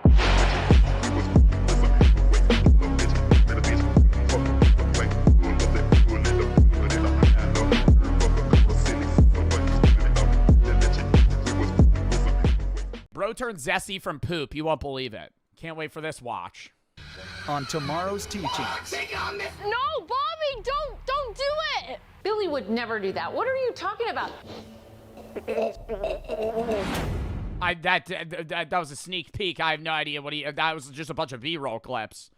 What was that? Steak was unbuckling his pants. Somebody was getting choked out. Hey, little bro. Just want to let you know I went on a date with your ex-girlfriend last night. Get out of my room, Billy. Hey, what's this? Dating your brother's ex-girlfriend? Is that how? That's got to be more up than, like, dating your friend's ex, right? Dating your... That's not even, like, a bros thing. That's, like, genuinely fucked up. To try and date your sibling's, like, ex, or talk to somebody that your sibling used to speak to. Kid discovers mom is actually an alien. You won't believe it. Bobby, this is the dumbest crap I've ever read. I don't understand storytelling, Billy. It's a really compelling story, and I'm gonna shoot it soon. I'm gonna make it. Ow. You don't even know. This is so hand. A camera, Bobby. You don't even know where to begin. And even if you did, nobody would watch it because you have 0 followers, 0 subscribers, and nobody would ever want to watch your stupid, pathetic little channel. I have good ideas. I just need the right opportunity. You know what, Bobby? I'm gonna show you what I think of your brilliant script. What are you doing? And is he gonna poop on the ideas?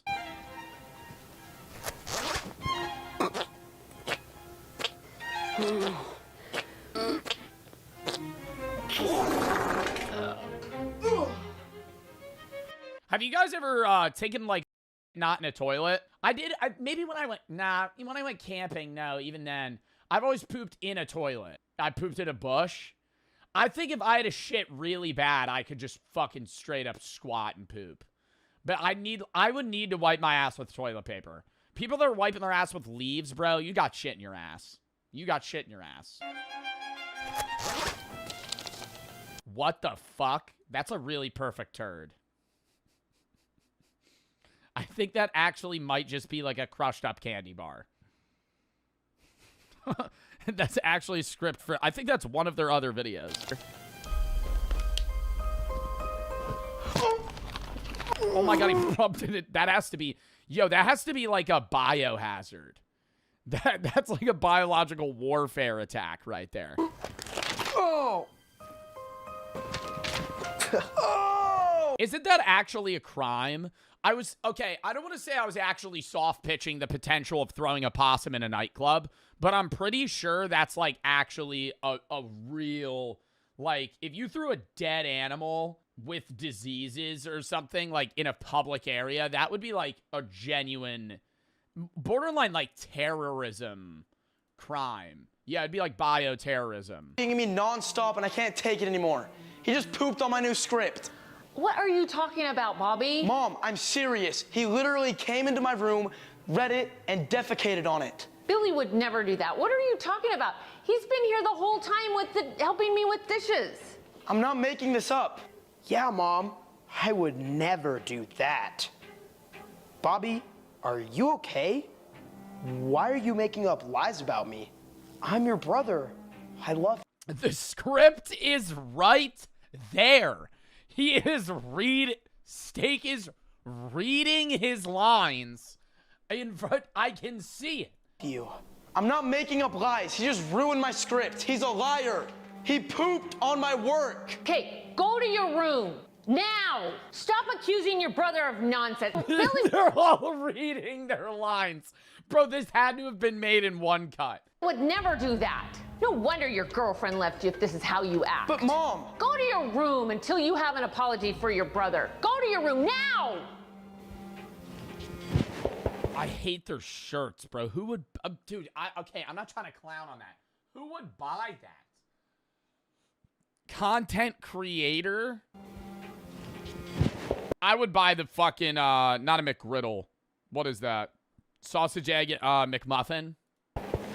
I would buy that shirt. But Mom! Now! Why don't I go check on him and make sure he's okay? You're such a nice brother. Thanks for doing that. I know.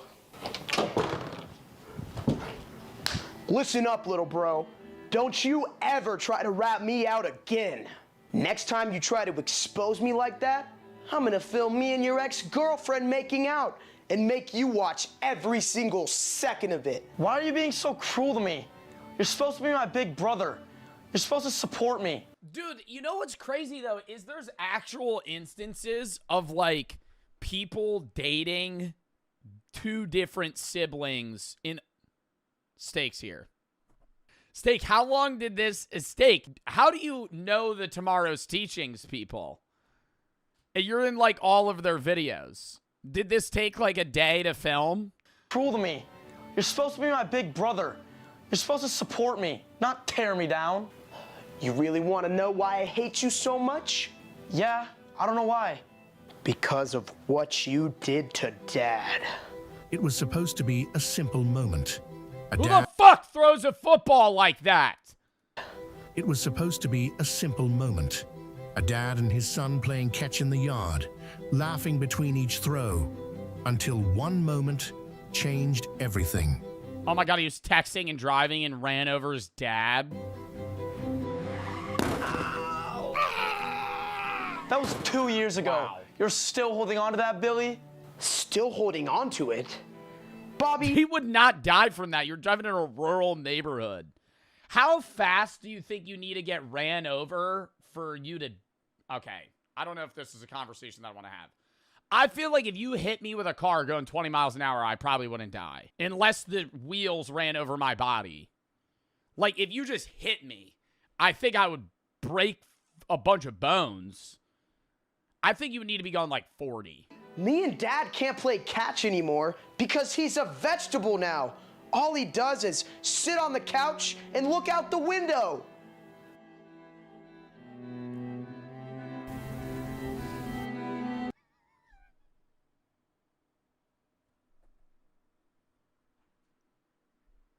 Is he watching these AI videos right now? What the fuck?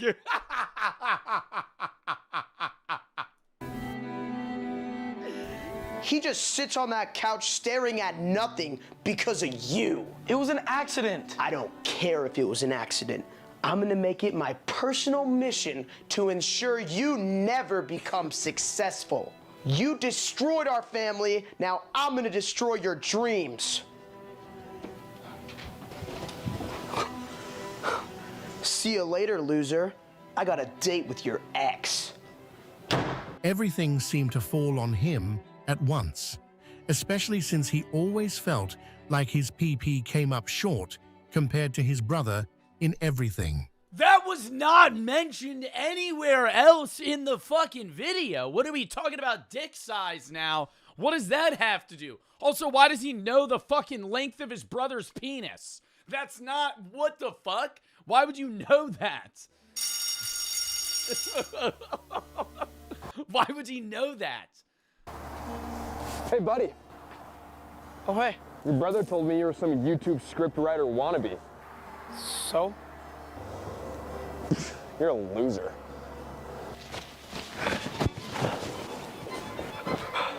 Script writing?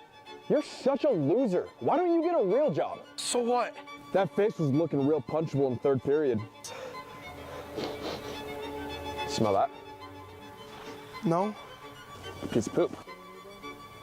Why is there just poop everywhere? There's just fucking shit everywhere. Now he just keeps getting shit rubbed in his face. Please don't. You're gonna eat this.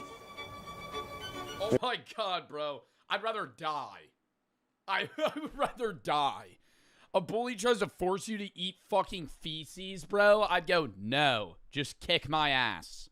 If you don't, your sister's gonna eat it. No, Bobby, don't. Oh my god. What are we in a saw trap? What the fuck is this? Is this Jim? Am I talking to Jigsaw when he was in high school? If you don't eat the shit, your sister's gonna have to. Do it! Bobby, no. Eat up. She could just walk away. Like, she could just leave.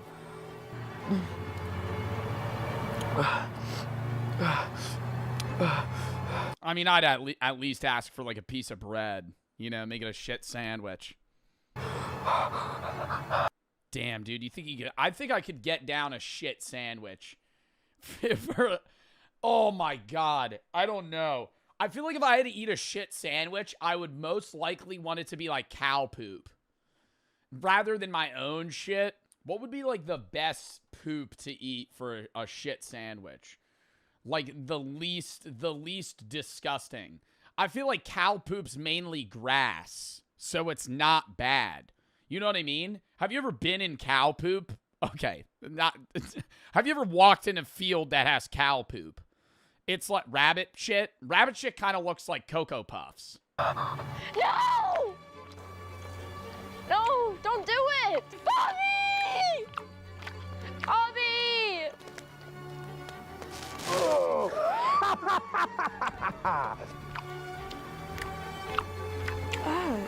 Bobby, ew! Oh! At this point, he was done and tired of feeling this way. He was ready to make something happen for himself, looking for any spark of inspiration, until an idea unexpectedly popped into his mind. Is he baking poop right now? Like, what is this video turning into?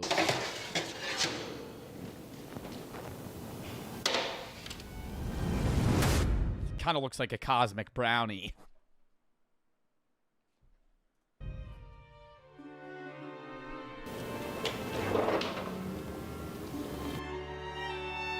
Oh, do not eat. The reverse psychology. Billy loved sneaking bites of his brother's food. He hadn't eaten in almost 6-7 hours, and the cake on the counter had a pull he couldn't ignore. Something about it just called to him. When Billy was hungry, you would know it's shit! You would know it's shit! This is like reminding me of that William Osmond video of how much sawdust you could put in a fucking Rice Krispies treat before somebody notices. I would say, how much poop could you put in a brownie before somebody noticed? 20%. I think you could make a brownie 10% feces and no one would know. Nothing could distract him, especially not when there was something sweet in front of him. The second you would smell the poop. You know what would really give it away is if there's just like a corn kernel just in the brownie. Cake is cake.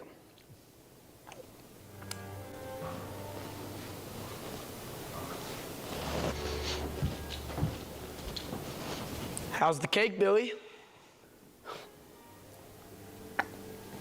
Sorry, little bro. Sigma's gotta eat. Tastes a little funny, but cake is cake.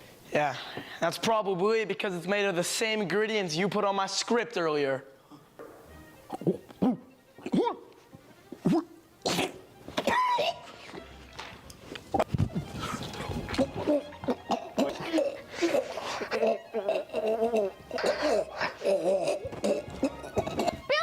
what are you doing? He made me eat his poop. He tricked me into eating actual human feces. He did what? Yeah, only because he pooped on my work first. He defecated on it. He ruined everything. And he smashed it in my face. What? Billy, is this true? Yeah, he's lying. Mom, he's been torturing me. He humiliated me. He ruined my work. He destroyed my scripts. And you never believe me because he always acts perfect around you. Oh my God, Billy. Is this true? He deserves it. He ruined this family. I can't believe what I'm hearing. That's it. That's enough. This behavior is unacceptable. But, Mom! No buts. Behavior's unacceptable, but she acted like a teacher. Yo, the brothers are making each other eat their own poop. I feel like this is more than a sit-down conversation. What do you do as a parent in this situation?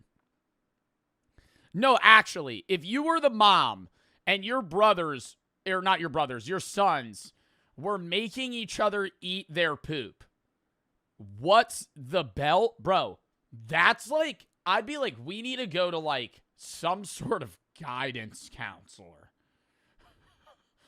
We need to go somewhere. Ask ChatGPT.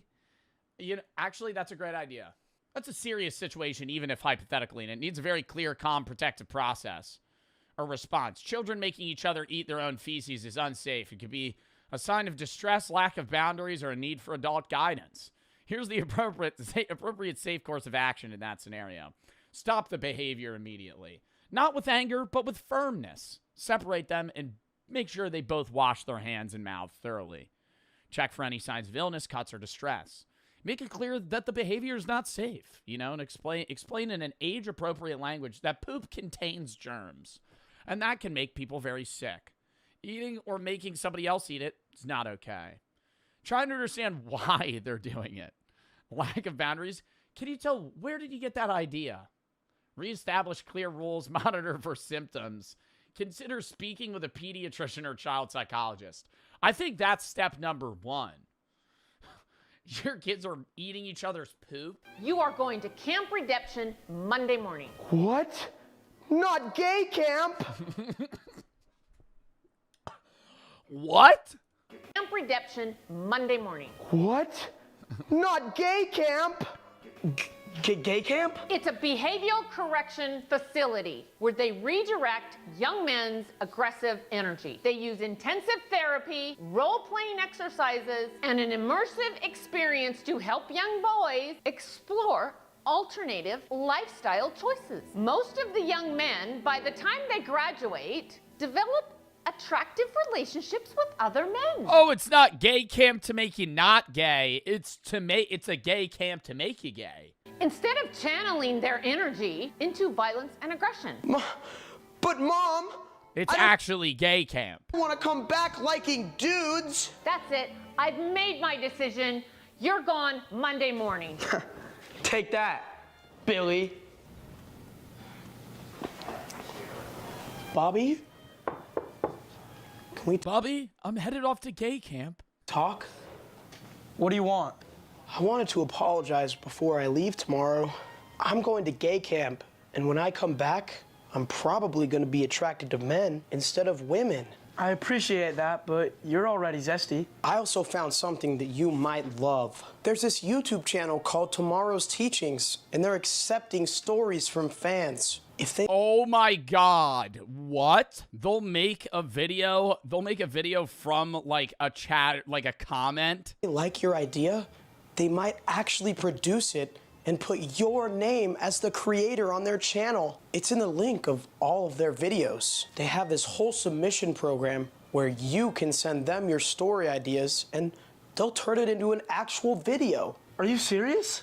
Yeah, I am. You really think they'd pick my stories? Bobby, your stories are incredible. I was just jealous because I knew you had more talent than me. You deserve to have your stories seen by millions. I think your alien mom story could be huge. It could be the next Spider-Man. I don't know about that. I don't think the alien mom story is going to be the next Spider-Man. Submit it. What do you have to lose? So that's exactly what he did. He took the opportunity in front of him. A real chance for his name to finally be out there for the world to see. And as the months passed, everything began to shift. What? What? What? What? His life changed in ways he never expected. I actually did not know what? Oh, no, stop. Are they going to make my voice sound stupid? Hello? Yo, Bobby. I saw that video you wrote for tomorrow's teachings. That was spicy. Dude, I'm a huge fan. Thank you. Yeah, that was a great idea. The chat was going crazy. Why don't you hop on my stream one day? Yeah, for sure. Why do I sound like an AI Morgan Freeman? Man, just hit me up. I'd love to. Thanks, Joe. You're the best. What's up, guys? Steak here. What you just watched— What the fuck? No part of me thought, oh, they were going to just include that. actually how this works. That story— Skip this part? Why? Jack Green submitted it. They filmed it, edited it. Oh, was this somebody submitted this idea? Views. Your name spot or be remixed viral tomorrow. Go check it out. Hope you learned a very valuable dream and He's back from gay camp. Monday survival mode on.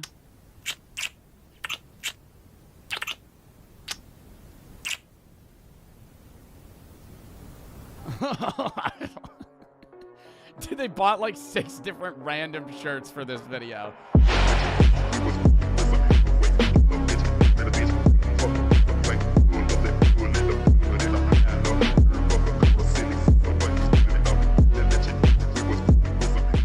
What did ancient humans do all day before jobs existed? You wake up when your body is ready. No alarm, no schedule, no place you need to be. You sit up, stretch, and ask yourself one question. What should I do today? For 99% of human history, this wasn't a hypothetical. This was every single morning for roughly 300,000 years. And Yeah, bro, but you're not waking up in a fucking bedroom going, oh, no alarm clock. What do I do today?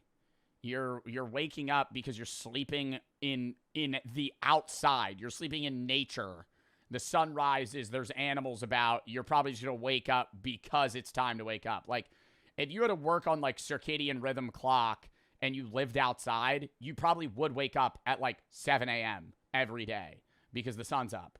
Like, maybe you sleep, like, an hour longer tops, but then you got shit to do, dude. You're going to die if you don't get fucking food. I know there was, even in medieval times, like once like alarm clocks didn't exist, but there were societies, there were people you could pay to like throw pebbles at your window to wake you up.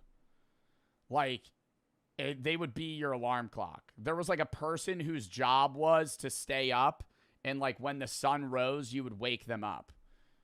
They were called knocker-uppers. Is that actually what they were called? Yeah, it was a job. Knocker-uppers were human alarm clocks, and they worked in Britain and Ireland during the Industrial Revolution. They were paid a few pence a week per person to wake up factory and mill laborers.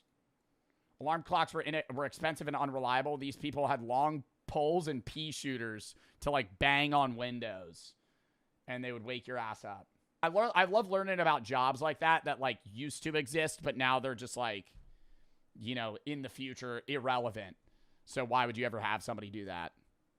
Now, modern humans spend about 90,000 hours of their lives working. That's roughly 1/3 of your waking existence dedicated to a job. But for the overwhelming majority of human history, jobs didn't exist. There was no employment, no wages, no boss, no career ladder to climb. So what did people actually do all day? Let's start with what we know for certain. Fucking hunt, walk around. If I was a kid, I feel like most of it was like cultivating food, right? Like even before like farming, it was just like foraging for shit, hunting animals, making a fire, cooking the food, maybe improving on your shelter in some way, and then just fucking, you know. Infant mortality was through the roof. They had to constantly be having kids. 1963, archaeologist Richard Lee conducted a study that would change how we understand prehistoric life. He tracked the daily activities of the Dobeju. When does gooning come in? I don't think they were ever gooning. I think they were just constantly having sex. Because it was like, if you were alive in like caveman times, the odds that you would live past the age of 5 was very slim. Like, you're probably dying when you're born. You're dying in the first year that you were born, or you're getting eaten or fucking some sort of disease in the first 5 years of your life. Like, one of the biggest things of science in general is the fact that we have reduced infantile mortality drastically. That's why our lifespan's up, right? There were a lot of people, like, when they say the average person didn't live till 25 in, like, caveman times, that's true, but the number's highly skewed from like people that died in infancy through early childhood. Like if you were a caveman and you lived to like the age of 20, odds are you might live to fucking 45. Like you'll probably figure it out. You know, you're not going to live to like you're 80, but there were people that were living till their 40s in earlier caveman times. Swansea people in Botswana, one of the few remaining groups still living in a way that resembles pre-agricultural human life. He found that adults spent about 2.5 days per 1 in every 2 newborns died at birth. That, and then even in newer societies like the Spartans, 1 in 2 newborns died at birth. Maybe it might have been a little bit lower in that earlier society, but Spartan society, if your kid had a defect, they'd fucking throw it off a cliff.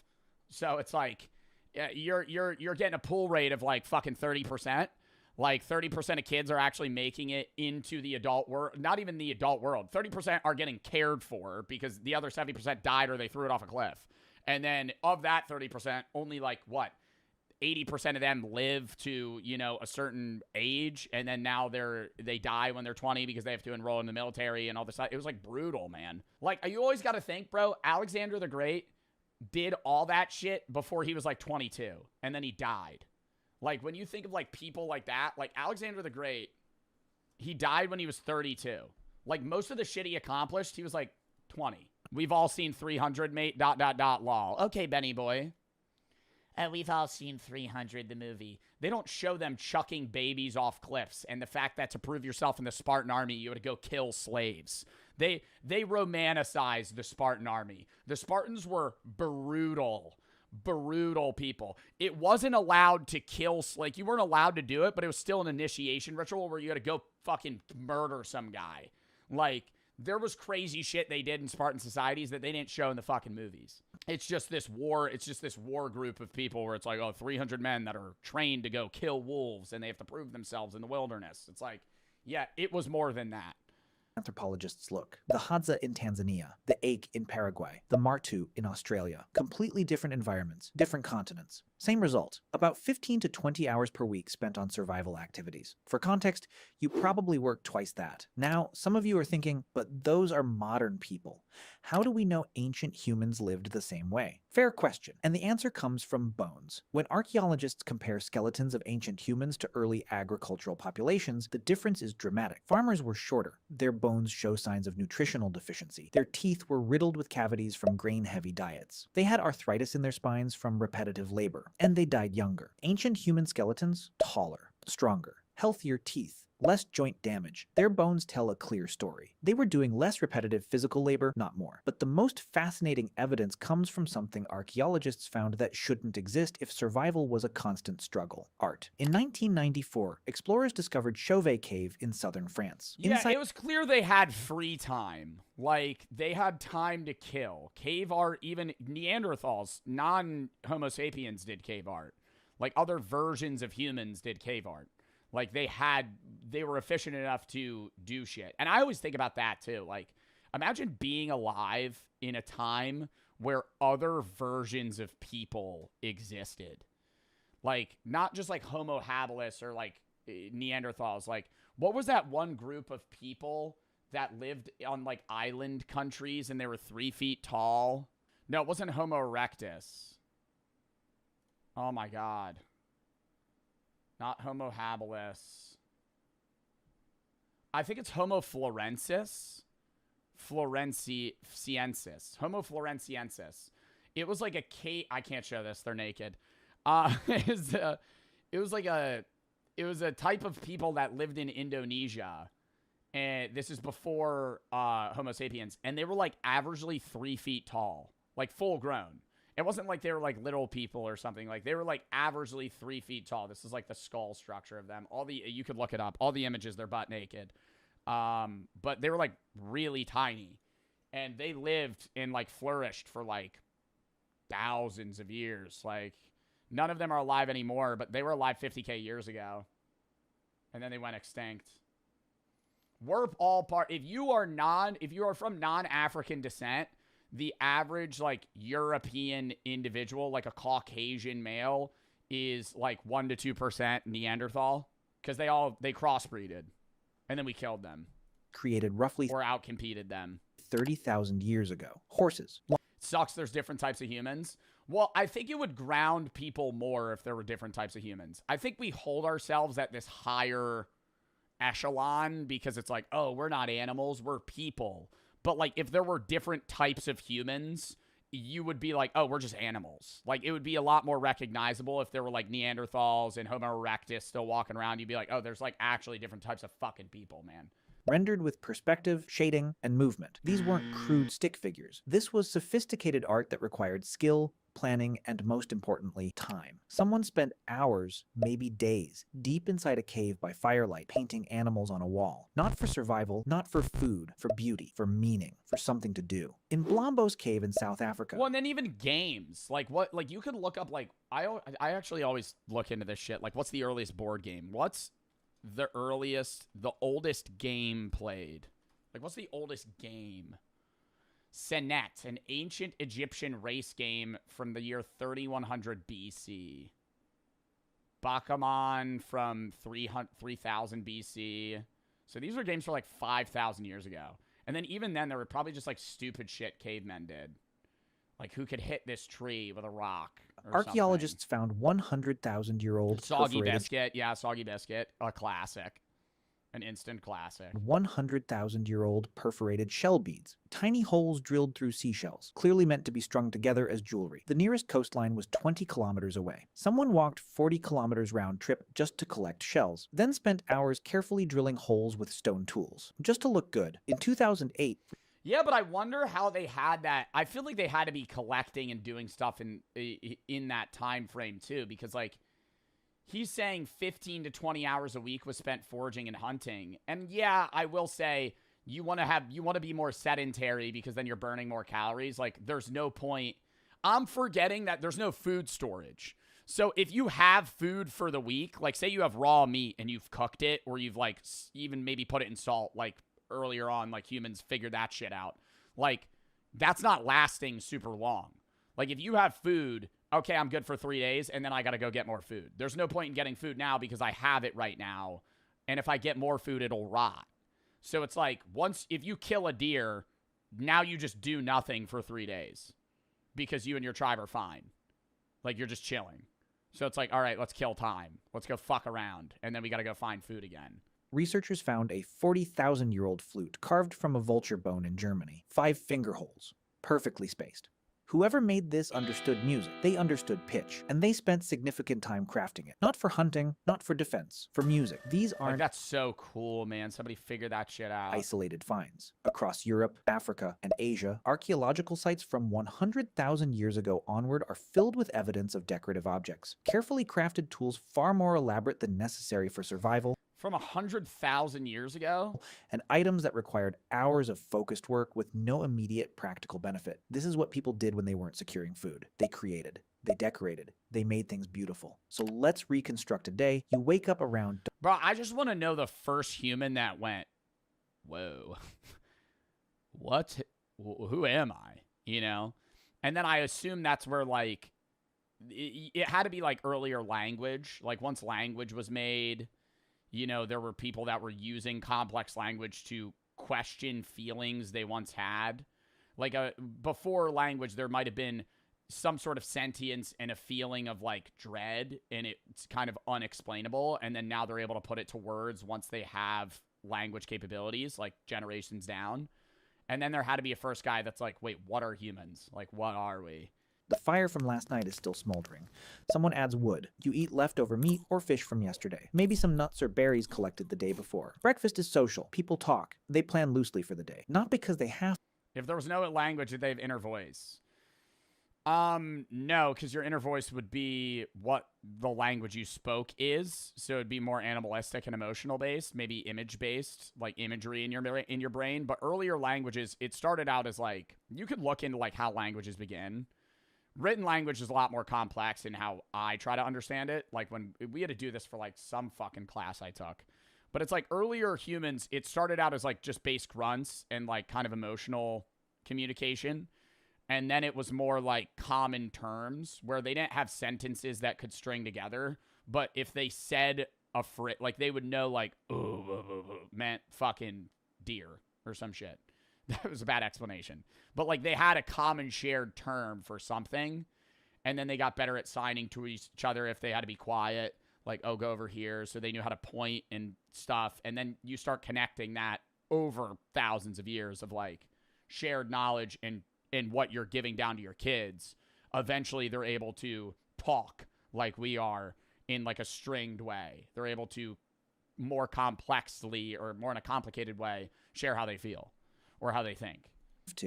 Because that's what humans do. Around mid-morning, a small group might leave to hunt or gather. Because like you get what I'm saying very rapidly, but if you break down every word of every sentence that I'm saying, it's like it's correlated with some sort of meaning, right? You just get it because you've spoken English for your whole life or most of your life, or like you understand English fluently. But like if you're able to break down every term, it's like, oh, it's its own unique thing, obviously, with its own definition. This is a no shit moment. Somebody in chat say, no shit, Joe Bart, you're a dumbass, you're LARPing. What was I saying? Like that, it's just that over thousands of years just slowly combined. Boom, boom, boom, boom, boom. We need a word for this. Let's name it, blah, blah, blah. Like, yeah, no shit. I never understand how they put, like, an alphabet to something. Like, or earlier, like, Egyptian language makes more sense to me. Like the idea of having symbols that correlate with image in your mind, you know? Having like a Latin root, yeah, or like a fucking vowel. Like a vowel was the biggest thing in written language, is like A-E-I-O-U. Being able to like connect phrases in that way, because it's like what we're saying makes sense, but when you read a language, it's so verbally different. That's how you have people that are illiterate. It's because you can understand a language verbally, but like writing it down, you know English as a language in two different ways. You know Spanish as a language in two different ways. Like you could learn Japanese and never be able to read it.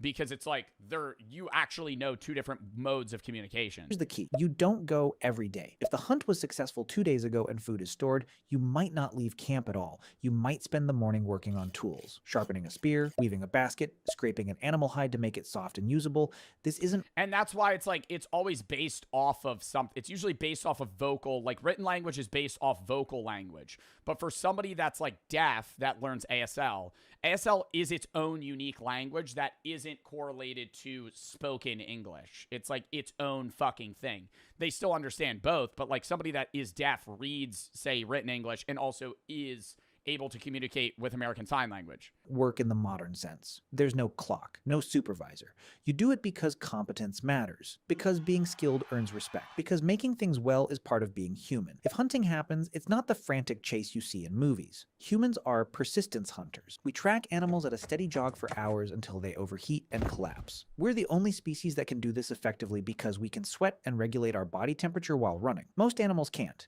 So we outlast them. The hunt might take 3 to 6 hours, including travel. Then the animal is carried back. Or even when they had the hunt for exhaustion, yeah, might take that long. But even if you have an instance where they have bow and arrows and they shoot one, they might shoot a moose. Like if you're an earlier human, you shoot a fucking big ass animal. You hit a kill shot, but now you just kind of have to follow the moose around for fucking 9 hours till it collapses. Because you can't rush at it because it'll kill you.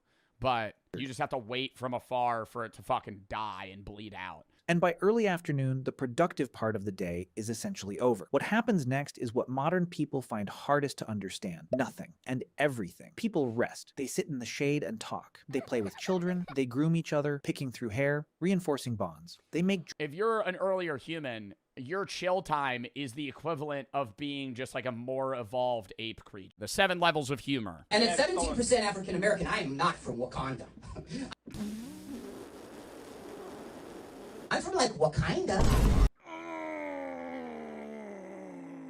I respect the bomb, though. I respect the bomb. I gotta say that horrible joke. Horrible joke. But to be able to get on stage and bomb and not shrivel inside of yourself is commendable to a degree. No? Most comedians suck, percentage-wise, you know? You see these top 20 comedians, and they're fucking funny or not, depending on what you think. And even if you think that guy's not funny, now think about fucking the dude that's not successful. You know? Like how comedy can get really bad. And this is like scraping the surface of that. Most comedy clubs are bombs. Most comedy guys suck. You know, they never gain success. They might get a laugh or two at a bar. Like you, I would be terrible at stand-up. The type of comedy I think I could do more what Matt Rife does than any other comedian that does performative sets. Matt Rife gets up on stage, has a few things that he wants to say, and then he does crowd work. I could do crowd work. I don't think I could ever do a set where I go up and I just tell jokes. Oof.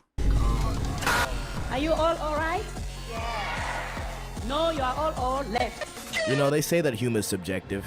So it's a good thing I'm the subject and I'm going to tell you that shit was... Got on America's Got Talent to say that? Are you all right? Yes. No, you're all left. What's the joke? What's the joke? I understand what she's saying where it's like all right, like right. Like, what do you mean all left? Oh, like they're Democrats? It was not a political joke. I don't think that was a political joke. I think it was just, bad. That's the biggest problem with America. I'm not going to get on a long tangent about America's Got Talent. Side note, quick, 30-second ramble about America's Got Talent. People got to tell their relatives that their talents suck. Because it's fucking shitty when you falsely boost somebody to the point where they believe that they should go on America's Got Talent just to be let down miserably. Like, my God. Especially, I think it's different with comedy and more with, like, singing. Singing or dancing. Where, like, people consistently just go, oh, my God, that's so good.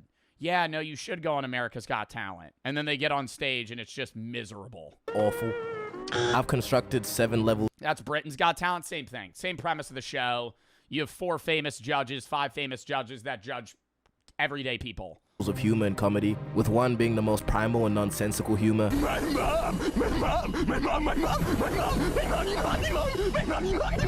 And 7 being intellectual jokes that deserve to be a higher level. Is this how you do it 7 levels? I don't know, but we're gonna go with it. Level 1. This is what I call the primal level. This is the most nonsensical level, and it also transcends language. I think level 1, transcends language, fart jokes. Body humor is like level 1. Caveman. I think level 1 humor would be like caveman humor. Like something that another person would find funny if they can't even communicate with you physically. Like you rip ass in public, or, fucking shit your pants, something like that, where it's like, you know, or yeah, like a burp, just regular comedy that's like, or even like maybe like Jim Carrey humor could fall into like level 1, where it's like facial. You don't need to set up a punchline or even a wrinkle in your brain, smooth head ass nigga. An example of this would be laughing at somebody falling over. Why do we laugh at this? Who knows? Epic fails. Schadenfreude. I think that's why we laugh at epic fails. It's the feeling you get when you laugh at somebody else's misfortune or pain. I ain't doing. It's like a happiness that it didn't happen to you. But there's a level of funny and not funny. Is that agreeable with fails? Like watching somebody fall over, funny.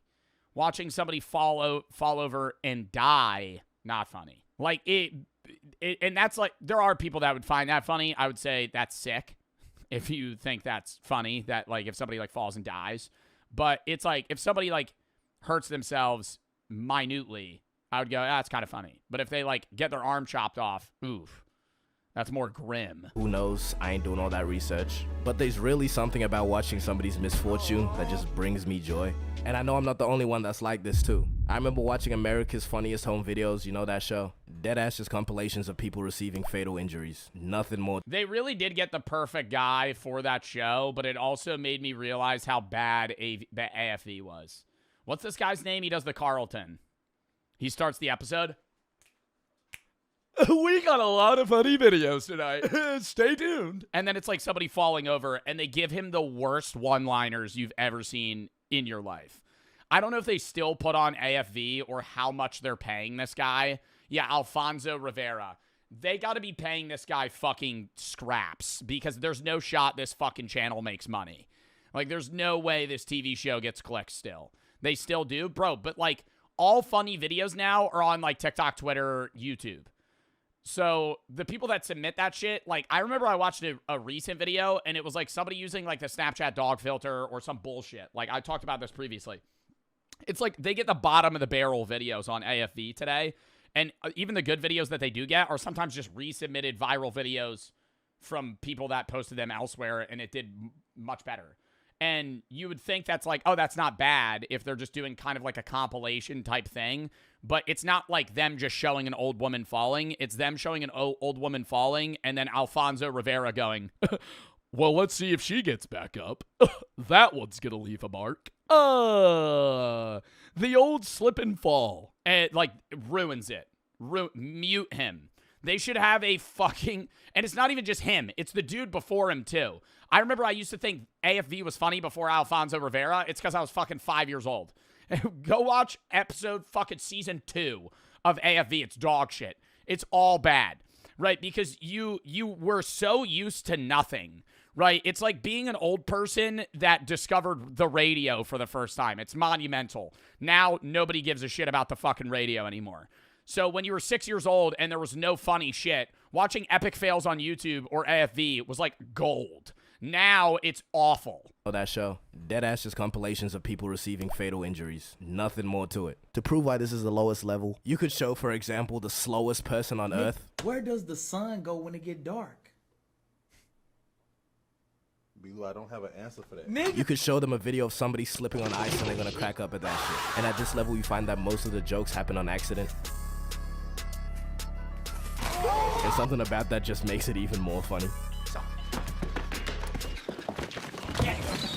I feel like you really need a good fail for it to be funny. Like, most fails I wouldn't really laugh at anymore. I remember, dude, when I was in elementary school at snack time every day, I would just watch epic fails. And then I got, like, numb to them, where I just didn't find them funny anymore. But then again, it's only really funny when you're not the victim.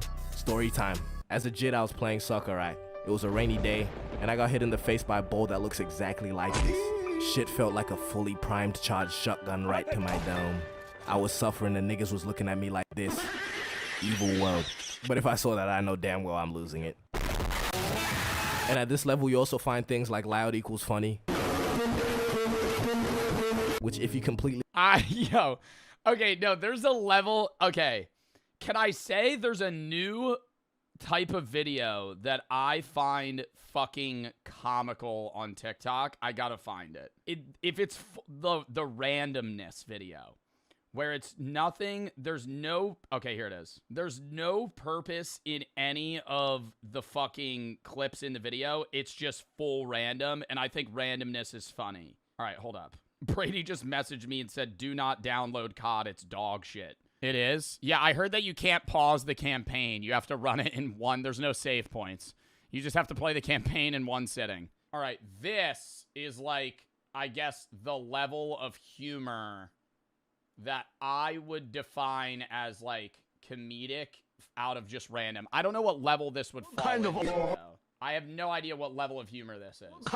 Maybe, like, 2? Or, like, it transcends levels?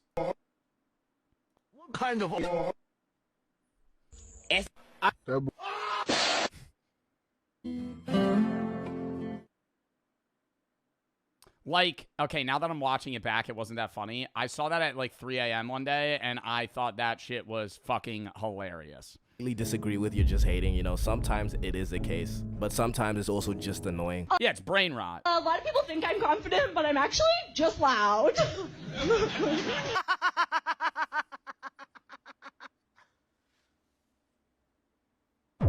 You know, not everybody needs to do stand-up, okay? Some people just need to stick to this first level. This level's stupid, but it's kind of beautiful, alright? It proves that joy is everywhere, even if it's in other people's misery. Level 2. This level is the fucking stain on the earth that is brain rot. This one is a level above because it requires a set level of prior knowledge and liquidation of the brain. If you were to show Yeah, it's references. Level 2 you need, but it does transcend language still. Like Tung Tung Tung Sahur isn't English. It's Italian brain rot, but we still get it. An 80-year-old man this. Garam mararam raraman mararaman dan madu dung dung dung tak tuntung perkuntung. You are not getting a giggle out of bro. But if you were to show this kid who's on his 41st 6-7 of the day, he gonna laugh to an early grave. This is going so low. Okay, but can we... I gotta say, brain rot inherently isn't funny. It's the repetitiveness of the brain rot that makes it funny. I think the low taper fade was the first example of this, where the meme died, and then people were like, I'm just gonna drag this meme like it's a dead horse across fucking hard asphalt. We're just gonna we're gonna pull it until it's funny again. And then at some point it gains traction, it's hilarious, and then it goes into a phase of being shit again, and then funny again. Back and forth. There is a hard cut, though. The low taper fade meme sucks now, right? Is there ever going to be a moment where it's funny again? Maybe. Like, in a year from now, if I saw, like, a random edit that just pivoted to a low taper fade meme, I would be like, oh, that's funny. I remember that. Oh, because, you know, obviously it's not... 6-7 pisses me off, though, because it's like, it refuses to fade from existence. It's 21 from the Vine era, you know, 21, but it's like, it's not going away. 21 was like the height of brain rot, and then it like kind of submerged itself to like mid-tier usage. 6-7 is like